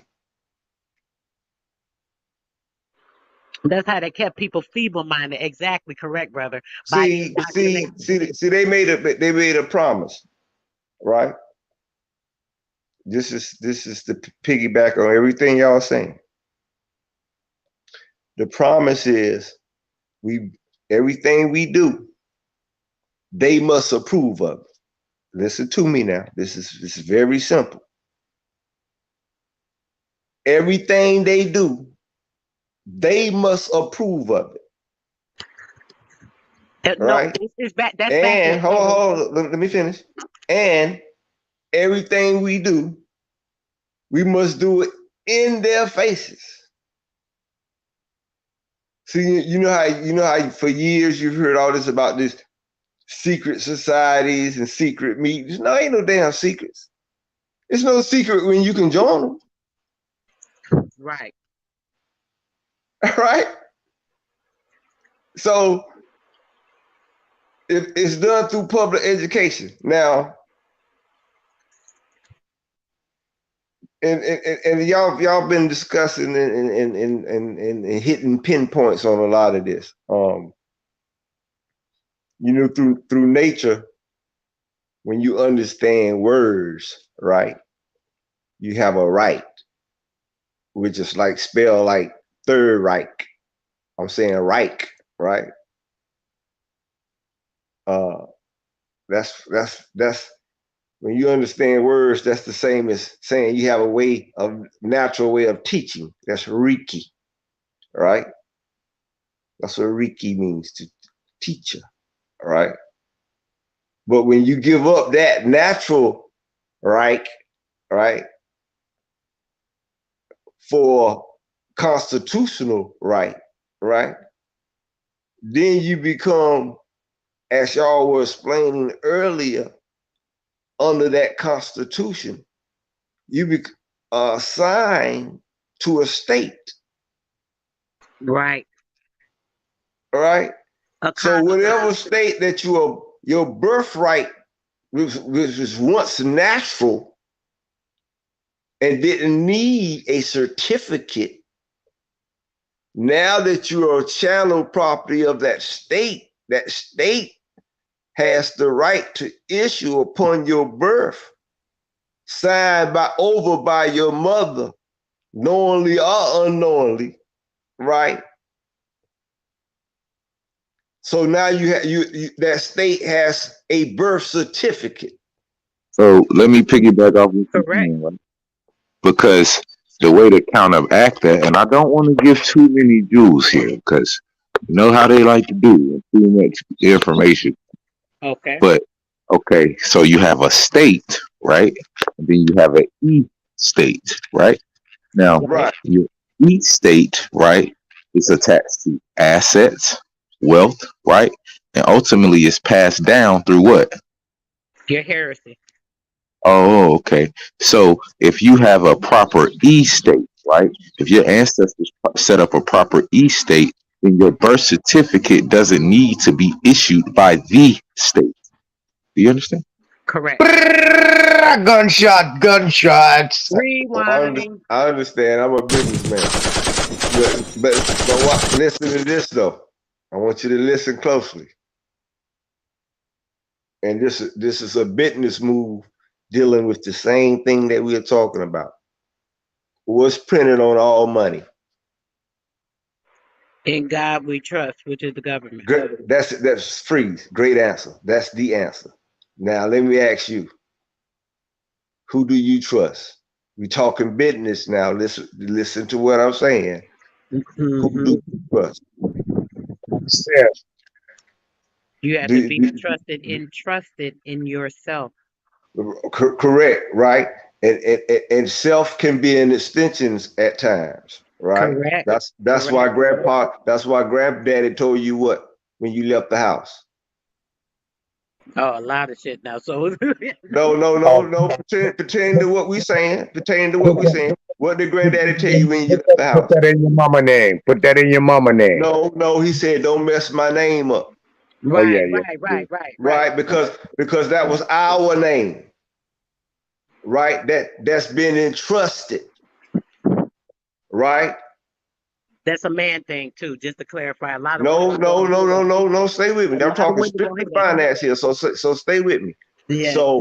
So from a business perspective, when you see, as you stated, on money and God we trust, right? Remember, money is a bond, right? What is a bond? A bond is a promise to pay. A union. It's a promissory note, but what is it also? It's a what? It's a surety bond, right? It insures, right? Right. It ensures the value. Okay, now watch this. What's the best way? Remember, you were talking about corporations and suing and all this type of stuff, right? And you hear that all through the hood. Man, put your stuff in a corporation. Do this, right? And people do that, you know what I mean? Whatever, right? Now listen to me now. What you know about a trust? Right. I help people with trust. They don't have a lot of faith in the trust. They don't got the trust in you, girl, brother. I be trying to help them, but yes, I know all about it. But see, listen to me. I'm hearing you. You can't have a trust without trust. Absolutely. I've been trying to build it, brother. I'm new in the community. I only been in like 2 years. Listen to me. See, this the way a trust works. Let's say granddaddy got 200 acres, 4 tractors, and 10 trucks. And he been farming for 40 years, and he done had his nephews and sons and cousins working and friends and some white folks and all kind of people working, right? Right. And you always saw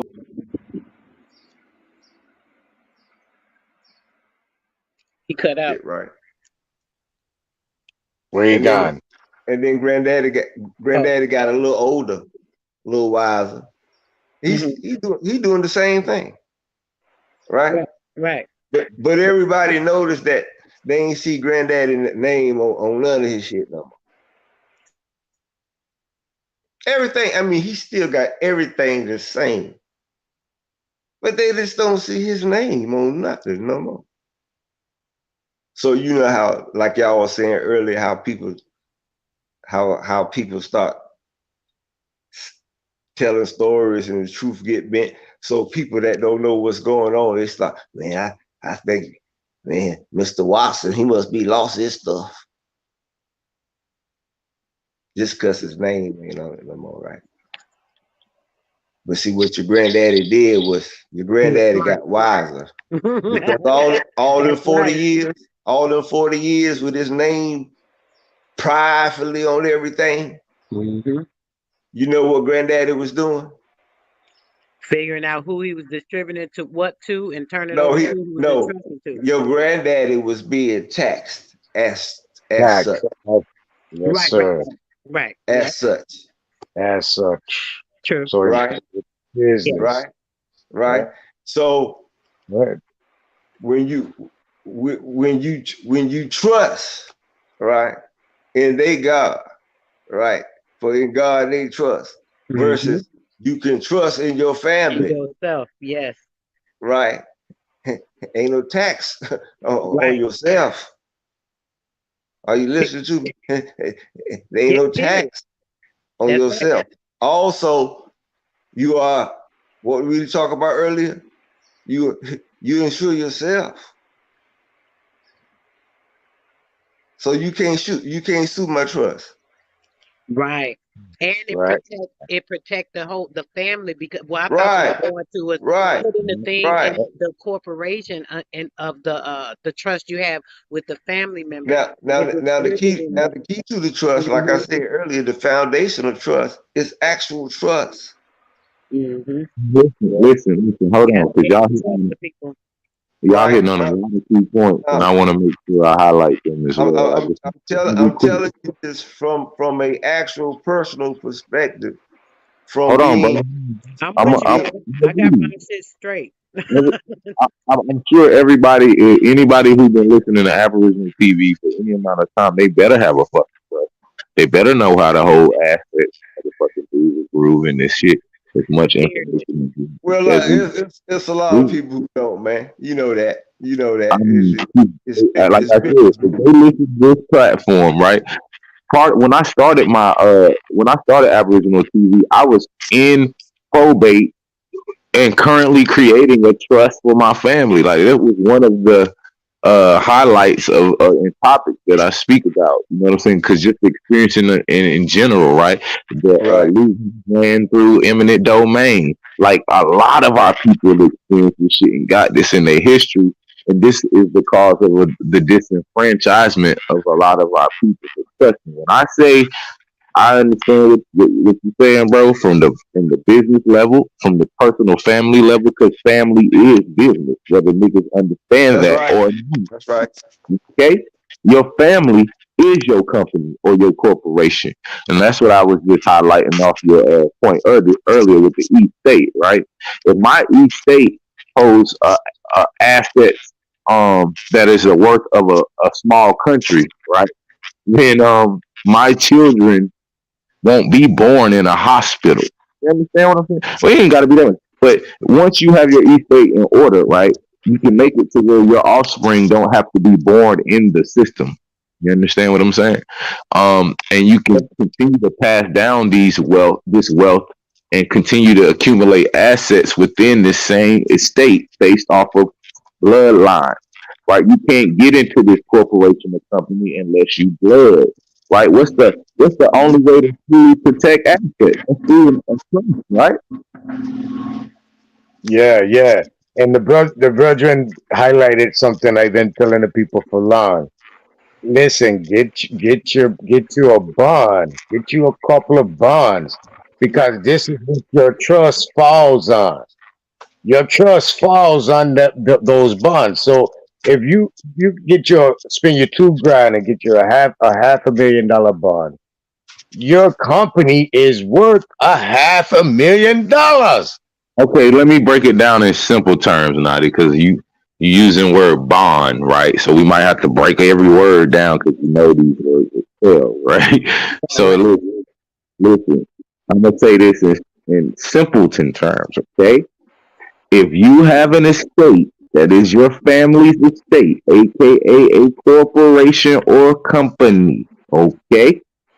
First thing you need to do is insure that entity, okay? And all entities or subsidiary corporations, aka straw men, under that corporation, you need to insure them by being by insuring each subsidiary as well as the mother corporation, right?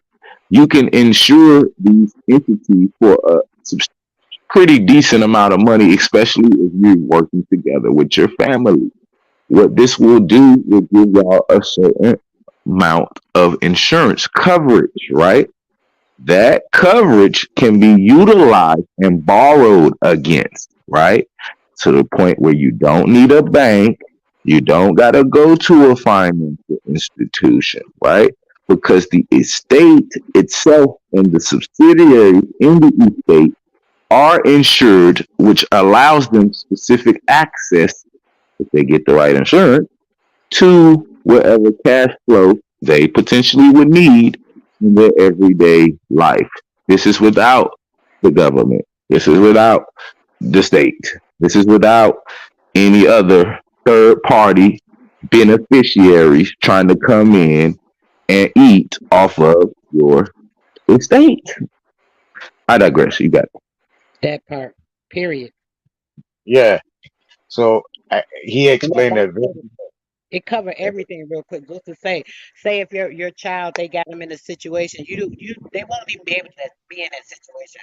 First off, because that's the property of your trust. If you have your everyone that's under your trust, that your family that's a part of your trust, and they're incorporated with you under your family name, those people are covered. Period. All Nobody has right. the right to touch them or anything under any kind of Right. courtroom. None of that. Let me explain this to them. No, you do your schedule a fee in your trust. So if anyone do violate or do anything against them, you get. This is how your company develop more money to go ahead and pay off the loan that you done took out, or to pay off any debtors that you might have over your head. Let me highlight this now. Hold on, hold on, I'm hold on. gonna be quick. I'm gonna be quick. I'm gonna just say this: the money you borrowing in my model is from yourself and not from somebody else. Go ahead, you got it. That But you created. right, correct. I'm But I'm with I'm with the young guy. We call that betting on yourself. right. You By understand? being insured. Right. We got some of the people out there that's still want to deal in the system, which you can. You're not. So if you want to take out a loan from the banks, you can, because Well, you you set up. well you could do what I'm saying, but you could do it in the system. Hold on. Yeah, in the system. That's what I'm saying. In the system. So You see what I'm saying? You don't know, go fuck off. Hold on, bro. Hold on. Don't go fuck off the money buying Lamborghinis and not paying what you owe and making your business into a business, doing what you need to do to stay in business aspect. Because if you do, they coming after you for fraudulent and boom, boom, boom. Because you're not doing it in its proper order. Get your shit together. Come out of the fashion shit and the imaginary shit and do business as men and women of of its current or righteous statue or status. One more thing, Maddie. Let me say this: the people who they say corporations run the world, right? Corporations run the world. They got all the money and shit. Is that a fact That's right what now? they say. Okay, cool. Families own those corporations. Y'all know that, right?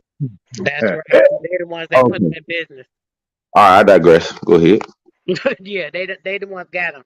Got him by the nuts, Yeah, as you guys would say. yeah, moms and I'm dads. saying, listen, you know, a lot of people got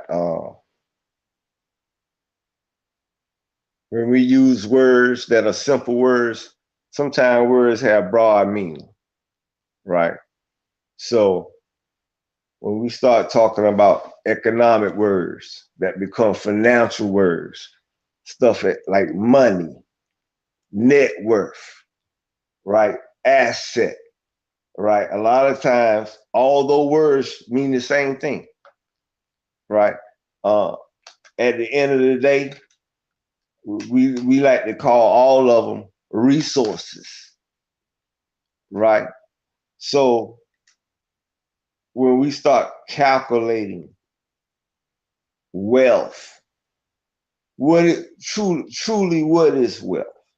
Is it is someone's availability to resources? The more availability you got to resources, the more wealth you have. It's real simple, right? So what are the resources? You are the resource. We're really the only resource that there is. We Well, are the source humans, of the entire. they call that human capital, right? That's a resource, right? But you have natural resources, right? So to understand your natural resources, you must understand nature. You understand nature, you're able to captivate the elements. You're able to captivate the elements, that's when you become creative again. That's when they say you make something from nothing, right? So that's why I tell a lot of people, I say, you know, one of the worst things ever happened to human beings, period, was when they made cities. Because when people flock to the cities, with the fantasies and the dreams. It could be foreign cities, it could be cities here. They flock from the countryside.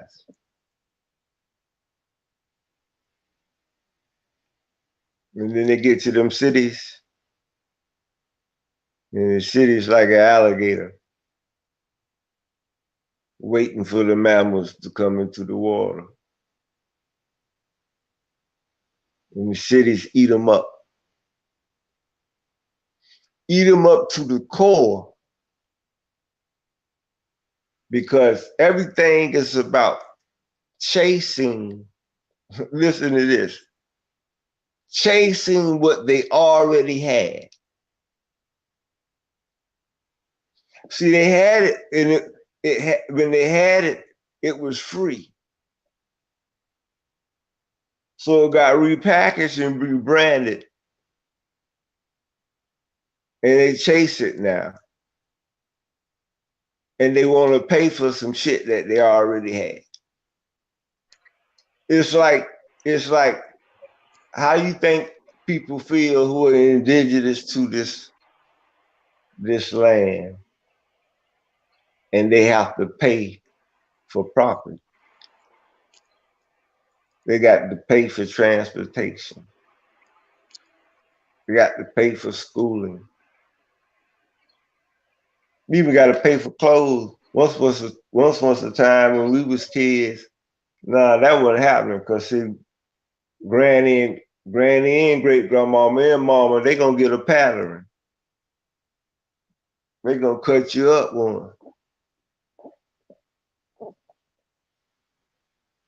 You know, you ain't had to buy no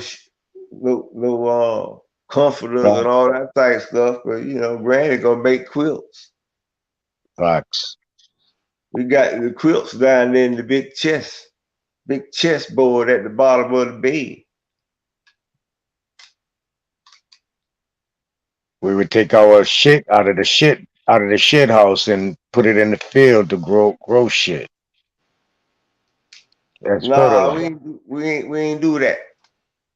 Shit. We use the animal stuff. So that's hazardous to use human waste. We used to burn the shit.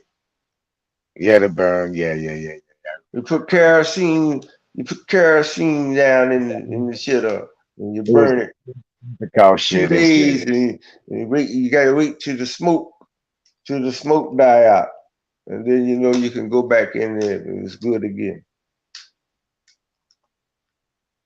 When you talk about farming, you use the corn for the farming, man. You can use the corn is to keep the bird. You put the fertilizer down, right, from the animal and stuff. You make 2 holes. You make the first hole for the original seed.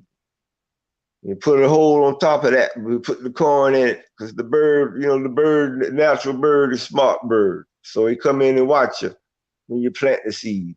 As soon as you plant the seed, you don't do but 1 hole. You go out there, you know what you're gonna find? A short crop because the bird eating the seed. So when you make the double hole with the corn, right? Corn make a bird fat, fill him up. So he get that corn, he good, he gone.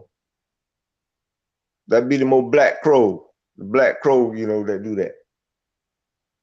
And the black crow and the robin, they good for seed stealing.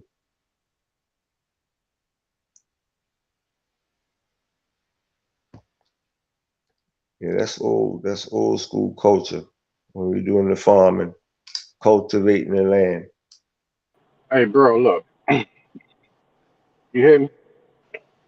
But back to the business talk though, because that's What's what we up? need to be on. Yeah, we hear you. Okay. Go ahead, bro. I just want to make sure y'all can hear me. Go ahead, bro. Yeah, you clear. Okay. Well, everything you're talking about is 100% accurate, and I think that our people don't understand what assets are, right? Understand this. When you talk about assets, you're talking about what brings you wealth. Doesn't take away, it brings it in. So therefore, when Asset you, is when you everything. right, is an asset. So therefore, well, wait a minute, bro. So because I think people you got to walk down slow a little. You know what I mean? Because that's understand this. Your rights is an asset. Your natural rights is your property. You own those. Guess what? The big old dragon out there trying to get you to give them away. They're trying to give you are there to, in their opinion, to give your rights to them, your assets. However, if you don't have protection in a written form expressed, they're going to assume that you're a part of their system. So when you talk about probate and how to avoid it, because there's books out there that says how to avoid probate. You know what probate is? It's a constructive trust. That means that you don't have anyone in your family that protected your assets. Because it's one thing to have assets, it's one thing to have wealth, and it's a whole different ball game to protect it. Because that's where a lot of us that get these big heads, oh, I got this, I got so and so land, I got this, I got that, but they never learn how to protect it. And it ain't all about having no guns, bro. It ain't all about that. Because guess what? You got to be trained in order to know how to operate those weapons as well. You know what I'm saying? I So definitely know what you're saying. so people that talk, right, but they're not properly trained, those are the ones that the predators look for. They looking for y'all. So go out here and open your mouth and let them know that you don't know what the hell you talk about, and they got their cannons right on your ass because they know that you ain't nothing but a talker. You ain't got shit. You feel what I'm saying? Because you might have what you think you have. All they do is waiting for the right person to die. That's all they doing. So what they doing is they training the little one. You say, you see those niggas right there? That one right there is going to die soon. And when You he know what? does, Now we're listen, gonna take all of their shit. you know what's important about what you're saying right now? Yes, sir. Go ahead, bro. The focus. Though we are speaking, right, to educate others, right? I'm saying for each individual that's hearing this, the importance though is to focus on your family and educating making sure that this is passed down to each generation, because it's very important now when you have a trust, right? Because you have people entrusted, right, within the trust. So understand that trusts change over time. Members of the trust change over time, right? So trusts are governed by a trusted, listen to me, a trusted standard that someone who initially set the trust in motion, right? It was agreed upon that this will happen, right? From this estate, from this trust, right? You need It to have might be where real quick, certain properties are real quick, are, are, are, are bringing in money, right? So this real quick, money, brother. It's important to not just have a trust, but you need to have a living will set up so that things are instructed properly and correctly, so that nothing is able to be tapped into either way with the probate or manipulated, played with. You have to have right? instruction for everybody that you have entrusted to have and these things to take care of them in the proper way. That's very, and very, also, very important. It's not just, and oh, I got also, me a trust and oh, I'm good. You know what I'm saying? also, You if you got get a really. private trust, you're gonna need a public. You need to have a public trust at the same time. Go ahead. Well, Listen, your there's certain wording. I don't know how other people trusts are, right? But I'm telling you, there's certain wording that can be put in a trust where you don't need no living will. You still need a accompanying living will, though, brother, if you want to have things set up in the proper way for all your heresy. I mean, I don't know why you wouldn't think that's important if you understand about No, the trust. what you The have, will, the that's will. what I'm trying to tell you. I'm telling you Mhm. from, I'm not telling you nothing from no book, baby. I'm telling you from, this is how we Let me get down. This is let me how ask we you been this. getting down. I Let me So I'm, ask. understand what you're saying, Hold on, brother. hold But on, listen, hold on. wait, Let me listen, understand listen. something. Let me I want to understand make sure something. he understand that I understand what he's saying, but I'm I, telling him I it's I don't listen. understand. I don't understand right now. I'm lost. When you okay, speaking on, listen, hold on, listen. hold I'm on, gonna hold explain. on. I'm Let gonna me ask the explain. question. Allow me to ask the question first. Okay. When you're speaking on trust, are you telling me a trust that's in publication, or are you telling me something about a trust that's in private? No. I'm talking about in private. Okay. Okay, so a private trust, no one has to see that. No one. It don't matter how you structure that. That's your business, and no one sees that. Exactly. All right, we need to speak on how a public trust is being orchestrated or to be orchestrated so that people can know what needs to be as in public, what they need to do, as in far as what how they trust should be orchestrated. In private, you can make it, you're the master of Mars and no one will never fucking know unless you go and open it up into a courtroom because you claiming that. You know what I'm saying? Listen. But other than that, um your trust is a private thing. You don't you just make it and keep that to yourself. Exactly. Listen to what she's So saying. yeah, right. Listen to what I'm saying. So what do you understand that I'm saying then, brother? If you understand You about the still No, got to be still I agree with everything if that you y'all all right, saying. if I'm you just saying that okay, listen, for me if you're gonna personally, separate, if you're gonna separate yourself and have a private trust, you still need a public one because you want to keep separate. You don't want the private to end up being manifested in the public no, because you don't no. have I can tell you what we do. Right. I'm not gonna tell nobody else what to do. Right. Now, understand what a trust is. It's no more than a management of assets. Right. Now, for people who truly understand business, it's not always good to put all your properties in a trust. I'm gonna say this again. For people bro, who you understand, bro, you just realized you just agree with Sister Soul And just I saying was by saying thank that. you nonetheless. I'm trying to understand. Do this brother even know what he's saying right now? When Yeah, you bro, even hold up, bro, okay, real can I quick, real please quick. finish? But go ahead, Yeah, brother. I know I'm no, you gonna can. hold tell. up.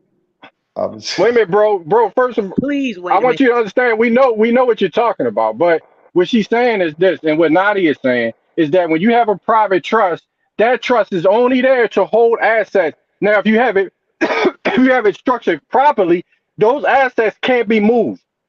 That's Correct. what takes. Correct. Okay, so that That's what I means just said. Hold wait a on. minute, bro. Hold on, That brother. means Let you that talk. means Stop interrupting.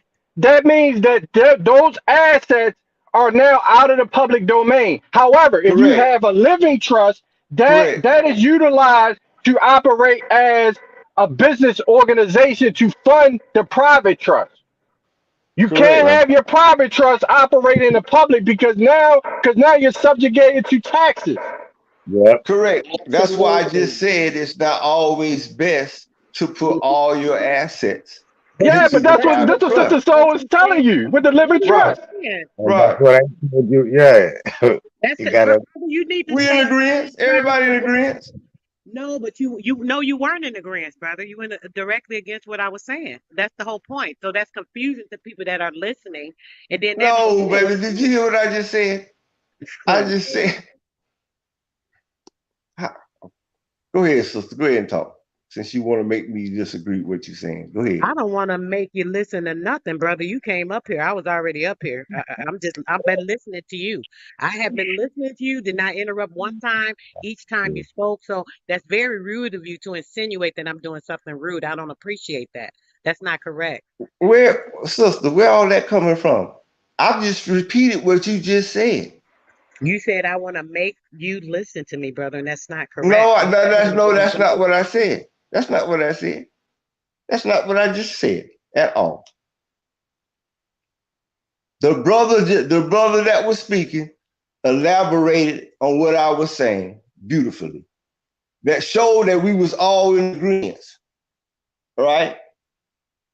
And then I made a statement, and then you said I disagree with what you were saying.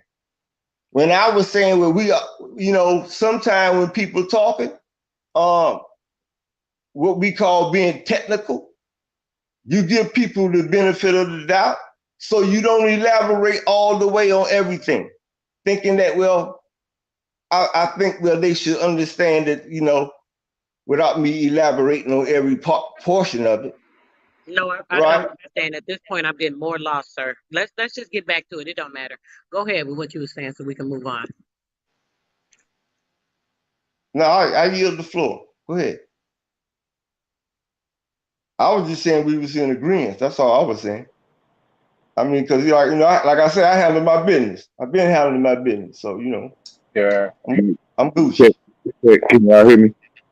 Yeah, we hear you, bro. But All right, cool, man. We on the 5 hour mark. I ain't about to get the hell up out of here. I try to hold it down. Y'all want to hold it down, y'all can, but I'm getting up out of here. I'm about to go do some work. Um, I'll give y'all the opportunity to decide. But I gotta go. So if y'all want to keep kicking it, what's up? that's cool. Hey, TV. What's up with the DVD shop, man? I need to go over there. What's to expect over there, man? What's new? I mean, we uploading new stuff every day. I mean, literally, like we just released this collection, the Gunslingers, and that was like what, yesterday, 2 days ago, or something like that. And now we got a new collection. So what are these Uh, NFTs? These like NFTs or something?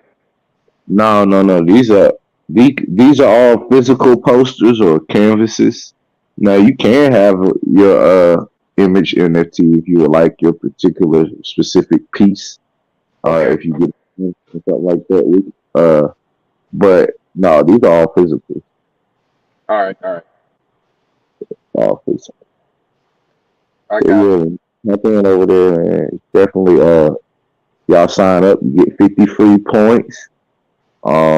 And like I said, I'm gonna be finishing. That's why I need to go because I need to work on the loyalty program and finish that today, so that I can let y'all know what kind of tasks and things that you could potentially do to earn more points so you can redeem them for free art. So that's what I'm working on today. I'll try to get that done by the end of the day and get that integrated. You know what I'm saying? So that's what I gotta go. I can't be up here all day. I got real shit. Shout out to my brother Roger W for donating to the channel, as well as Somebody, let me see who this is. Real quick. Let me give Pop a shout out. Yo, brethren. What do you Yo. mean? Yeah. So I see it say hero. So what's that? They Egyptian comet vibe you be on or what? Nah, man. I got a page, man. Oh, Explain just who I am, man. What hero mean? Tell me the meaning of that. You don't know what hero mean? I'm asking you, bro. I'm asking you. What HE stand for? Oh, that's how you see it. Oh, okay. Well, that's the way it is. Mic check. Can y'all hear me? It stands for helium. Yeah, we hear you. Helium rays. I just had a thought that You know what they call helium rays, right? Sunshine. I Wait a just minute, had bro. a Wait a minute. Hold on, Like- brother. The brother's talking. Yeah, y'all relax. I just had a thought. Hypothetically speaking, I don't know technically if I'm supposed to be live. So because of that, I'm going into live in an attempt to be able to live in the future. Okay. I'm gonna go ahead and end it now so that potentially, like while I'm not here, nothing takes place that could potentially get the live shut down. I would potentially do that, but y'all already know what time they on with this platform. So, yeah, I'm gonna go ahead and shut it down. Then I'll be with y'all tomorrow at some point in time. Like I said, I got a lot of shit to work on, so I got to get the hell up out of here. But I do appreciate everybody for coming through, man. Appreciate you, brother. Have a good day. In the back chat. I'm gonna check out your picture. Put the what? Go to the back chat, Andre. Hey. Oh yeah, y'all know y'all could always use Aboriginal TV Unchained if y'all want on Telegram. Y'all can always go in there and continue the conversation, chop it up, all that good shit. Like I said, I just got to get the fuck off of YouTube. At the end of the day, I appreciate everybody and their time and energy, all the love and support. Shout out to Kevin G. Shout out to Roger W. for supporting the channel. Shout out to everybody who pulled up at DVDstore.shop. Make sure y'all sign up so y'all can get y'all free points. I will be uploading the loyalty program as well as the items that will be able to be redeemed once you reach your goal. Until then, gang, I'll see y'all on the next one, man. I hope y'all have a great rest of the evening. Big up Chiapas. Chiapas don't come out way. I feel I want to pick Chiapas. Yeah, man, y'all be easy. I hope y'all have a great rest of the day. Until next time, shout out to all the American Aborigines. We out of this bitch, gang. Yep. Peace. Wild Indian, yeah. Hey, V, line them up. I'm a wild Indian, you know I go crazy. Ain't really Indian, that boy fugazi. I just keep it player, you can never play me. You got an ass so fat, girl, let's make a baby. And another one. Then I'm back to the trap, I'm trying to double some. She a bad woke chick and I love her tongue. We some jurisdiction boys, we some 101s. Look, don't compare me to no Martin dog, I'm like Malcolm X. Die about our freedom, we'll leave a cracker stretch. Round of applause, boy, you know we clapping text. Chucky dog, Child's play, yeah, nigga, that's what's next. Open up the cans just like Arizona. Pull up masked up like we got the Rona. We set up jurisdictions when we buy the corner.